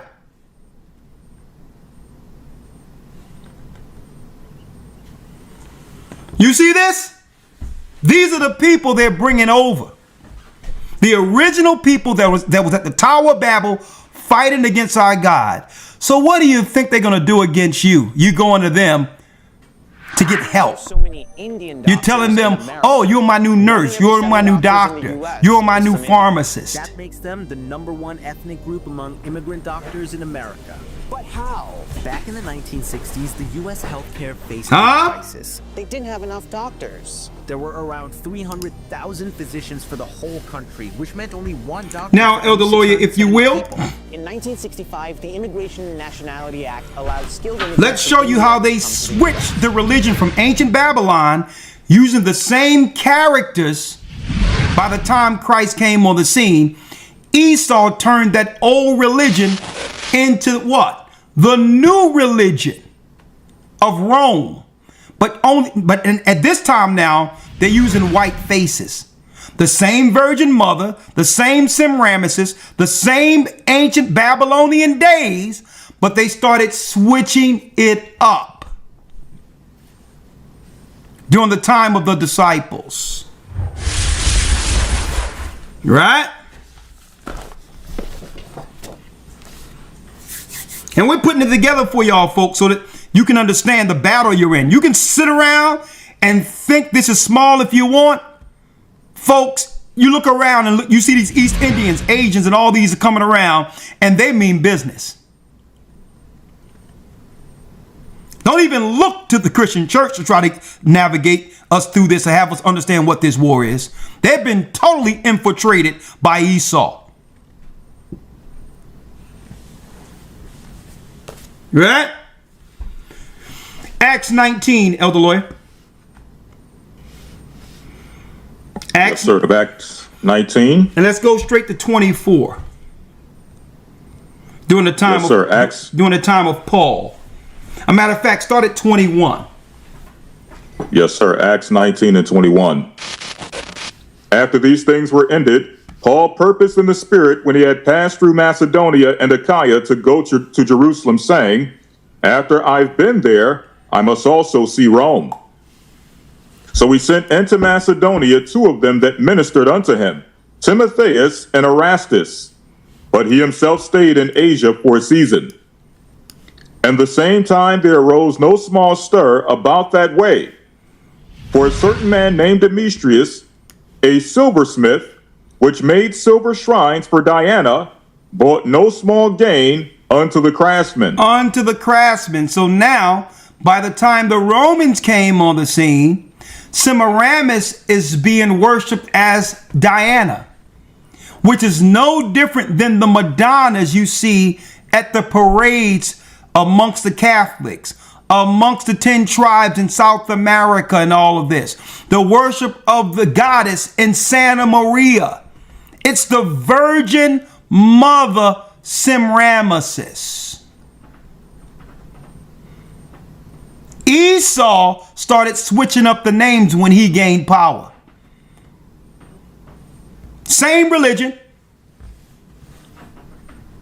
just using different names.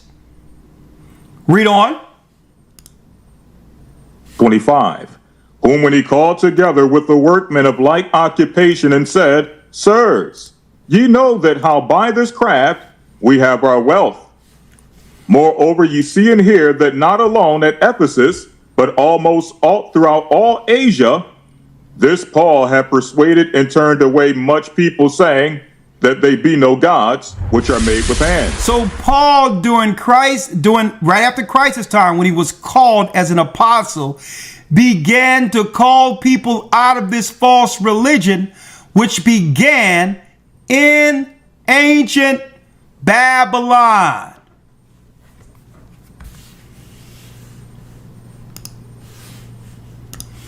The Virgin Madonna with child have nothing to do with Christ, has nothing to do with Mary. She was called Sybil at one time. Sybil links to the rock we see in Mecca today. It was the Romans who had the Kaaba stone first. So Islam is a modern day Arabic Catholic church worshiping the same deity, Semiramis, the goddess from ancient Babylon. Isis and Horus under the Egyptians is the same goddess. Semiramis, the mother of Nimrod, who brought forth a child by the name of Tammuz. You have to let go the virgin birth. It didn't happen like that. The virgin birth goes back to the deities.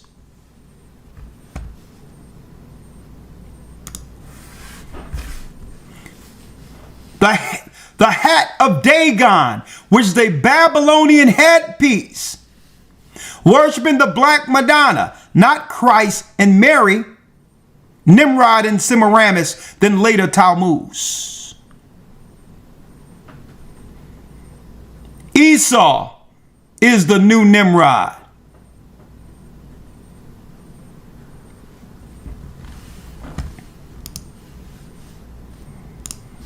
Let's read it. Yes, sir. 27. So that not only this our craft is in danger to be set at naught, but also that the temple of the great goddess Diana should be despised, and her magnificence should be destroyed, whom all Asia and the world worshipeth. So they tried to shut Paul down because the merchant said what? If you continue to teach this and our people no longer reverence these gods and goddesses, we're going to lose our livelihood. Our livelihood is attached to keeping the worships of Babylon continuing. That's why I don't buy no stinking African artifacts, because it's the same god and goddesses. They try to make you think it's a black thing, and this is what the culture of our forefathers, when it all goes back to the Tower of Babel. Nix all of the African artifacts, take that ox and shove it. Okay? They're all the same gods and goddesses that have led us here in captivity, following what? The religions that came from ancient Babylon. Esau just switched them up a little bit. So he don't mind if you go to the conscious community, because he know the gods you worship there, you might as well stay in the Catholic Church. You might as well stay in Islam, because they're the same gods and goddesses. And it make no difference whether or not what you're worshiping is black or white. That's ridiculous. Nimrod was black. His mother was black. So to say that we're going to do this in Africa because black people was doing this is stupid.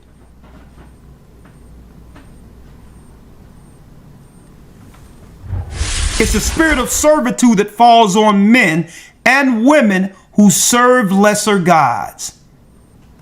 That leads to captivity. So they'll let you worship a black face. Who you think incentivized the black conscious community, folks? They'd rather you do that than find out you're Israel.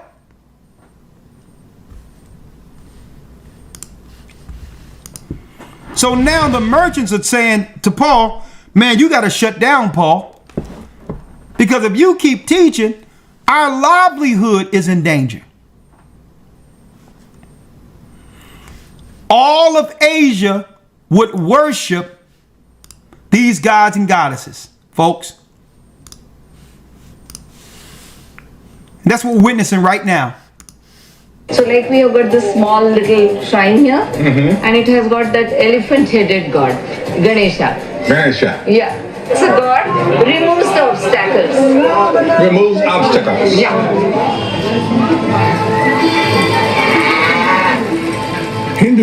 Look at this.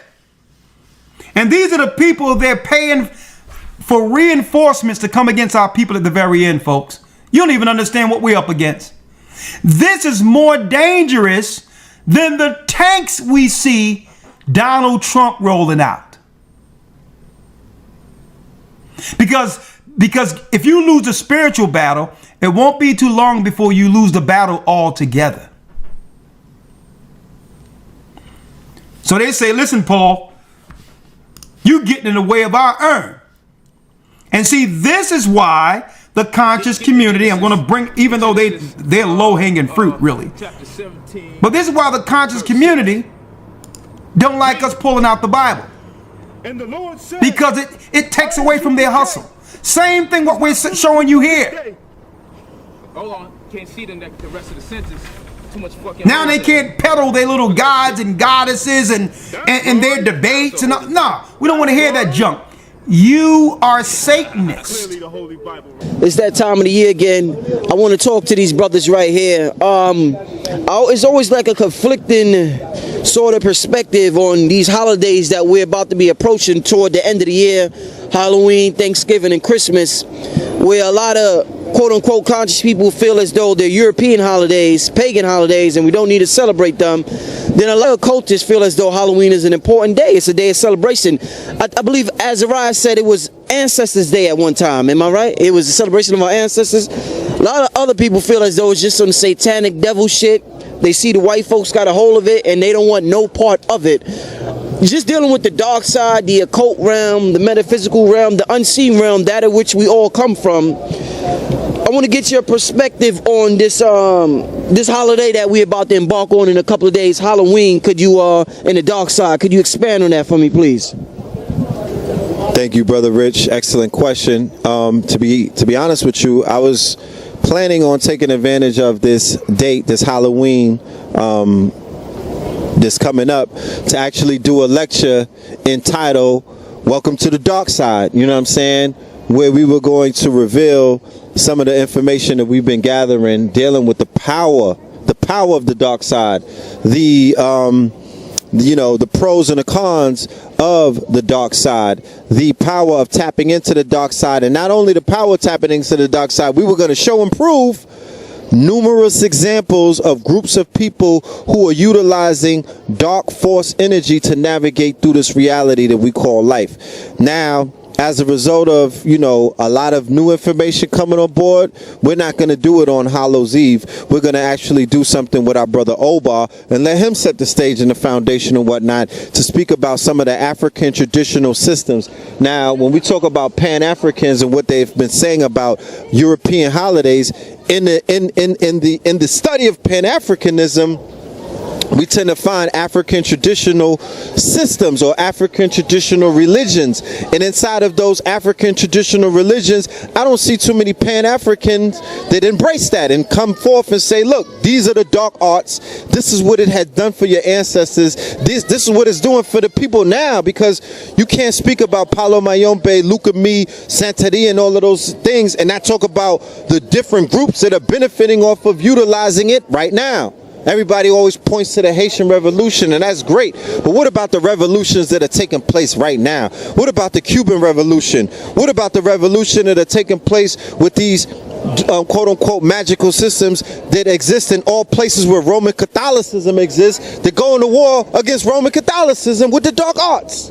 Okay, the consistent battles that are taking place in Jamaica, Haiti, Cuba, Brazil, all of these Afro-Latin, Afro-Cuban places, Mexico, Black Amigos. Like, what about the fact that these underworld groups, these underworld movements are banging on the beast on a level that none of you could fathom, that are romanticizing Africa, romanticizing Africa? You Pan-Africans that don't know Nan-Africans, 1/16 is down the block, and they don't know none of you out there. You're non-existent. There's Africans up and down the strip. They don't even, none of them. Bottom line, I'm keeping it a buck. So we're not going to give you a dry penny.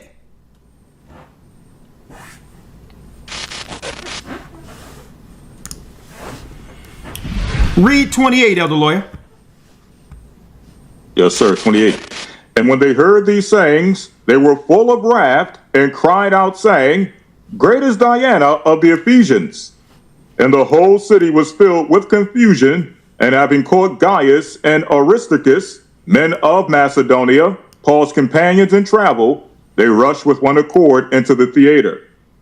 And when Paul would have entered unto the people, the disciples suffered him not. And certain of the chiefs of Asia, which were his friends, sent unto him, desiring him that he would not adventure himself into the theater. Some therefore cried one thing, some cried another, for the assembly was confused, and the more part knew not wherefore they were come together. And they drew Alexander out of the multitude, the Jews putting him forward. When it says the Jews, it's talking about our people here. Judah, Benjamin, Levi. It's not talking about those who's practicing Judaism. So get that out of your mind. When it says Jews here, not talking about the people you see today with the black hats on. Read.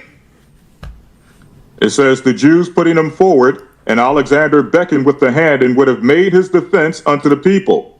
But when they knew that he was a Jew, all with one voice about the space of 2 hours cried, Great is Diana of the Ephesians. Great is Diana of the Ephesus. Now, by the time, for those who missed it, by the time Christ came on the scene, the disciples came on the scene, Esau, being the new Nimrod, have switched the color of who? Of the goddess, the Virgin Mother.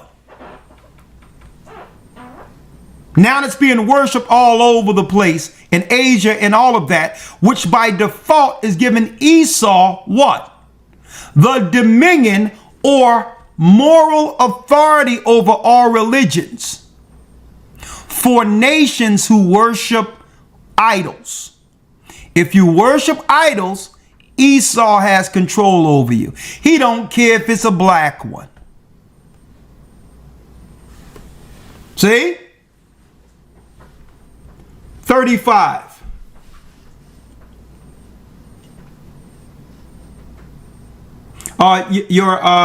Your mic. Yes, sir. And when the town clerk had appeased the people, he said, Ye men of Ephesus, what man is there that knoweth not how that the city of the Ephesians is a worshiper of the great goddess Diana, and of the image that fell down from Jupiter? And the image that fell down from Jupiter, folks, that's the Kaaba stone. That's the Kaaba stone in Mecca right now. They lied and claimed that it had something to do with Abraham and Adam. No. No. The image that fell down from Jupiter, it was talking about the stone. And they put a square curtain around it as a cube. The cube represents Saturn or Satan. Enter. This is the atmosphere at the entrance of the Kaaba. The doors of the Kaaba are opened only twice a year, and only individuals granted permission by the Saudi king are allowed to enter. This is what the interior of the Kaaba looks like. Inside the Kaaba, prayers can be performed facing any direction. The door is opened for the cleaning ritual, and the responsibility of opening it lies with the Bani Shaiba family, who have held the key to the Kaaba for generations. So the Arabs are still worshiping, you got it, the same gods and goddesses that began at the Tower of Babel. Huh? So this is why they had a problem with Paul and the disciples, because Paul was exposing them. And as long as the merchants sold the idols, the government would make sure that they were what? Highly rewarded for keeping the people in darkness. See? Why you think when it comes to these festivals and all this, you see in New York, a Doom Day in Philadelphia. Why did the government, these nonprofits pay for all these festivals? Like what we see right here.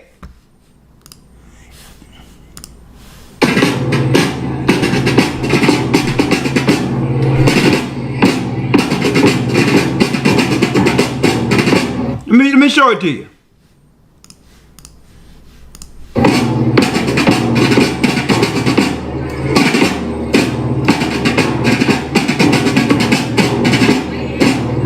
Folks, this is highly spiritual. See that? So you don't even know that it's written of in the Bible. All these festivals and all that is to keep the people worshiping the child in Madonna, so you're under the mindset of the tower. And by doing so, Esau, by proxy, with his rabbis and Jesuits, have control over you and your families. High witchcraft they are a part of. Let's finish this up, Elder Lawyer. Yes, sir. Verse number 36. Seeing then that these cannot be spoken against, ye ought to be quiet, and to do nothing rashly. For ye have brought hither these men, which are neither robbers of churches, nor yet blasphemers of your goddess. Wherefore, if Demetrius and the craftsmen which are with him have a matter against any man, the law is open, and there are deputies. Let them plead one another. Read. But if you inquire anything concerning other matters, it shall be determined in a lawful assembly. For we are in danger to be called in question for this day's uproar, there being no cause whereby we may give an account of this concourse. And when he had thus spoken, he dismissed the assembly. And when he had thus spoken, he dismissed the assembly. Don't forget, Paul was just teaching what we were teaching. And the government, the whole city, the whole community came up in a roar. Why? Because, I'm going to tell you, it was disconnecting them from their psychosis, from the control that the government have over idolaters. The spiritual control they have over you. How can Satan get servants unless the people voluntarily serve him, like at the Tower of Babel? How can he build his construct into the heavens if the people don't what? Ascribe to his religion and science to help him. So the first thing is to walk away from all the idols, all the holy days they set up, because the rabbis over in Israel, they control the spirit of all the pastors under modern day pagan Christianity. And they're doing this through a secret religion that they were doing in Rome.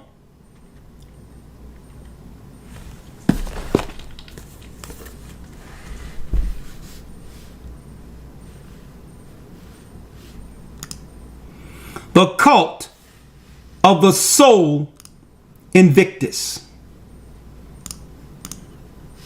The cult of the soul Invictus. Okay? The cult is upheld throughout all governments and kept in place through the secret army of the Vatican, who are called the Jesuits. The Jesuits were the original CIA. They're not just military, government clandestine. They're in everything. They control the doctrines of the modern day Christian churches. They're in Zionism. They're Satanist, the Jesuits. Led by who?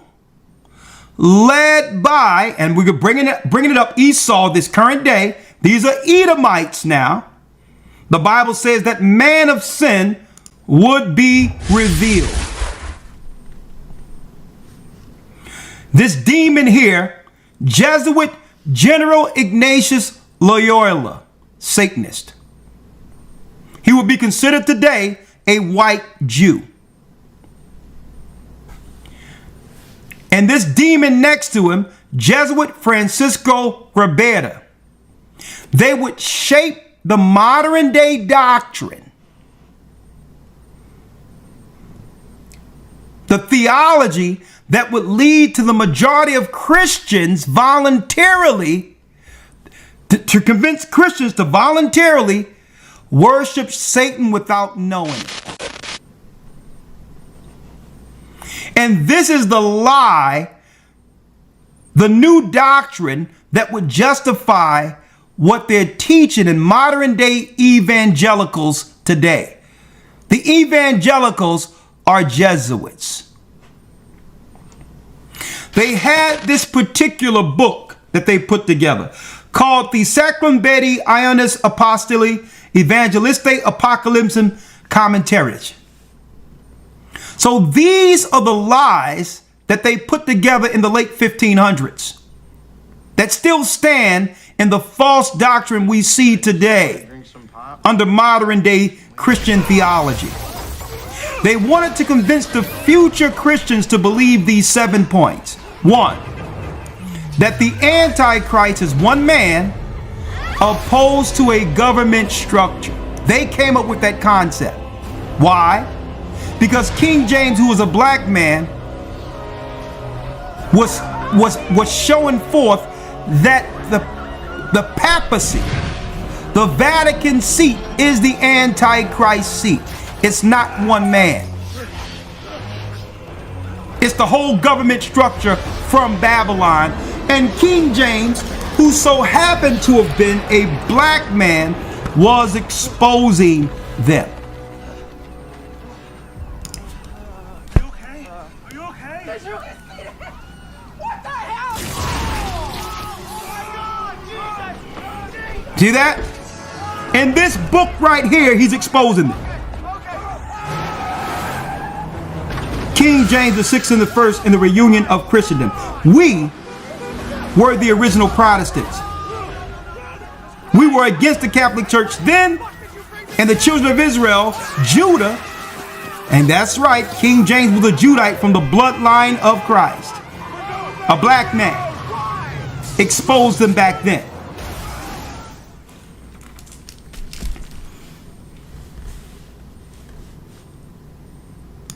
That's number one. They made a book and say, listen, we got to teach in our theologian schools and make future Christians believe our theology concerning Christ is coming. Because instead of them looking for Christ according to prophecy, they'll look for Christ according to our theology that will misdirect them. Right?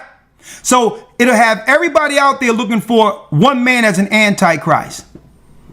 When it's a government structure, folks, a Babylonian structure that Esau has upheld.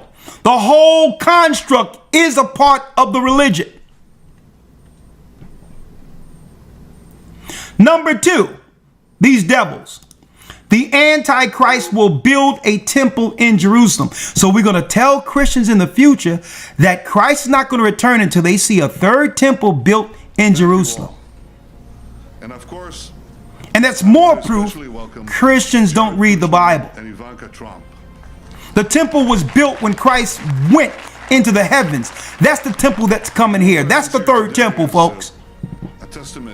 So they're going to put out a few circulations and through media and through their satanic Christian programs. Oh, here they come. They will build the temple in Jerusalem. They are all Jesuits behind that crap. Trump himself. Thank you. Okay.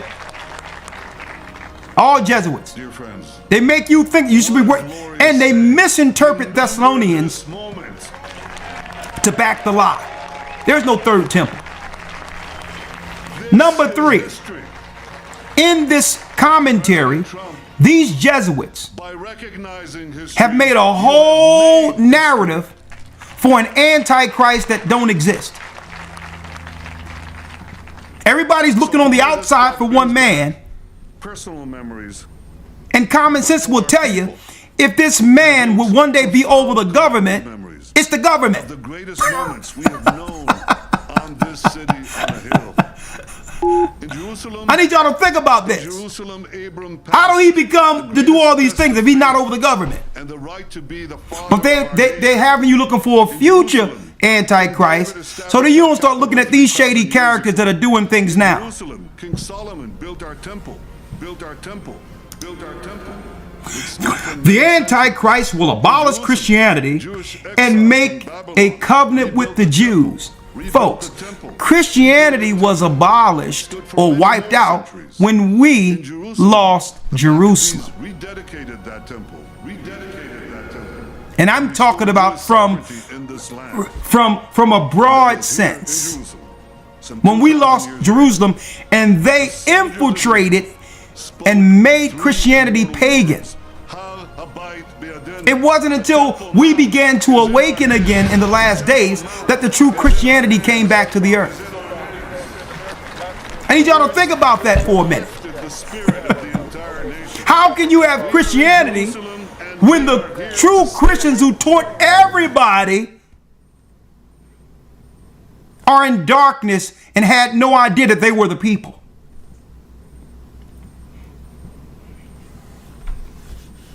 Then they said the Antichrist will call himself God.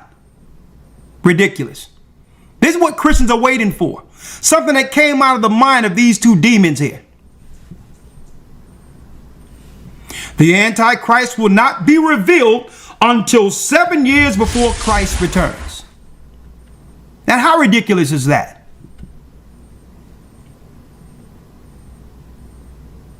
Now, before 7 years, that means the Antichrist revealed, and we know exactly when we can look at our watch and say, okay, 7 years from now, Christ is going to return. They came up with the whole theory and lies of dispensationalism, Antichrist, tribulation period. It all came from these demons. That's why Christians don't even know exactly what signs to look for concerning the Christ they claim to believe in. When you should have just read Matthew 24. And it's none of this crap you're reading here. The Antichrist will conquer the world. Esau already rules the world.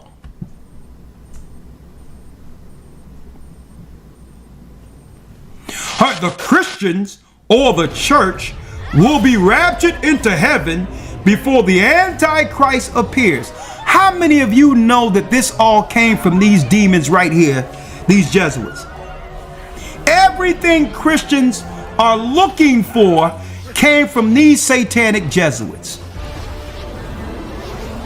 And what did these Jesuits believe? Going back to Nimrod and Semiramis. What did these particular Satanists believe? Well, looky what I have here.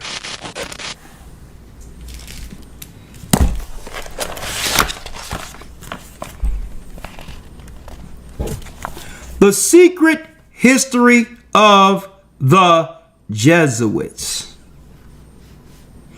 The secret history of the Jesuits. And guess what? It was actually written by a Jesuit, folks. Looky here.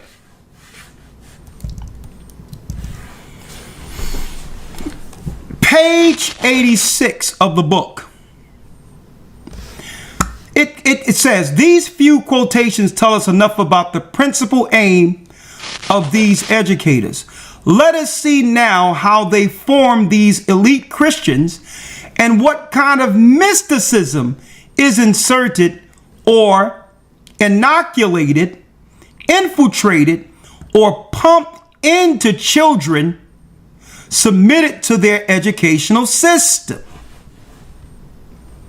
At the front, it is characteristic of this order, we find the Virgin Mary. It have nothing to do with Christ, folks.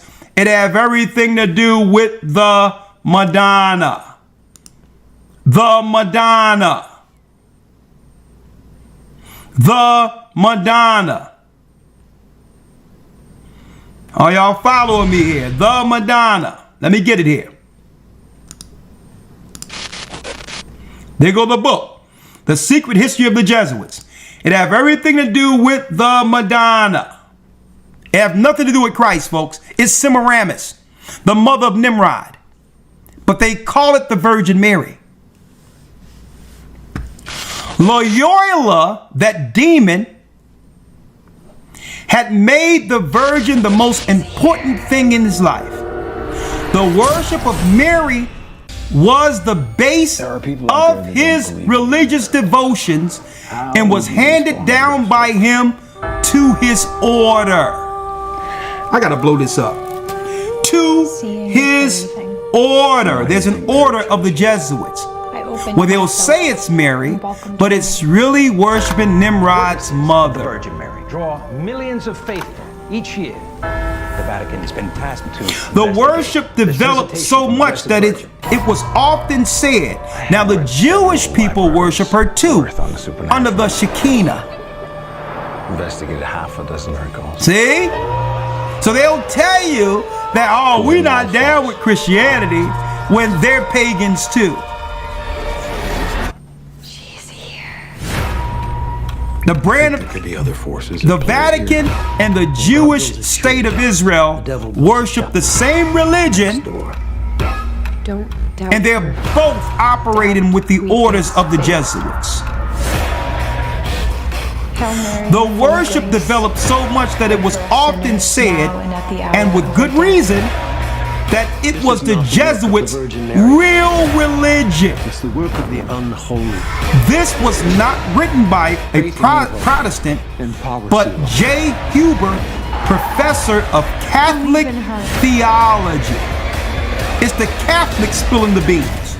Offer your Loyola himself was convinced that the Virgin had inspired him when he had drawn up his exercises.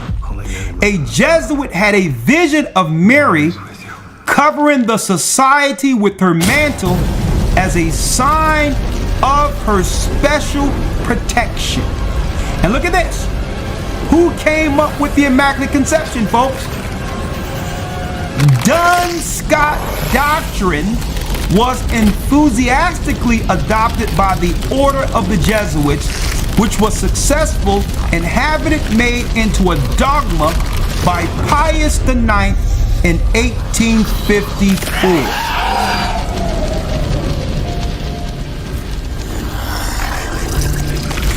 Erasmus satirically depicted the worship of Mary of his time. During the 4th century, the tale of Loretto's house had been invented. This house had apparently been brought from Palestine by angels. The Jesuits welcomed and defended this legend. Canisius went as far as producing letters from Mary herself. And thanks to the order, great wealth started to pour in at Loretto. Let me get here, over here. The Jesuits brought forth all kinds of relics, like you've seen that Paul was against, of the Mother God, the Mother of God. When they made their entrance into the church of St. Michael at Munich, they offered to the veneration of the faithful pieces of Mary's veil several tufts of their head and pieces of their combs. They instituted a special cult. Hold on, let me go here. A special what? Let me get it here. A special cult. They want to say you finding out your Israel is the cult. But folks, finding out that you are worshiping Christianity was the cult given to us by the Jesuits. Huh? It tell you here.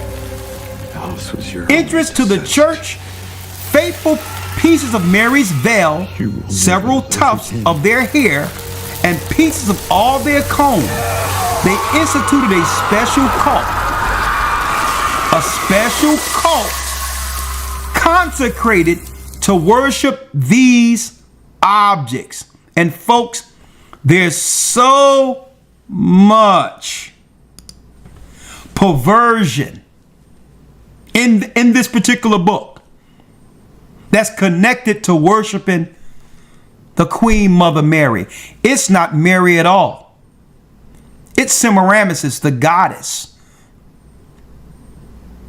Esau has become the new Nimrod, who have now instituted, who have become the authority over what? Bringing forth the worship of Semiramis to be worshiped throughout the whole world, to unify all religions of the world together at the very end to fight against God. Huh? And yes, we're going into the Jesuits next academy. Oh yeah. So that concludes our lesson for today. There's more I want to go into, but last but not least, because I said I would pick it up. Let's go to Romans, Elder Lawyer. Yes, sir. So who's Esau today and what is his position? He's the modern day Nimrod and he's the modern day Pharaoh. When you see them showing Trump as the next King Cyrus, it's not speaking of the Cyrus who would build the temple for us. Okay? And get Thessalonians at the very end, Elder. I wanted that. Yes, sir. Right? It's not talking about them building the temple for us when it comes to Trump being coined the new King Cyrus by the modern Edomite Jews. Okay? It's talking about him building a temple, which is what? The Tower of Babel plan against God. That's the temple they're talking about. It's not that there's no temple in the Bible that says we have to, an Antichrist will build a third temple. Get off of that. That was created by the Jesuits. The only temple they're building is to Satan. And that temple is the same temple, the Tower of Babel, while they got CERN turned on, which was a part of the Tower of Babel, to open up a portal for the Battle of Armageddon. Huh? Someone asked what was the name of the book. What was the name of the book? Let me get it here. The Secret History of the Jesuits. Right?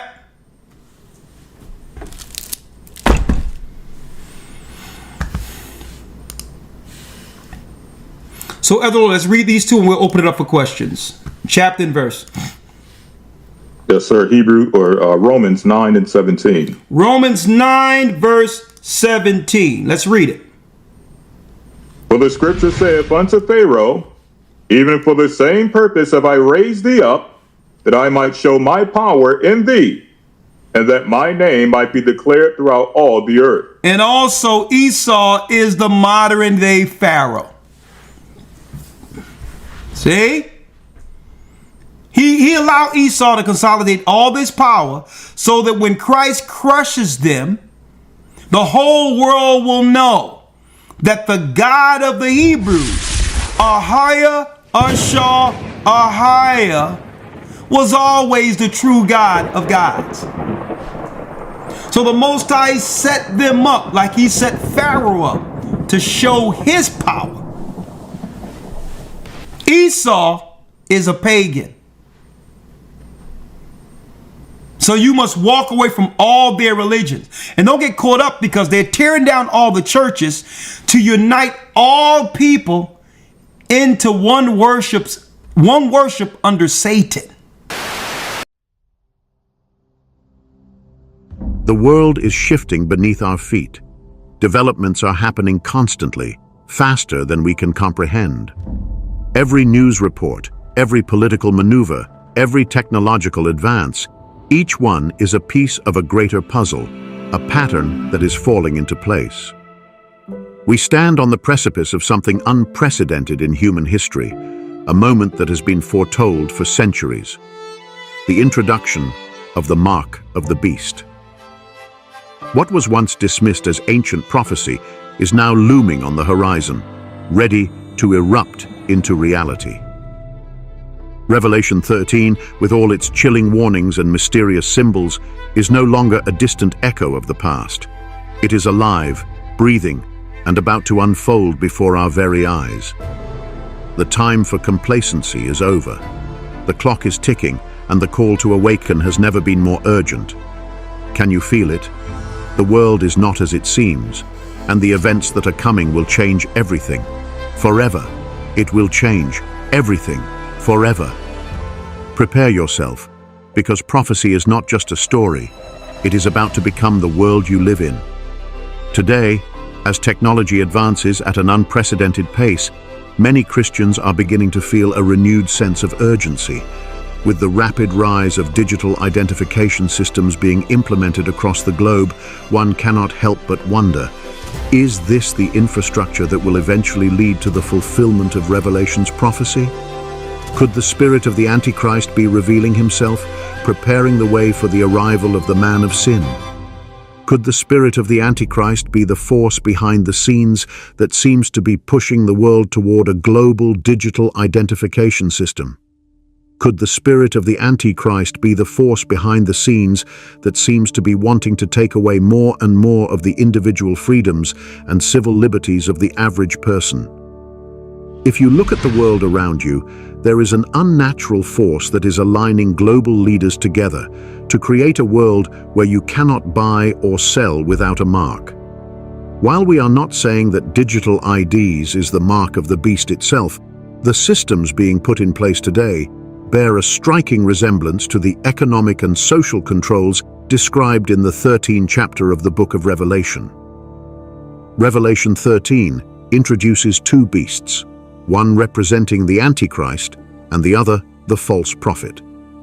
This second beast is described as one who will deceive the world with signs and wonders, and who will command the construction of an image that all people must worship. Alongside this image comes a mark, which all people must receive in their right hand or forehead in order to participate in the economy. Without this mark, no one will be able to buy or sell, creating a system of absolute control over society. Revelation 13 verses 16 to 17, and he causeth all, both small and great, rich and poor, free and bond, to receive a mark in their right hand or in their foreheads, and that no man might buy or sell, save he that had the mark, or the name of the beast, or the number of his name. The word translated as mark in this passage is charagma, which means something engraved or imprinted. This implies a permanent or indelible mark, one that cannot easily be removed or hidden. In the context of Revelation, this mark is more than just a physical identifier. It is a symbol of allegiance to the beast. It is a symbol of worship to the beast. Those who receive it are pledging their loyalty to the beast's system, choosing to be part of an economic dictatorship that excludes anyone who does not comply. This description of the mark of the beast is more than a mere symbol of control. It represents the ultimate spiritual allegiance: worship.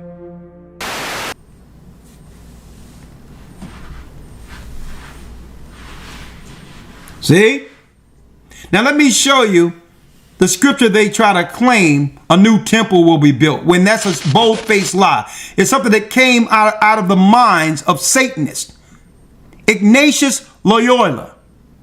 And again, when you see people who call themselves apologetics, they are Jesuits. And I'm not saying this. It ain't me saying this.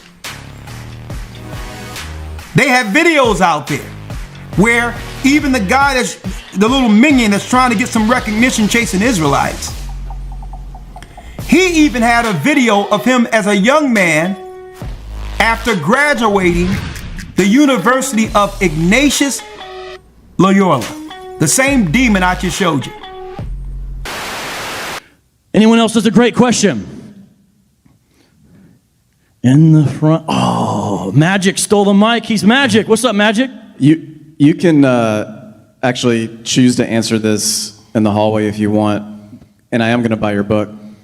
But I'm actually just curious to know. Sounds super suspect so far, but go ahead. But in like maybe 2 or 3 sentences, like, how did you get into this? I'm just super curious to know like what led to all this. Well, one day I was chilling, and I heard a knock on the door.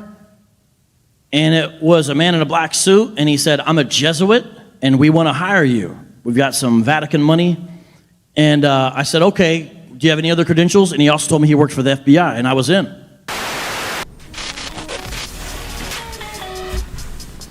Let's read it. 2 Thessalonians chapter 2, verse number 3. Let's read it. Let no man deceive you by any means. For that day shall not come except there come a falling away first, and the man of sin be revealed. So they would use precepts and say, "See, this is the Antichrist. The falling away is the apostasy." All that's garbage that came out of that commentary that they made in the late 1500s.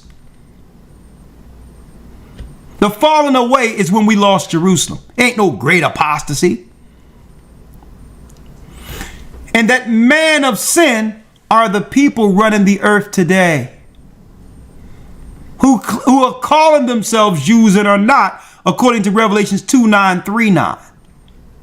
The people that are sitting on the Vatican right now, that King James was calling out, they're the man of sin. It's speaking of Esau. Who what?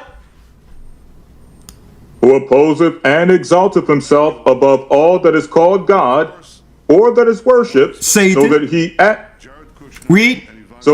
Or that is worshipped, so that he as God sitteth in the temple of God, showing himself that he is God. So they use this scripture to say they're going to be a third temple. Paul ain't talking about that. He's talking about Satan sitting in the temple Israel, being exalted by his people Esau, and worshiped by the world through Esau. How do we know what Paul is saying here? Because then we have to go to the one according to precepts, who opposeth, exalteth himself above all that is called God, or that is worship, so that he as God sitteth in the temple of God, showing himself that he is God. Well, who said he would do that? Well, Elder Lawyer, let's go to the book of Isaiah.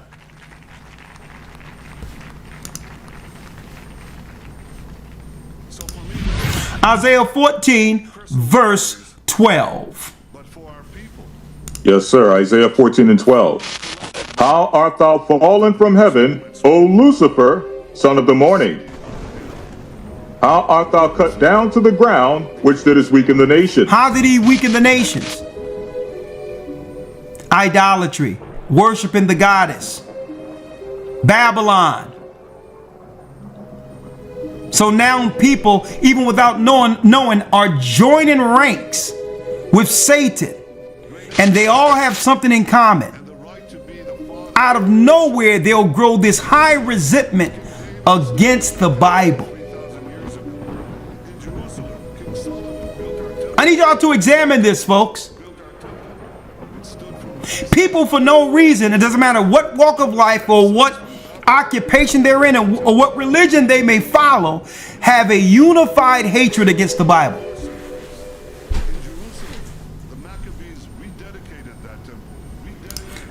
They must be Luciferians. 13. For thou hast said, For thou hast said in thine heart, I will ascend into heaven. I will ascend into heaven. Who would help him ascend into the heavens? Esau. When thy set thy nest among the stars, thence will I bring thee down. These people, folks, are Luciferians.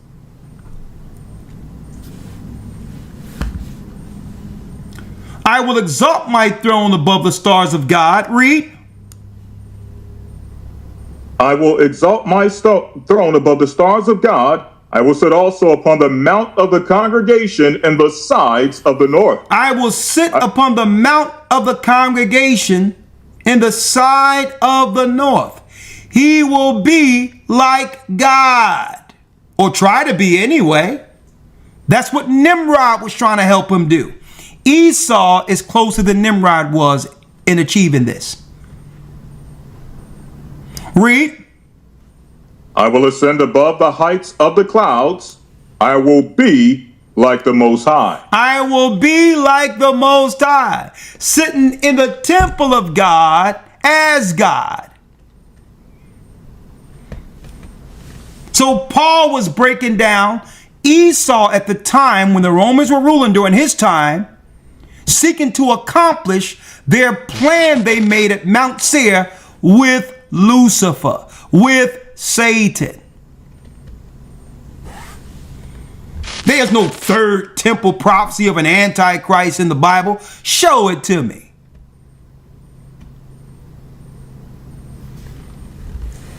But what's going to happen to that worm that they worship? 15. Yet thou shalt be brought down to hell, to the sides of the pit. He will be brought down to hell, and those who have assisted Satan throughout all of these generations. Upon Christ's return, Satan will be bound for 1,000 years. Esau will serve for that same 1,000 years with the other Gentiles around that Tower of Babel, who rallied against God's people like they're doing right now in the earth in the last days under the guise of immigration.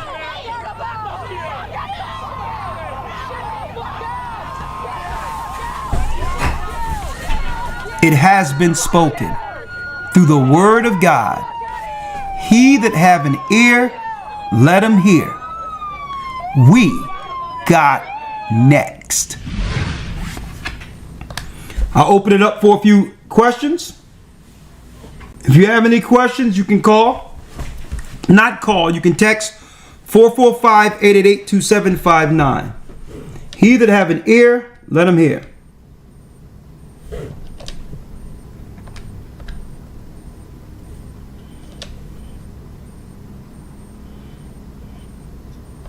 One second.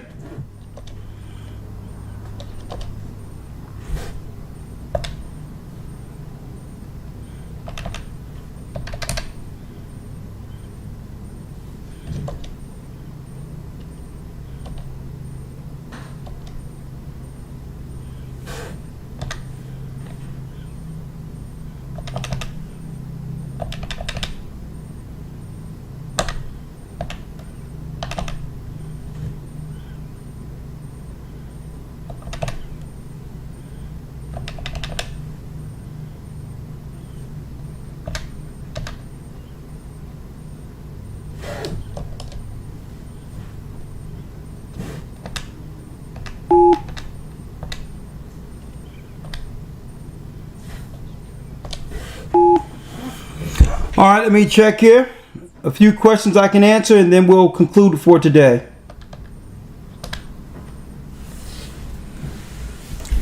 This has been an edifying broadcast.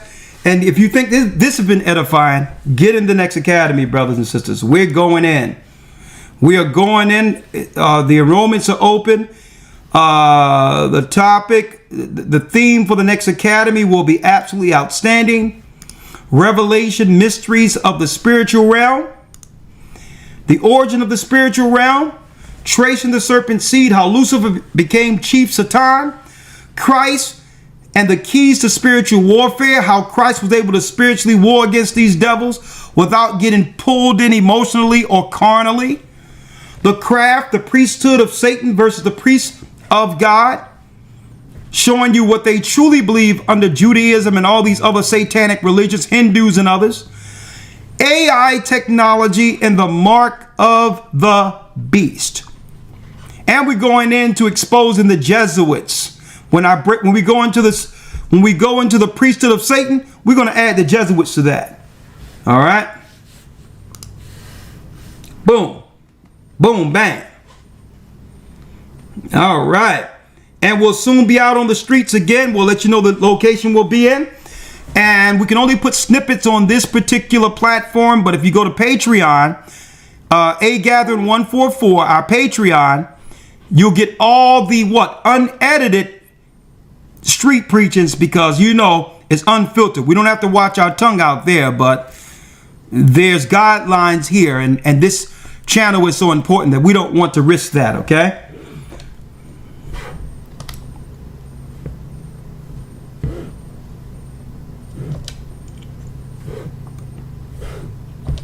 Hold on. Your call has been forwarded to voicemail. The person...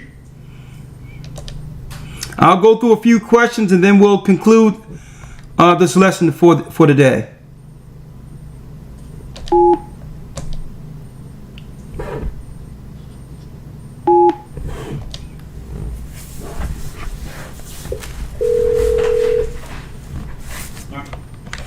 Yes, did you have a question about anything on the class today? Yes. Shalom. Shalom, how you doing? All is well. I was calling to find out something. I had a former church member. We raised our children together in the church we came out of, and I was delighted and surprised to find out that she had come out of the church, even though she's not in another church. But she was telling me about how she came into the truth. But the problem is I had to call so that I can get your take on this particular Testament book. It's called The Sealed Portion, The Final Testament of Jesus Christ. No, that's a bunch of garbage. It's a bunch of garbage. Okay, that was what I thought. I just trying to figure out how historically it came about. Is it something that is recently contrived, or does it have some kind of antiquity? It's recently contrived, and she jumped out of the frying pan into the fire. Okay. That's what I thought. Listen, she'd be better off, believe it or not, unfortunate, I would just be honest, she'd be better off going back to the church she was in than going into that. Really? That bad? It's that bad. Wow. That's remarkable. So I'm glad you told me that. Now I feel a peace of mind. I'm not sure exactly how to answer, but I listened to her leader. She said that he allowed her to baptize in the tub, filled the tub up with water, and virtually from TikTok, she was baptized. No other person in the room but her. Tell her, sister. I guess she submerged herself. Tell her to run. Tell her to run and send her links continually. Don't even try to convince her. Just send links to the church and have her just go over some of our classes. Okay, I've begun to do that, and I will continue to do that. Just do that, but don't try to ruffle her feathers too much. She's searching, but still, don't offend her. Just send her videos, and hopefully the Most High break through. All right. Will do. Thank you so much, Elder. All right. Blessings. Blessings.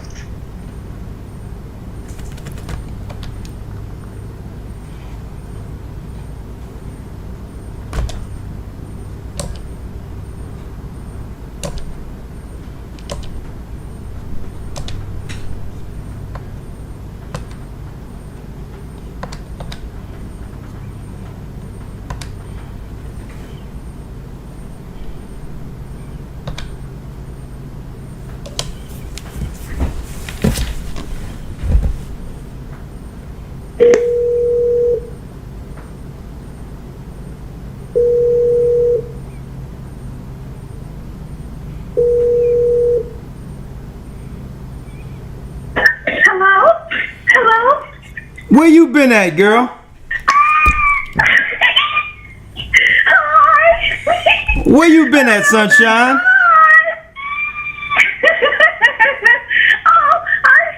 I'm here just working hard, putting the pedal to the metal. Okay. Yeah. Oh, it's so good to hear you, Elder. Well, sister, it's so good to hear from you. You had us worried for a minute. I'm good. By grace I stand, going through the fire, but grateful for life, grateful for Christ, and holding on for dear life with everything that I have. Working hard, helping my family. All praise be to the Most High. Okay, all praises. Well, it's good to hear from you, sister. We'll call in next week. Okay, shalom. All right, shalom. All right. There she go. Sunshine is still in the house. All right. All praises. All praises. All praises. All right. All right. I guess that concludes our lesson for today. And it's been a very edifying lesson. All praises be to the Most High. And I hope you all understand what's going on. And I pray that brothers and sisters take heed. If you want to support the work, you can go to gatheringofchrist.org. You want to go to also, you can support us through Cash App, $GOCC report. And or if you don't have Cash App, you can always go to gatheringofchrist.org under donate. Continue to support the church. We have a school coming up, and any of your contributions given will be highly appreciated. None of this would be possible without you, and we are in current enrollment for the next academy, which starts September 7th. Go to historytimes.org and also sponsor a friend or whatever the case is. Like the sister said, because when people leave the church, when they realize something that they receive all they could there, sometimes they'll come out and run into something even worse. So if you feel that you can help someone to see who's searching or to realize what's going on, who's searching, sponsor them for the academy and allow them to come through. And usually what we teach will hit on, onto something they were concerned about that might be moving them further off the path. Okay. The modern day Christianity was set up so that Esau can actually destroy it at the end and lead everyone into the new age Luciferian ideology. It was set up as a lie. Once we lost Jerusalem, the real Christianity was destroyed. It was upheld during the time of King James and all that. But then after King James was taken off the throne, replaced by Germans who would have no connection to God, to God's people at all, King Charles and Elizabeth and all that, the Wessex family, Germans, took over where we were, and that was the end of the true Christian religion, or the beliefs concerning what God gave Christ. It was the end of it until our current day. And when the Most High began the awakening of the children of Israel again, now the true Christianity is back in the earth, where Christ said that this gospel must be preached throughout the four corners of the earth, then the end shall come. Okay? With that, that concludes our particular lesson. Keep in mind, be prayed up, stay prayed up, sin not. We will soon see Zion. We are the children of Israel, and yes, we are back. In the name of Christ, Shalom. Shalom. Out the mud, out the pain, out the silence. We the ones that history tried to erase. Now the breath back in the bones. Now the truth back in the tone. Rise up. This the awakening queen. We rise, we rise, we rise again. Out the struggle, out the sin. Light in the dark, truth from within. The kingdom starts when we begin. We rise, we rise, we rise again. No chains hold where faith in. Keep the law, walk in the wind. Story in where it all begins. From Nashville to Memphis, yeah, I walk that line. What a soul me struggle and pain refined. Now I'm in OKC, still preaching heat. From the south to the plains, the message repeat. Every mile I move, it's prophecy proof. Every word I drop, scripture in the booth. They said we lost, now we chosen seeds. Planting truth in the field where the spirit bleed. From the Delta blues to the Bible tone, I'm Ezekiel speaking to the dry bone. Cry loud, spare not, that's my cause. Sound a trumpet, I want them all. No fame, no flex, just grace and grind. Law with my heart, redemption in mind. They tryna dim with the most high lit, but the south stay glowing, this flame legit. We rise, we rise, we rise again. Out the struggle, out the sin. Light in the dark, truth from within. The kingdom starts when we begin. We rise, we rise, we rise again. No chains hold where faith in. Keep the law, walk in the wind. Yeah. The story in Judah, Ephraim, Levi stand. One nation under his hand. Different tongues, but the same plan. Keep the faith, that's how we land. We the salt of the earth, still seasoned. Chosen by grace, that's the reason. Not color, not fame, not pride. But covered in blood that never died. Deuteronomy, the revelation. This the final generation. We rebuild with dedication. Faith, our weapon, restoration. Memphis heart, Zion mind. Prophecy flow every time I rhyme. They try to hide divine, but the light still break through grime. Stand tall, sons and daughters. Walk upright, kings and queens. Keep his commandments, live clean. The kingdom's within you. Don't forget what that means. It's up. We rise, we rise, we rise again. Wait. Out the struggle, out the sin. Light in the dark, truth from within. The kingdom starts when we begin. We rise, we rise, we rise again. No chains hold where faith in. Keep the law, walk in the wind. The story in where it all began. Yeah. Listen. This ain't religion, it's redemption. You ain't black. You ain't Hispanic. You ain't Native. You Israel. The same people Moses led through the sea. The same blood that built kingdoms from the dust. The same covenant the world forgot. But the Most High ain't forget. Deuteronomy 7:6 said, Thou art a holy people unto the Lord thy God. We chosen not by color but by covenant. And now the dry bones breathe again. So rise, Judah. Stand tall. Benjamin, Ephraim, wake up your sons dead. Repent, it's a church, our time ain't coming. Our time is nigh. The world had its run. Now the prophets run. Now the law returns. Now the prophets stand. Now Israel remembers. But it's named the man. Keep his commandments. Keep your crown clean. Keep your spirit sharp. Because the kingdom is closer than you think.